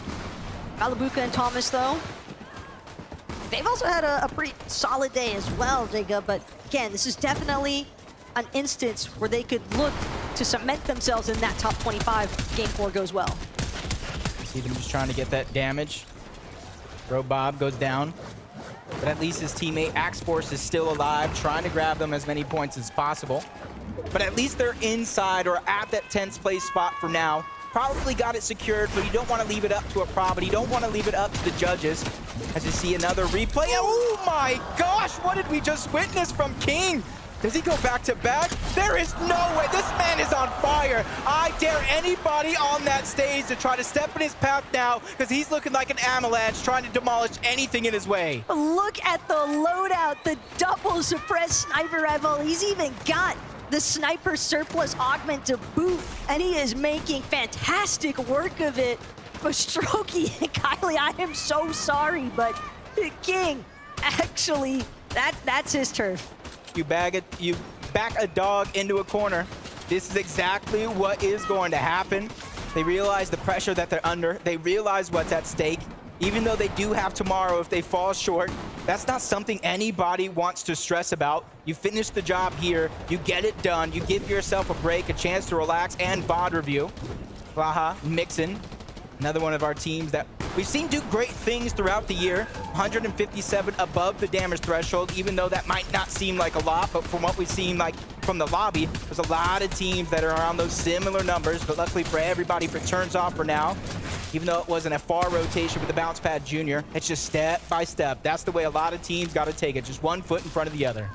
And for Baha and Mixon, it's certainly one tarp in front of the other as they keep trying to make their way forward. Look at Cammy and Seti, though, all the way at the very top of Eclipse Estate. And this is some primo real estate if you are Cammy and Seti. But it does seem as though they're going to have to disembark from this little throne that they've established for the time being, but not without laying some suppressive fire. So everyone below them first. Yeah, and leaderboard, kind of see the top side of what's going on. But 19th, 20, 21st place, down. 24th place, down. 26th place, even down. So if you're outside of that bubble for now, this is your chance to shine. This is your chance to pick up those points. And you kind of saw it at the start of the day with Queasy and Vino. 90+ points for that Victory Royale combined with 7 eliminations, so anything is definitely possible. And that's why Bugha and Threats are putting themselves to the test now. They have 4 eliminations and barely any placement points just left. There's 24th place and 24 teams still left alive, so there's still so many possible points up for grabs. But the best part is Threats and Bugha, they're at least still together as we enter this late game, which is something we have not really had a chance to see from this duo all day today. It's been repetitive competitive as far as solo clutch circumstances are concerned, and they just haven't really been able to bring anything to fruition because of that. Pink and Vico, though, under a lot of pressure here from Malabuka and Thomas. So many other teams surrounding them. Sometimes it can be really difficult to tell just which direction your builds are actually getting targeted from. They survived the off-spawn battle between Acorn and Cold. This is their chance to shine, even though they don't have much to work with. We've seen them do amazing things before. Vico, one of the more aggressively skilled players, and forget on top of the world when it comes to Fortnite. They're going astronomical, building off of the moon towards relentless retreat, trying to hold on to their high ground. They have the rocket ram for backup as well. So if anybody looks up, tries to chop them down, they do have a plan B. Pink getting a couple more eliminations. Thomas, Malabuka bypassing everybody else. They're trying to stay to the front side of the zone, looking back only when they have to. They have their eyes set on the prize for now. But I wonder if anybody realizes just how far up Cammy and Seti are. Vico, he needed a refresh instead. He'll find himself waiting for game number 5 to begin. As Seti, Cammy, we see Seti up so right now with the rocket round. Who he comes crashing down on is another story to be decided, because Yamzo and Rise, they're under fire right now. Yamzo's gonna drop all the way to the water. Realizes, tries to escape, but not able to. Mixon and Blaha instead, the only ones seemingly able to continue pressing forward in this mid-low ground layer. 4 solos running around this lobby full of duos. Queasy and Vino again. These guys are impressive, consistently finding a way to go for that high ground. Just a test here, just like in the first game, they're looking to hold on to it, get that victory royale. Another elimination being found by Malabuka. Their total as a team does move up to 5. 12 teams remain. These are the points that they were looking for. They started this game in 23rd place. This game alone, if they come out on top, could qualify them to Championship Sunday, but the fight continues. Cold and Acorn just trying to tear everybody down, even if that means it's their NA counterpart as Pars and Baka fall. If there's one thing that Cold loves to do, it's play disruptor on the low ground layers. Because now Seti, Cammy, they're actually going to be able to retake height, because Queasy and Veno, they're no longer here. At some point, they winded up falling. Queasy himself potentially eliminated from this match. And we're seeing everyone below, Cammy and Seti, just doing what they can to stay alive. But Thomas and Malabuka, they have been on a rampage in these lower layers. Yep. Cammy gets another one onto Muzz, finding him as a solo. Another player is going to drop. Sphinx and Poyo, who absolutely came out of nowhere on the NA region to claim their spot here in Major 2, but they don't want just the spot, they want to take over. Thomas finds another elimination, taking down Seti. Now the high ground has changed, and they're trying to keep it for themselves. Acorn gets sniped out of the air with the Sharp Tooth, and now we're into our final 4 teams left alive, but 2 of them are solos. One of them is Cammy. He's trying to do what he can to try to bypass with that men miss, falling down low to the low ground. He goes down. A 2v2 situation. Sphinx and Poyo drop them into the palm of their hands, but a nice shot's gonna be traded off, but a down onto Thomas, and they take the game. NA on top, thanks to Poyo and Sphinx. What a massive comeback, though, from Poyo and Sphinx. I mean, 12 eliminations, given that they were in such a dire position heading into this match. That is a massive point swing here, Jacob. That might just be enough to even make them surface in our top 25. And they might have snatched away the single game elimination record, but I'm gonna let Frankie talk about that, because there she is on stage with our winners. Yeah, I just had to come in and ask everything you were saying in that final zone, because your mouth was going off. How were the comms? I don't know. Poyo just doesn't really talk. Kind of just, gets kills, does his thing, and I'm just, there for the ride, And do you just are happy to let him off the leash like that? I mean, if he gets the kills, I got no problem with it. And Poyo, your ear's burning now. Yeah. Yeah, he is a man of few words. He is a man of few words. He was so what, sorry? He was so loud. He was incredibly loud. To be honest, I felt like I could hear him backstage. So for you, how has the day been so far? Now you've got your victory royale as well. Yeah, it's been 2-1 off spawn. I think we're at the bottom of the leaderboard, but I think we'll be near qual range now. Hopefully. We will take a look at the leaderboard shortly. I love this. You're a man of so many words. I can hear him in the background going 2-1, 2-1. Is there anything you'd like to say to people watching right now and supporting you? It's really laggy. It's really laggy. I mean, these servers are are atrocious, but, you know, we're making it work. Well, you know what? Everyone is in the same boat, and it's fantastic to see you guys doing so well. As you say, 2-1. Are you going to make it 3-1 now? I mean, that's the only option. It is the only option. Hopefully you are closer to qualifying for Sunday. If not, you'll get to play again tomorrow, and you'll get to show why NA is potentially the best region. What would you say it is already? Obviously. Obviously, of course. He's a little bit biased. Boyo, I know you're a man of few words, but give me one more. What's it like to play in Copenhagen? It's different. It's not the same as at home. That's the most words, and I loved it. Thank you so much. Congratulations, everyone. Sphinx and Boyo!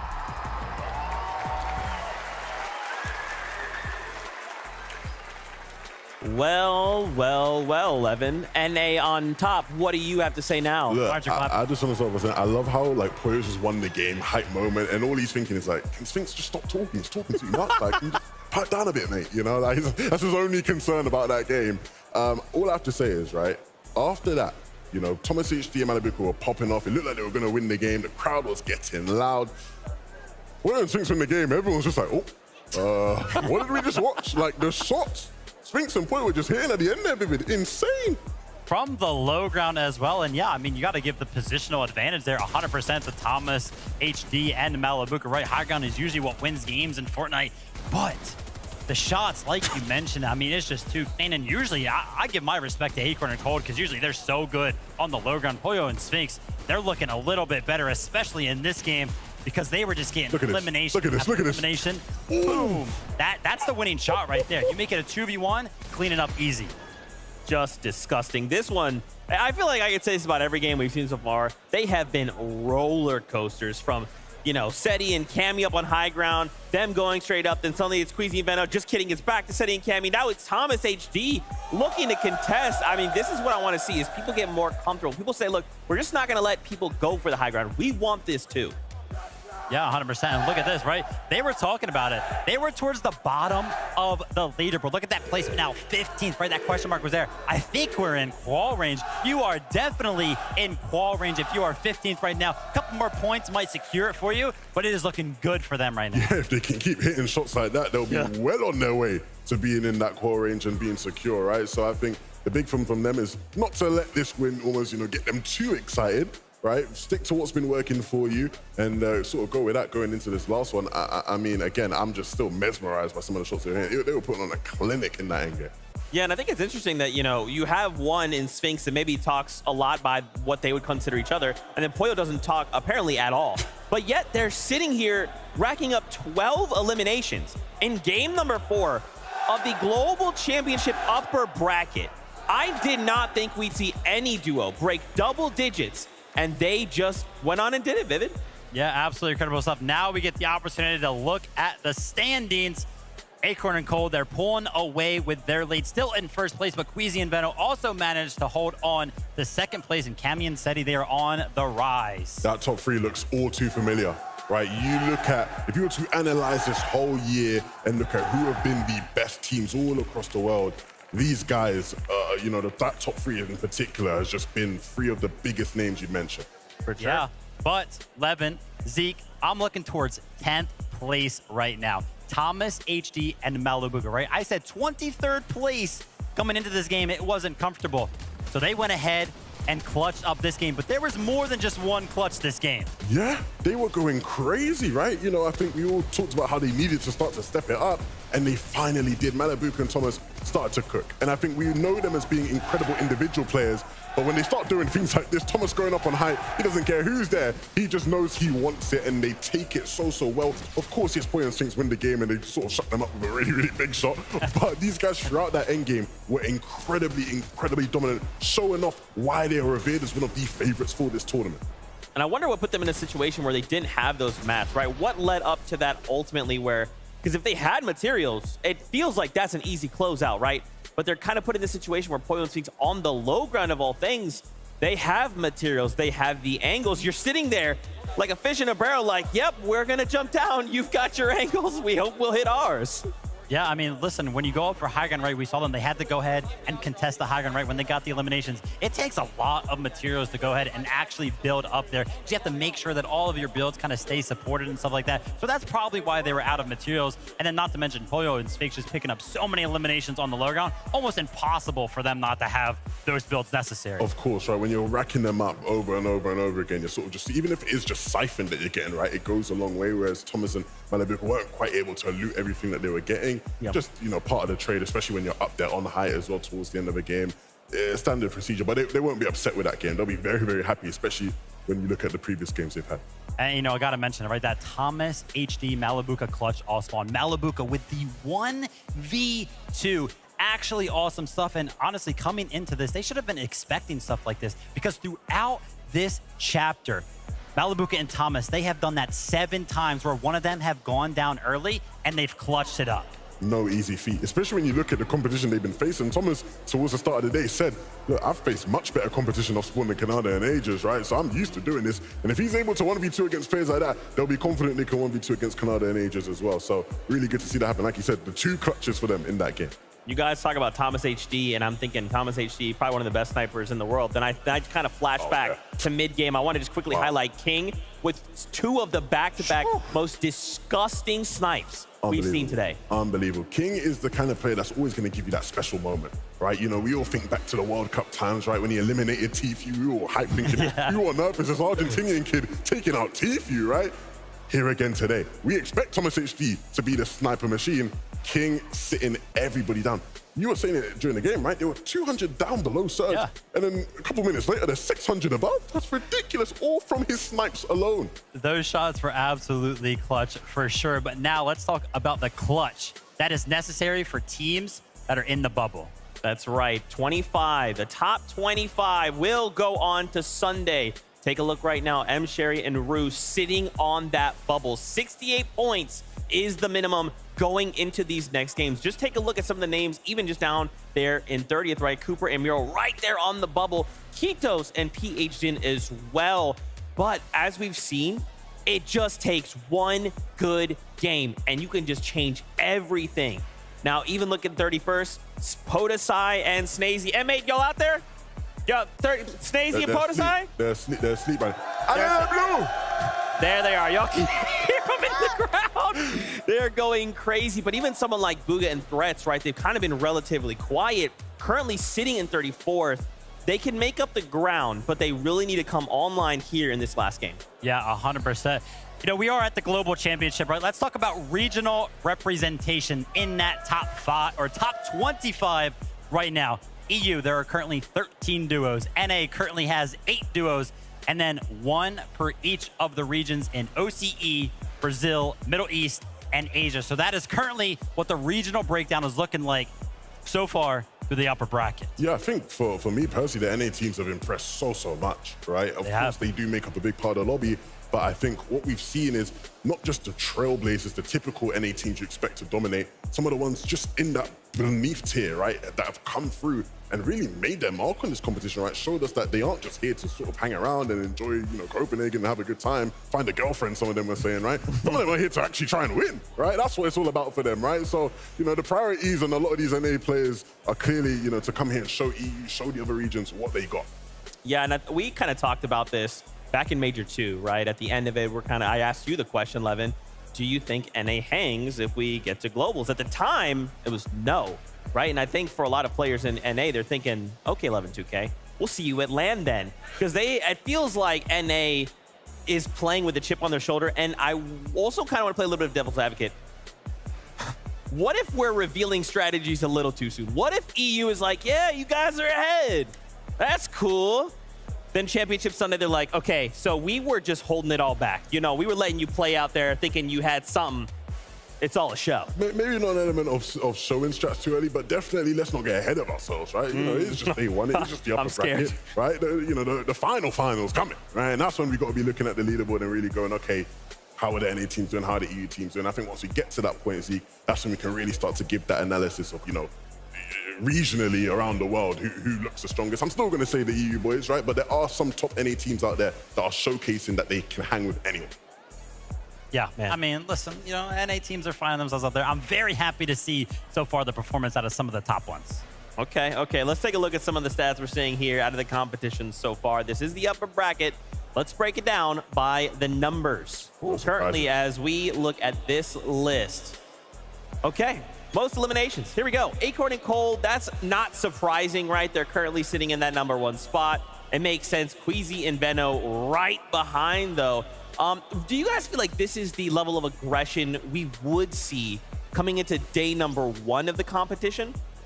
For me, probably, yeah, I'd say, right? Yeah. I think, especially seeing those two teams there is great for me in terms of Acorn and Cold, you know, Queasy, Vino. I look at Vino, I look at Cold as individuals. Throughout the year, they were the two players I think were going head-to-head for, you know, best player in the world a lot of the year. And so to see them up there in terms of eliminations just makes sense. You love to see it. Guess what? Fortnite fam, it is time. The last game of the day here in the upper bracket is about to kick off. So casters, on over to you. Thanks so much, Zeke, Vivid, and 11 for all the insight on the analyst desk. But our final game of today's upper bracket, match #5, is just on the horizon. We've seen so many teams now in that 26th to 50th position trying to escalate themselves into the top 25 so that they don't have to worry about tomorrow's lower bracket matches, Jacob. They want to make sure that they are already guaranteed for Championship Sunday. Yeah, and if you look at that leaderboard, as our analyst broke it down, some teams, they just have to do the bare minimum. Other teams, they need a top placement, and then some teams need a win and you're in scenario. And I just want to go ahead and talk about Kanata and Agers, Thomas and Malabuka. Thomas and Malabuka have, you know, narrowly clinched their spot. You saw them into the top 10. Kanata and Aegis around 39th place. They're one of the teams I'm talking about, a top 10 finish, but they have to be able to survive that off-spawn battle, which hasn't really been going their way today. Even just now, we saw the collection of players just outside of where Queasy and Venno are sitting. I mean, it was Threats. We also saw Kanata there, and the conversation that he looked like he was having with Thomas, you know, maybe he's like, hey man, chill on me at that drift bridge, because this 50-50 is not the kind of 50-50 that Kanata and Aegis were hoping for at the start of today. But again, when you keep in mind the fact that Kanata and Aegis, I mean, coming out of being recent FNCS champions for Major 3, I'm sure they have it in them to make the comeback. Yeah, and I think Poyo and Sphinx from NA have really shown. And one thing I want to talk about is when the regions were separated, when we had NA East, when we had NA West, nobody gave NA West a single chance. Even myself said it might take a month. It might take a major for them to get in that groove, but there are a number of not only NA teams, but these NA players boosting to the top of the leaderboard that we could see on Championship Sunday. And then obviously our regular NA residents towards the top side of that leaderboard as well, Cold and Acorn. And I want to talk about them just a little bit as well. You know, you saw Pink and Vico, but we're going to see them here again because the battle bus is ready. Let's get this last and final game underway.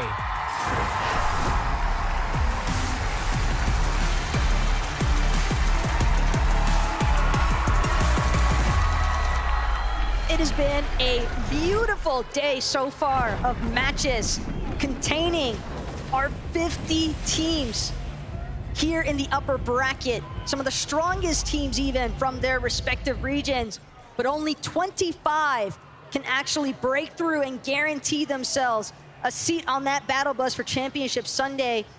We've seen a handful of them in the top 10 feeling relatively safe, but the relief can't come quick enough for those teams just outside the top 25. And I can count at the top of my head at least 3 of these off-spawn battles that would decide if a team goes towards the lower bracket or at least gives themselves a chance to get to that top 25 to earn that Championship Sunday spot themselves. And this is going to be one of them. Malabuka and Thomas, Aegis and Kanata, and judging by their elevation, it is on. It's looking like Aegis might have the beat on the punch though. Aegis and Kanata quicker as far as the drop is concerned. Opening of the chest, but it's a tactical DMR here that Kanata's got to work with, trying to break Thomas's initial builds. Aegis is gonna follow it up with the Maven auto. That's gonna be Thomas down for the count. 1 knock already. Aegis taking full advantage of the siphon as well. And another benefit is the weapons that came with it. Yeah, basically gave himself, you know, a full loadout minus the heals, and you see Malabuka now on the run, grabs that slurp truck, and now he has decisions to make.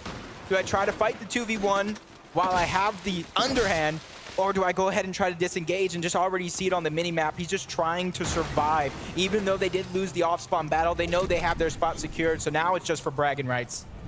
Extremely unlikely that we see Malabuka try to lap back anytime soon here at the racetrack. He knows that it's going to take some time before Aegis and Kanata fully clear this area out.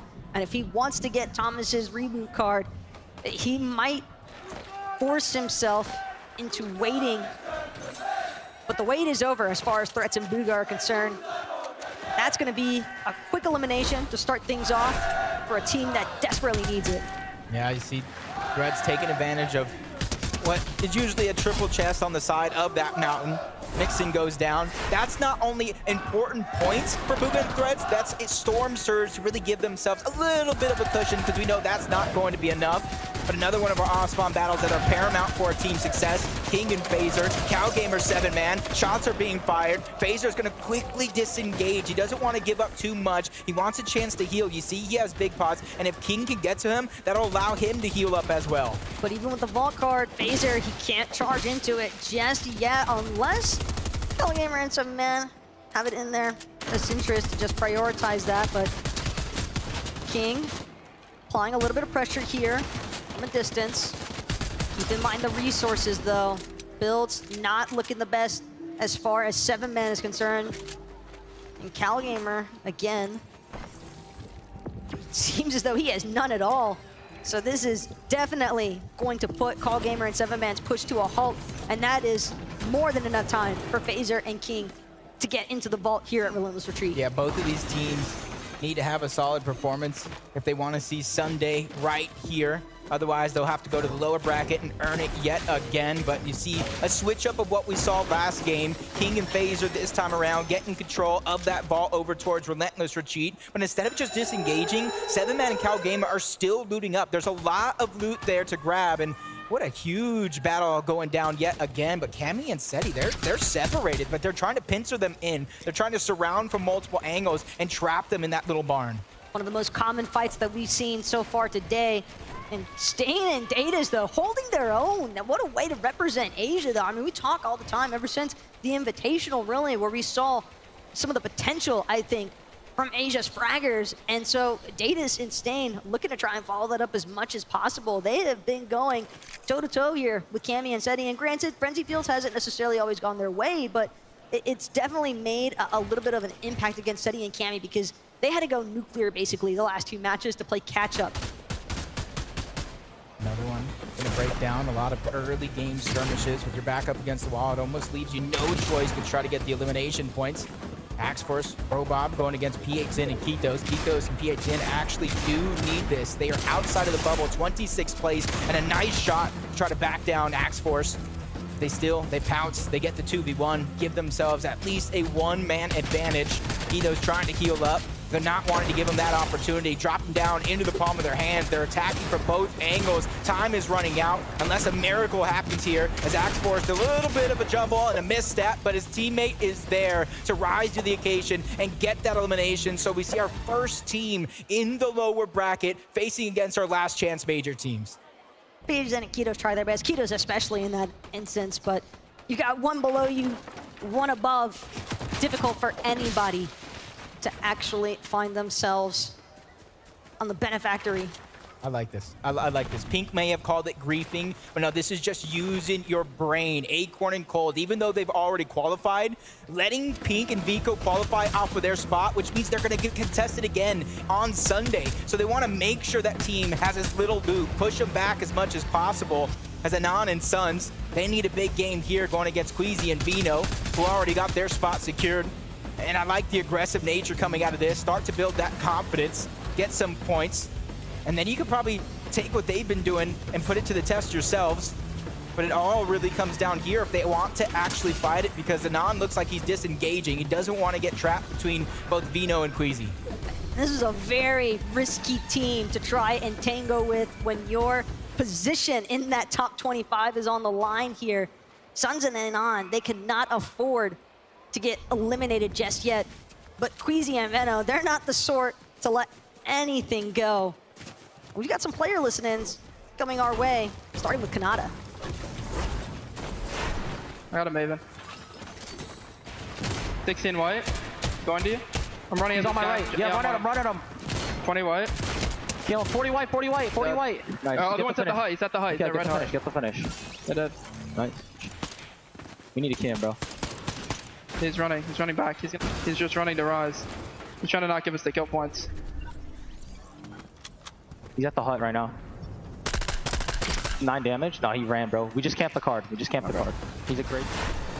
See a lot go down in that listen-in. The great teamwork, the great chemistry. But then the plan for the future. They're going to camp that card so that way Malibuca can't come back and get it safely, which leaves him as a solo at the start of the game. So remember that, because if he does amazing things, he did it all by himself. As Vino just so much damage from the storm with just a sliver of HP. You gotta imagine as it continues to pop low. Yeah, I was gonna say a med kit's probably getting popped. Queasy does have some splashes. He's just trying to hound, be the predator towards his prey. Suns and Anon gotta figure out what they're going to do because they're just getting followed right now by Queasy and Venom. And Ken, that's definitely not the team that you want trailing behind you, because just like that, Queasy's gonna give some quick reminders of what he's capable of. But for Misha and Teeny, they've also got to deal with Baka and Pars, and again, such an impressive day so far from Baka and Pars. We've really been seeing them take an aggressive stance and come out on top in numerous situations. And I would expect to be all the same here. And Kanata and Agers, even though Racetrack might have gone their way, running into Yamzo and Rise is a different story altogether, as Agers now forced to bounce, has to leave Kanata to be eliminate collected. And they went from wanting to camp Thomas's reboot card to now Agers potentially having to worry about whether or not they do that. Yamzo and Raz will do the same to Kanata. Yeah, this is very troublesome for Agers and Kanata, the duo that needs at minimum a top 10 performance here in this game if they're looking to skip Saturday and go directly to our championship. But a fight that we saw start as a 2v2 ends up in a 1v1. Baka gets the piece control away from Teeny, not really letting him get any footing in this round. The real estate here and that piece control is going to be important. And another shot getting fired. Teeny getting back down little by little. Baka just playing a game of peekaboo. It's working out for him, but everything good comes to an end eventually, and Baka takes a massive shot. The thing here, it doesn't matter where he's at, because he goes down, and the only place he's going to be is back to the lobby. That was a huge shot here for Teeny, but it's not over just yet. Bryce and Chubbs now deciding to join the fray. Teeny gonna look to see if he can find an escape route somehow, or at least an opportunity to get this revive going off onto Misha. And Chubbs, Bryce, they don't seem like they're fully aware just how far back Teeny and Misha actually are. So a successful revive does come through. A 2v2 potential situation here, but again, Misha and Teeny bound to be relatively low on resources after that last engagement. You gotta imagine it to be true. That's Teeny trying to hold the covers, give his teammate some time to try to heal up. First is gonna be the med kit, now it's gonna be the shields, and the forecast tower hasn't even been taken yet. That's what they were originally fighting over, and that's probably what drawed Bryce and Chubbs over to this direction, but they don't know that he was weak necessarily. So for them, they're just trying to play the game. They're outside of that top 25. They want to give themselves a fighting chance to get towards that championship Sunday and not really fight towards that Saturday. As we tune on to Agers, you can see him just trying to go ahead and bypass everything. But let's go ahead and go listen in to see what happened in the beginning of this game. I mean, when he gets in, I'll be able to see him and just run. 30-60 on him. Nice. I got headshot sniped through the bush. This is so sad, man. Oof. That is really all that can be said in some circumstances. Yamzo is actually just a monster for that one. I mean, and if you're in Kanata's position as well, sometimes it is what it is. But Yamzo, he's got a lot more to deal with for the time being. Being a little lackadaisical in the rotation, quickly reminded that there's still other players waiting around in this lobby for him. And you can see towards the mini-map, we're on kind of edge of zone towards the southeastern side, and that's where a lot of these caches will spawn, either south towards the east, where a lot of these teams are congested at. And just judging by the lack of the slurp juice, they haven't grabbed theirs just yet. They're hoping to try to beat another team to that punch. And even though they found some dangers there, just a little bit, you can see that they have not too many teams nearby as we see the other side of what went down. And the headshot onto Mappy. That is a huge he is just on fire. He's feeling it. Look at the confidence. Can't blame him at this point. It's just, what are you really meant to do in that sort of situation other than just fall victim to Yamza there? But fortunately for Aegis and Kanata, they're still going to be able to play things out as a duo. Successful reboot ban there for Aegis. The health replenish as well. Got a handful of slash splashes left to work through. So it's seeming as though the dream is still alive for Aegis and Kanata. For now, at the very least, but sometimes those are the wake-up calls you need, especially when you know it's our 5th and final game of the day. And while they're facing all that madness on that side of the map, Bugha and Threats sticking to what they know works, which is those slow side rotations. They found themselves towards the top side of the zone and kind of just looking. There's not too many teams in their mini-map. And if you look even further, there's only about 3 teams directly in front of them. So they got themselves a safe spot as long as they continue to pull that zone. And my only question, Taco, is going to be how much surge do they have? Because if they're on the slow side, there's not going to be many opportunities to grab it. That's exactly what I wanted to bring up, because with only 1 elimination, and from what we've been seeing consistently throughout today, there have been circumstances where teams have had several or more eliminations and still found themselves just barely above that surge damage threshold. So if Bugha and Threats making these dead side rotations, yeah, you might have the best positioning in the world, but it doesn't really mean a whole lot if you don't have any damage with it, because then you still have to compromise your positioning ultimately just to find some damage. That's damage is something they do plenty here for Acorn and Cold. Gonna say that was big, but it comes to an end yet again, and Pink and Vico outside of that top 25. So I think Cold and Acorn have defended their drop spot. They're actually in 24th place. They have 74 points. That's gonna be a tough one to watch. Eyes on Cooper and Miro as well.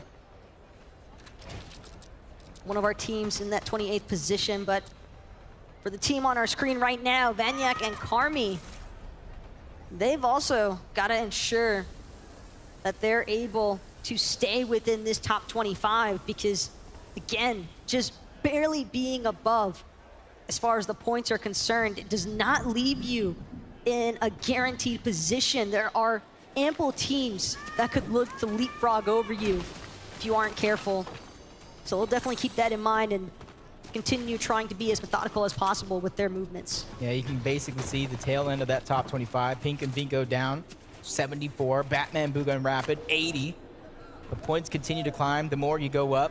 A lot of these teams don't really need to do everything. They just need to do the bare minimum. As Snazy gets spotted out by himself, and Shari and Rue, they have a chance to sneak up.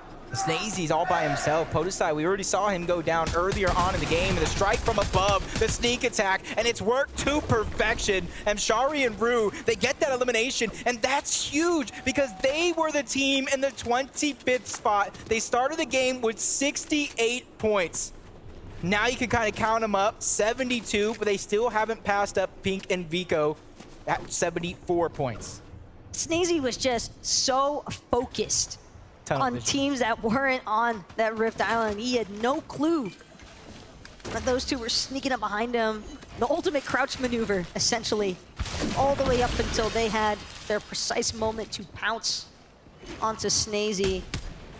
And that's big as well for Shari and Rue, because again, another team just barely managing to hang on to that top 25 threshold. They are currently 25th and looking to go higher. Yeah, and this is a team, you know, Major won, they became champions. They stayed towards the top of leaderboards in duo cash cups, in FNCSs.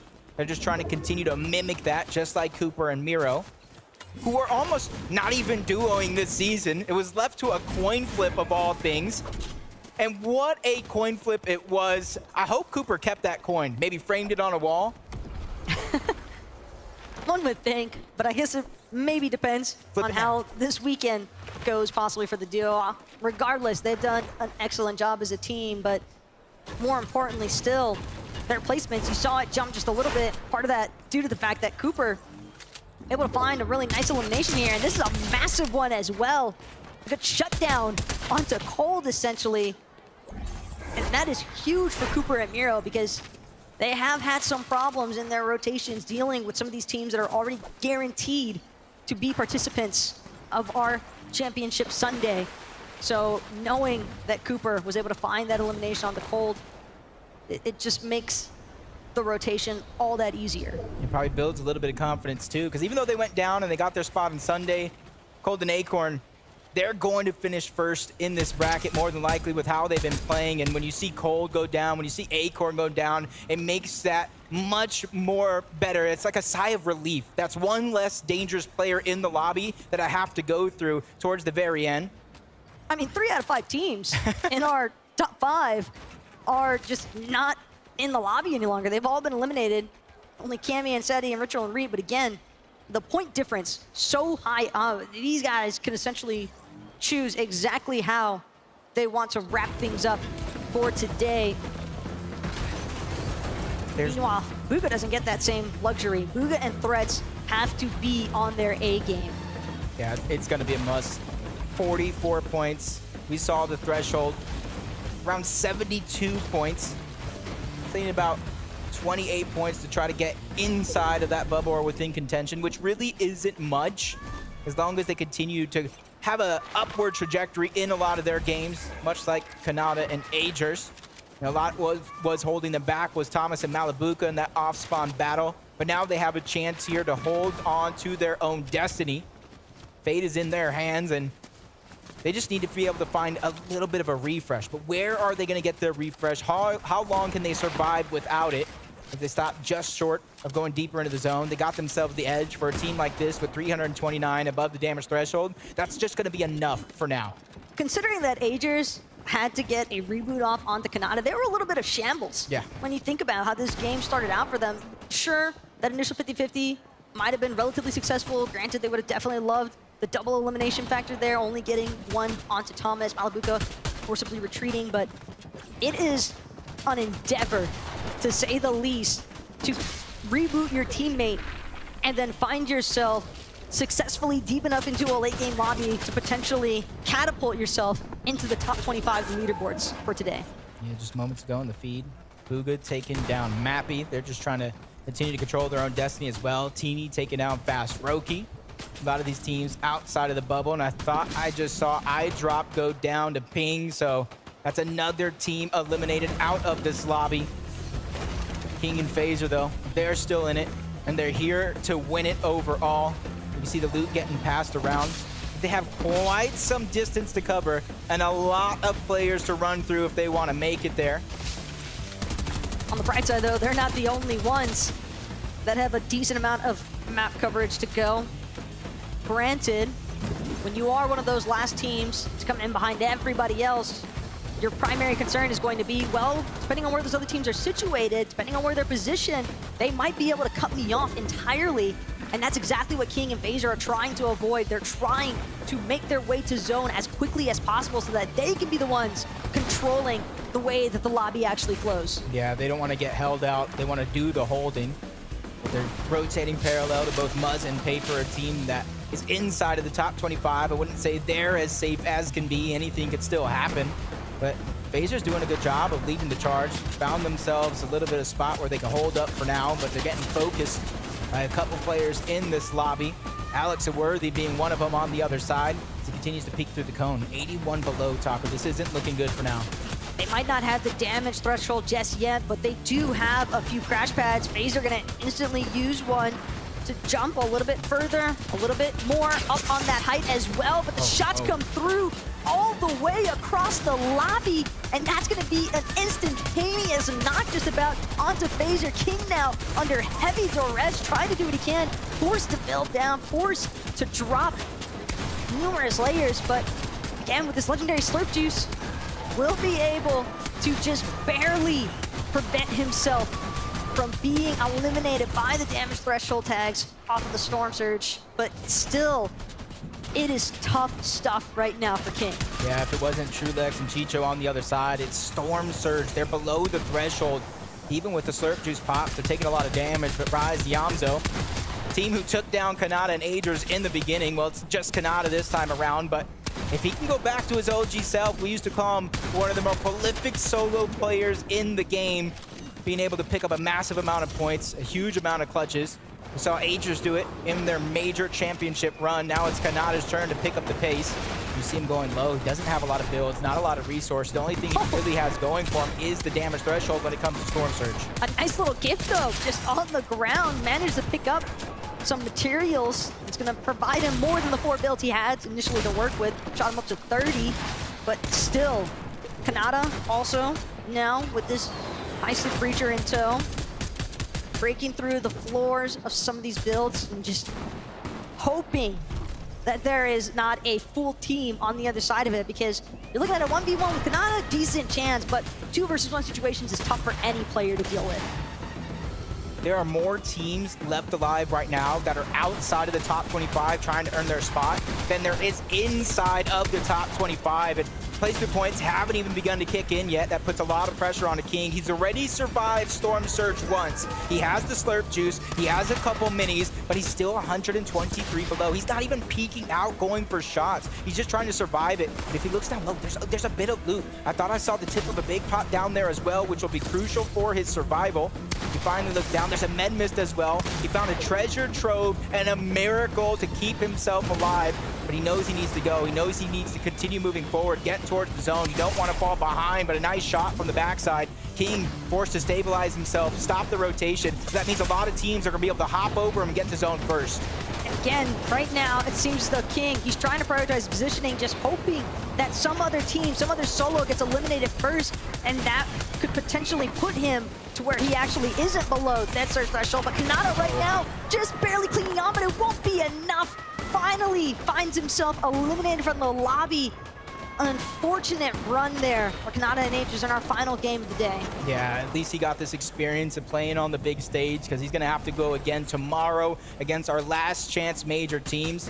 Zaxidus and his teammate have the high ground. They started this game on the bubble. You got to imagine they've been climbing up that ladder, just like Booga and Threats. You talked about it yourself. You even casted it throughout the day. They have yet to play a solid game as a duo. This is their chance. But the solo's trying to push back both Alex and Worthy as well. A lot of damage being done here by Storm Surge, not even these players. We're seeing so many teams, though, struggling with Storm Surge, but for Booga and Threats, they were over 800 damage above. They can focus entirely on how they choose to actually tarp through some of these congested layers, and right now, Miro, forced into a solo position, won't have any sort of time to try and help out Cooper in the process. We are simply too deep into these moving zones at this point, as now Miro finds himself in a decent amount of pressure, a couple of slash flashes, all of his slash flashes actually going to be expended here. As Miro trying to see if he can find an opening from the backside of the zone. Nutty from the side though. Wow. Clean shot onto 7-man, and a quick build up to utilize his med kit. Just quick moving, quick reacting, but not quick enough. That's CowGamer and 7-man. A big game's needed from them. They could boost themselves into that top 25 as well. Booga and Threats, 5 eliminations so far, peeking down low, trying to recycle some of these builds because they know they don't got much left. A refresh or a siphon mask, anything is what they're looking for. And they even split it between them two, so it's even less for an individual. They fall on top of Alex. Can they get that elimination? Can they get the siphon? Yes, they can, off the back of Threats, who gets a double elimination and push themselves into the top 10. Just barely there. No, Booga actually gonna find himself trapped just outside. He won't be able to make it in time. And the knock from that surge damage, that's so tough that the Storm is going to be his ultimate competitor. But Threats still up. Threats still trying to move forward. Doesn't have much left in the med mist though. Needs to find a refresh at this point. It's almost 100% necessary, but these points that he's grabbing here, staying alive, 7 eliminations as well. This could be enough, but it's definitely going to be a buzzer beater if I've ever seen one myself, and he's continuing to bypass everybody. But on the high ground, it's Yamzo and Rise that are trying to take this last and final game of the day. A few teams actually that are stuck down low still need this shot to try to qualify. Misha and Teen is one of them. Chulex and Chicho, they probably already got their spot, but Threats does it yet again. Another elimination, trying to go ahead and keep him and Booga's dream alive. But for Threats, he didn't find any sort of white heals, which he needed. Granted, it might not be necessary. Almost found the closing shot there onto Rise, but with the Yamzo there to back him up, it's no problem whatsoever. And we are seeing one of NA's finest with a victory royale for the day close. I'd call them one of the most dangerous teams coming into the Global Championship. It may have taken them some time to heat up, but they have finally won the game. And I want to go ahead and hear exactly what they have to say, so I'm going to throw it over to Frankie to let us know how they're feeling in this moment. I'm between the Danger duo, and what a day it's been for the two of you. A spot in Sunday's grand final was inevitable, but how did you ramp things up for the victory royale at the end of today? It was a rough first few games. We had 2 0-pointers back-to-back, so we said we wouldn't last, and he had, I think, 3 headshot snipes this game, so it set us up in the beginning of the game and got the win. And you are currently in 4th place. So you say you've had a tough day, but you've had incredible performance. For you, Rise, what's it been like getting to compete with so many people here? It's been awesome. It's my first LAN, and I'm just excited to be here. It's your first LAN. That's incredible because you're taking to it like a duck to water. Let me ask you about this year and getting ready for LAN, because we know the two of you love to go for eliminations, but you've had to find consistency and stability to make it to the end games, and now you make it look successful. What do you think was the key to making that change? To be honest, we've just been playing the whole year, and we just kept the same play style. Yeah, and for the two of you now, how are you finding the pressure of being on LAN? Is it affecting the comms in any way? I think the first game we were a little nervous, of course, both our first LANs, but after game 1, it went away, and it feels good to be playing an international stage, so. Do you think you could get used to being on LAN? Do you feel like this is your favorite place to be now? Yeah, I just have to get used to it, and once you get used to it, it's kind of easy. You make it look easy, I'm not gonna lie, but I know it's definitely not. Yamzo, Rise, congratulations. We'll see you on Sunday, and we'll see the guys on the desk right now, I think. Thank you so much. This is a unicorn duo. This is a rare type of duo, okay? I'm talking you're bringing together 2 people who are unique in gameplay, in skill set, in hair color. These guys have it all. The Victory Royale, especially here in championship first day, Global Championship first day, that's a big deal.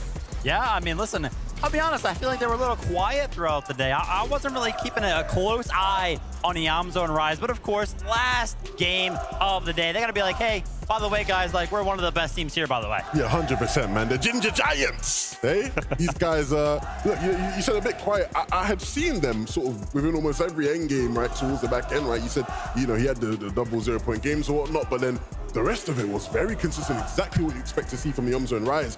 They're one of the teams I love the most from NA, right? Because tactically, they are sound, right? They are as good tactically as any other team in the world. And when they are feeling confident, when they are in their rhythm, they are so, so good, and they showed it there in that last game.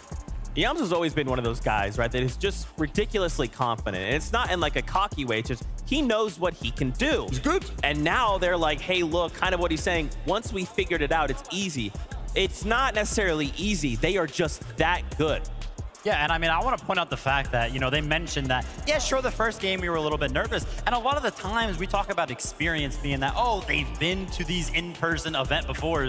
And that's why some of those players that have that experience come in and they're sort of ready. But the fact that they were able to adapt and get comfortable in just a short amount of time, right? We only played 5 games today, and they were talking like they were very, very comfortable towards the end of it. So that is impressive in its own right. But that comes with having a game plan, right? And that's the difference between them and a lot of other teams, just in compared to Fortnite in general, is these guys come ready. And when you have a game plan that you can trust, you just have to be confident, right? Because you know you follow that game plan, it's going to take you far, and that's exactly what these guys can do. Absolutely. Let's do this. Let's take a look at our standings. Remember, we want to end the day in top 25 to go straight on through to Sunday. Real quick, Vivid, I am not good at reading. What's that? What is that? What do you say? What's the name up there in the first place? Hey, Livin, let's take the facts here, right? I'm a little short. Have a little trouble with the top shelf sometimes. Okay. Can you go ahead and read out first place from all the way up there? Guys. All the way up there? All right. Who's so that? in first place, you have Agent Cold and Dig Acorn. They have been phenomenal. Yes, 325 points. First place. Ladies and gentlemen, we got them. Now, what's crazy to me, let's talk about the overall of this top 10, right? I would have expected a lot more EU names in general, but that's not the case. Now, we have some high-profile ones in there, Queasy, Venos, Seti, and Cammy. But still, NA deciding to show up on day one. Yeah, NA had a very good day. I'm very, very proud of everybody. I think Acorn and Cole definitely proved that low ground is pretty much theirs, especially when it comes to finding the eliminations, when it comes to finding the great rotations that they actually do through some of those mid games. Some of them they just weren't even building. So shout out to Acorn for making some of those calls. And obviously, Cold, he'll always find you an elimination. 100%, right? And even similar for Yomzo and Rise towards the back end of them games, right? There were a couple of those games, I think it was game 3. We saw them try to look up for height, and they were ready. They wanted to go for it. Queasy and Veno up there, started spraying them. But when you're an IGL as good as Rise is, you're not concerned about that. Cool, you can't play for height. I'll just play mid ground and low ground just as well. And that's exactly what they've done today. You'd love to see it. Now, our next question obviously has to be, who's going through? We know the top 25 will be moving on to Sunday. Let's take a look at a list of the 25 players that have qualified. A couple of names, let's just call them out. Obviously, we saw some of the big ones. I wanted to quickly highlight Zagu right here and Peppo Clip. Obviously, we saw them back in the days of Invitational. For them, though, back then, day 2 didn't quite hit as hard. But now, making it through to Sunday, they have time to prepare. And hopefully, they'll bring some heat. Yeah, I'm very, very excited to actually see what they bring on day number 3. We also saw some very cool strategies from them throughout the day, you know, farming some of that surge. Very, very cool from them. But talking about some of the smaller regions, I mean, Alex and Worthy, 6th place from the OCE region. Very impressive. Alex is one of my favorite players to watch. Such an electric player, so entertaining. At any given moment, this guy can turn it on and just absolutely storm and roll through anyone. Worthy as well. When I spoke to them, they said they were struggling a bit, right? It's a 25-hour flight for them, right, to get over here. And they said, yeah, we're feeling a bit tired, but, you know, give us some good sleep and we'll be able to get into that lobby and show you what we can do. And that's what they're doing here today. So now that we've kind of concluded the first 5 games, how are you guys feeling about the competition? Obviously, it's pretty evident there's a lot of duos that are still holding some things back, right? Whether that be they held them back and now they're going to lower bracket, or they're in the top 25. They can hold them till Sunday. Did day 1 meet your expectations, Vivid? Yeah, I feel like so. And again, I want to kind of bring up the regional aspect of the global championship. Going actually into finals from the upper bracket, we have 12 EU teams, 8 NA teams, 2 Asia teams, and then 1 each for Middle East, Asia, or not Asia, Brazil, and OCE. So pretty rounded out, right? Regional representation from every single one of those going into the finals from the upper bracket. Yeah, someone from everywhere stepped up, seemingly, and I think that's what you sort of would have expected. I think we always come into these competitions and think, you know, we sort of stack the biggest names up there and think, oh, this team's going to call, that team's going to call. There's always going to be some form of disappointment, and I think there will be some teams that thought, you know what, this hasn't been the best day for us. Yeah, we have the lower bracket, but we wanted to get it done in the upper. But even with that being said, I think I've definitely seen what I expected to see from a lot of the better teams, the better players, the big names, the fan favorites, of course. Even from what we've seen from the crowd here today, when they were more in there, a lot of people gone to the toilet, it seems. But when they were here, right, the noise was crazy. So I think all in all, man, the players who will be playing tomorrow definitely have to come in and maybe adjust some things, but it's been a great day. For sure. Let's take a look at some of those players. We'll start kind of on the bubble. And this final game was a fight for that top 25 spot.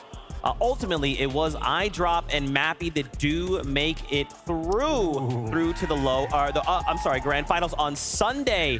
But take a look at some of these names here down to 34th that are going to be we'll be seeing go tomorrow. Fahad actually for one moment overtook the 25th spot, and it looked like it was going to be locked in, but just barely falling short. A single point making the difference. How do we have 2 teams a single point behind 25th there. In that 33rd spot, I saw Pink and Vika. I want to talk about them very, very quickly because I'm expecting that they will have the opportunity to be uncontested in the lower bracket tomorrow. So I'm assuming it'll be a little bit better of a day for them. Yeah, 100%, right? They're more accustomed to sort of dealing with that situation where they'll have access to all the loot, right? And all that space in that area. But of course, if you are near these teams, they will be feeling a bit disappointed. You have to be able to just mentally reset, come back into tomorrow. I think the big thing is, it's obviously going to be a very different lobby tomorrow. We have a whole new set of teams coming in, a bunch of players who may have been contested today, uncontested, like in the case of Pink and Vico. Some players who maybe were uncontested today might be contested tomorrow, right? So it's like, you know, you're almost coming into not a whole different tournament, but it's going to feel that way in the lobby at times. Is there more pressure going into tomorrow? Obviously, the 25 in the lower bracket have been watching. They've been learning. They've been trying to figure things out. Players that have gone from today now to the lower bracket, is that more pressure? Is it maybe like, okay, I'm warmed up, so let me just kind of change a couple things and we're good? I think from a format-wise, it has to be more pressure, right? Like, it just has to be. But more games, right? 5 games under their belt now on the international stage. They got to be feeling a little bit more comfortable when it comes to the setups, the crowd, and the lights. Yeah, I think there'll be more pressure because, of course, these teams were expected to go through. They were the upper bracket teams, right? A lot of the lower bracket teams, some of those guys don't have that LAN experience. But for the teams who didn't quite do it today, in your head, you're thinking, oh, top 25, that's pretty easy. I can get that. You didn't, right? So now you're almost second-guessing yourself. It's not easy to get top 25. Yeah, this is, I mean, what? 75 of the best duos in the world, right? This was going to be a difficult task. Some duos took full advantage. I'm looking at you guys in EU. You know who you are. Crazy Vano, Sadie Cammy. But still, we have to keep focused, right? We cannot skip a beat. Now, we're going to take a little break here because Kelly is standing by in the Creator Lounge with none other than Peach Cobbler. That is right, Zeke. Peach Cobbler here joining me. Thank you so much. Day 1 is now over. How has it been for you? Oh my gosh, it's been absolutely amazing. It's kind of like just a big teaser for what's to come. Oh, yeah. I mean, tomorrow, speaking of what's to come, we have the lower bracket now joining the bottom 25 teams here. Is there any team coming into tomorrow that we haven't seen today that you're excited for? Oh my gosh, definitely Clicks and Epic Whale. Some of my favorites for a long time now. Oh yeah, you were actually just telling me before we went live that you've been going to Fortnite tournaments since the World Cup. What has that been like watching Fortnite grow and evolve? It's honestly been such a blessing. Like, I feel like each year Epic just steps it up one level after the next. And it got me hooked on seeing the live events. Like, being here is nothing like being at home. And speaking of Epic Will, you were actually sitting behind the parents. What is it like to see, you know, just these emotional moments and the people that are so passionate, just like yourself? Oh my gough, it definitely passes on like through you. Like, they were crying, I started crying. I was like, I didn't even know who Epic was at the time, but just to see that passion from the parents supporting and then like watching him compete the way that he did was just beautiful. Oh, and we got to watch some incredible competition today. Was there any surprises for you? Oh my gosh, I feel like Fortnite in general is just full of surprises. Like the loot pool or what people land on. A lot of the 50-50s had me like jaw-dropping shocked, and it was just exciting to see Kanata go against Malabuka and Thomas, and just like it was amazing. Very hype. I know. I can't believe that it's already over. I just want more, and we'll get more tomorrow. But Peach Cobbler, thank you so much for joining me here on the Creator Lounge. Where can people find you online? It's the Peach Cobbler anyway. Thank you for having me. Oh, thank you again. And guys, I believe we're heading back to you, Zeke. You are. Hi. Thanks again to Peach Cobbler for hanging out and all of our creators that stopped by. We do truly appreciate that. We have to set expectations going into tomorrow. We don't want to get too kind of deep into it because we'll have all day tomorrow to break all of it down. But now that we know which duels will be moving to tomorrow, I kind of wanted to kind of get your thoughts. Are there duos in the lower bracket as we take a look at this list? Just give me one from each of you, just a little taste, a little more. Mr. Savage and Verdeel, Okay. It has to be, right? You know, Mr. Savage, all the fans in the world, clearly, right? Everybody loves Mr. Savage, and of course the same for Verdeel. All the pressure's going to be on them to perform for their fans, and I think they'll deliver. Hey, Levin, we were hanging out a little bit with some of the fans, and as they were walking around, I believe I heard this multiple times, quote unquote, Clicks is going to win. So I'm sure the arena will be absolutely crazy tomorrow seeing him compete, so I'll be excited for that as well. I've got to round this out. Agers and Kanata, right? Having this crazy 50-50 off spawn today. Didn't work out, but that's okay. This is Agers. This is Kanata. They are FNCS champions for a reason. I will put my faith in that hat, of course. As we begin to wrap things up, how did you feel about the day? Absolutely awesome. I think everybody crushed it out there. It was pretty much exactly what we were hoping for out of an upper bracket, right? I feel like we saw a lot of strategies actually come out, and then some others, you know, it looked like towards the back end of the day, a lot of those top end teams kind of decided to kind of pull it back a little bit, right? And relax. So that means that they're not really putting everything out there, which means that they'll be ready for finals. Yeah, 100%. I think everything in the serve has been unbelievable. What you'd expect. The crowd has been amazing. I think for me personally, seeing Zeke, you know, sort of on the stage, for the stage, you feel right, the lights come down, everyone's cheering. He looked like the coldest man in all of Denmark in that moment, man. He just looked way too cool. I think more of that from you, Zeke, and I'd be happy. Okay, anyway, as we start prepping for tomorrow, why don't we send it up to the cast to get their thoughts on the day?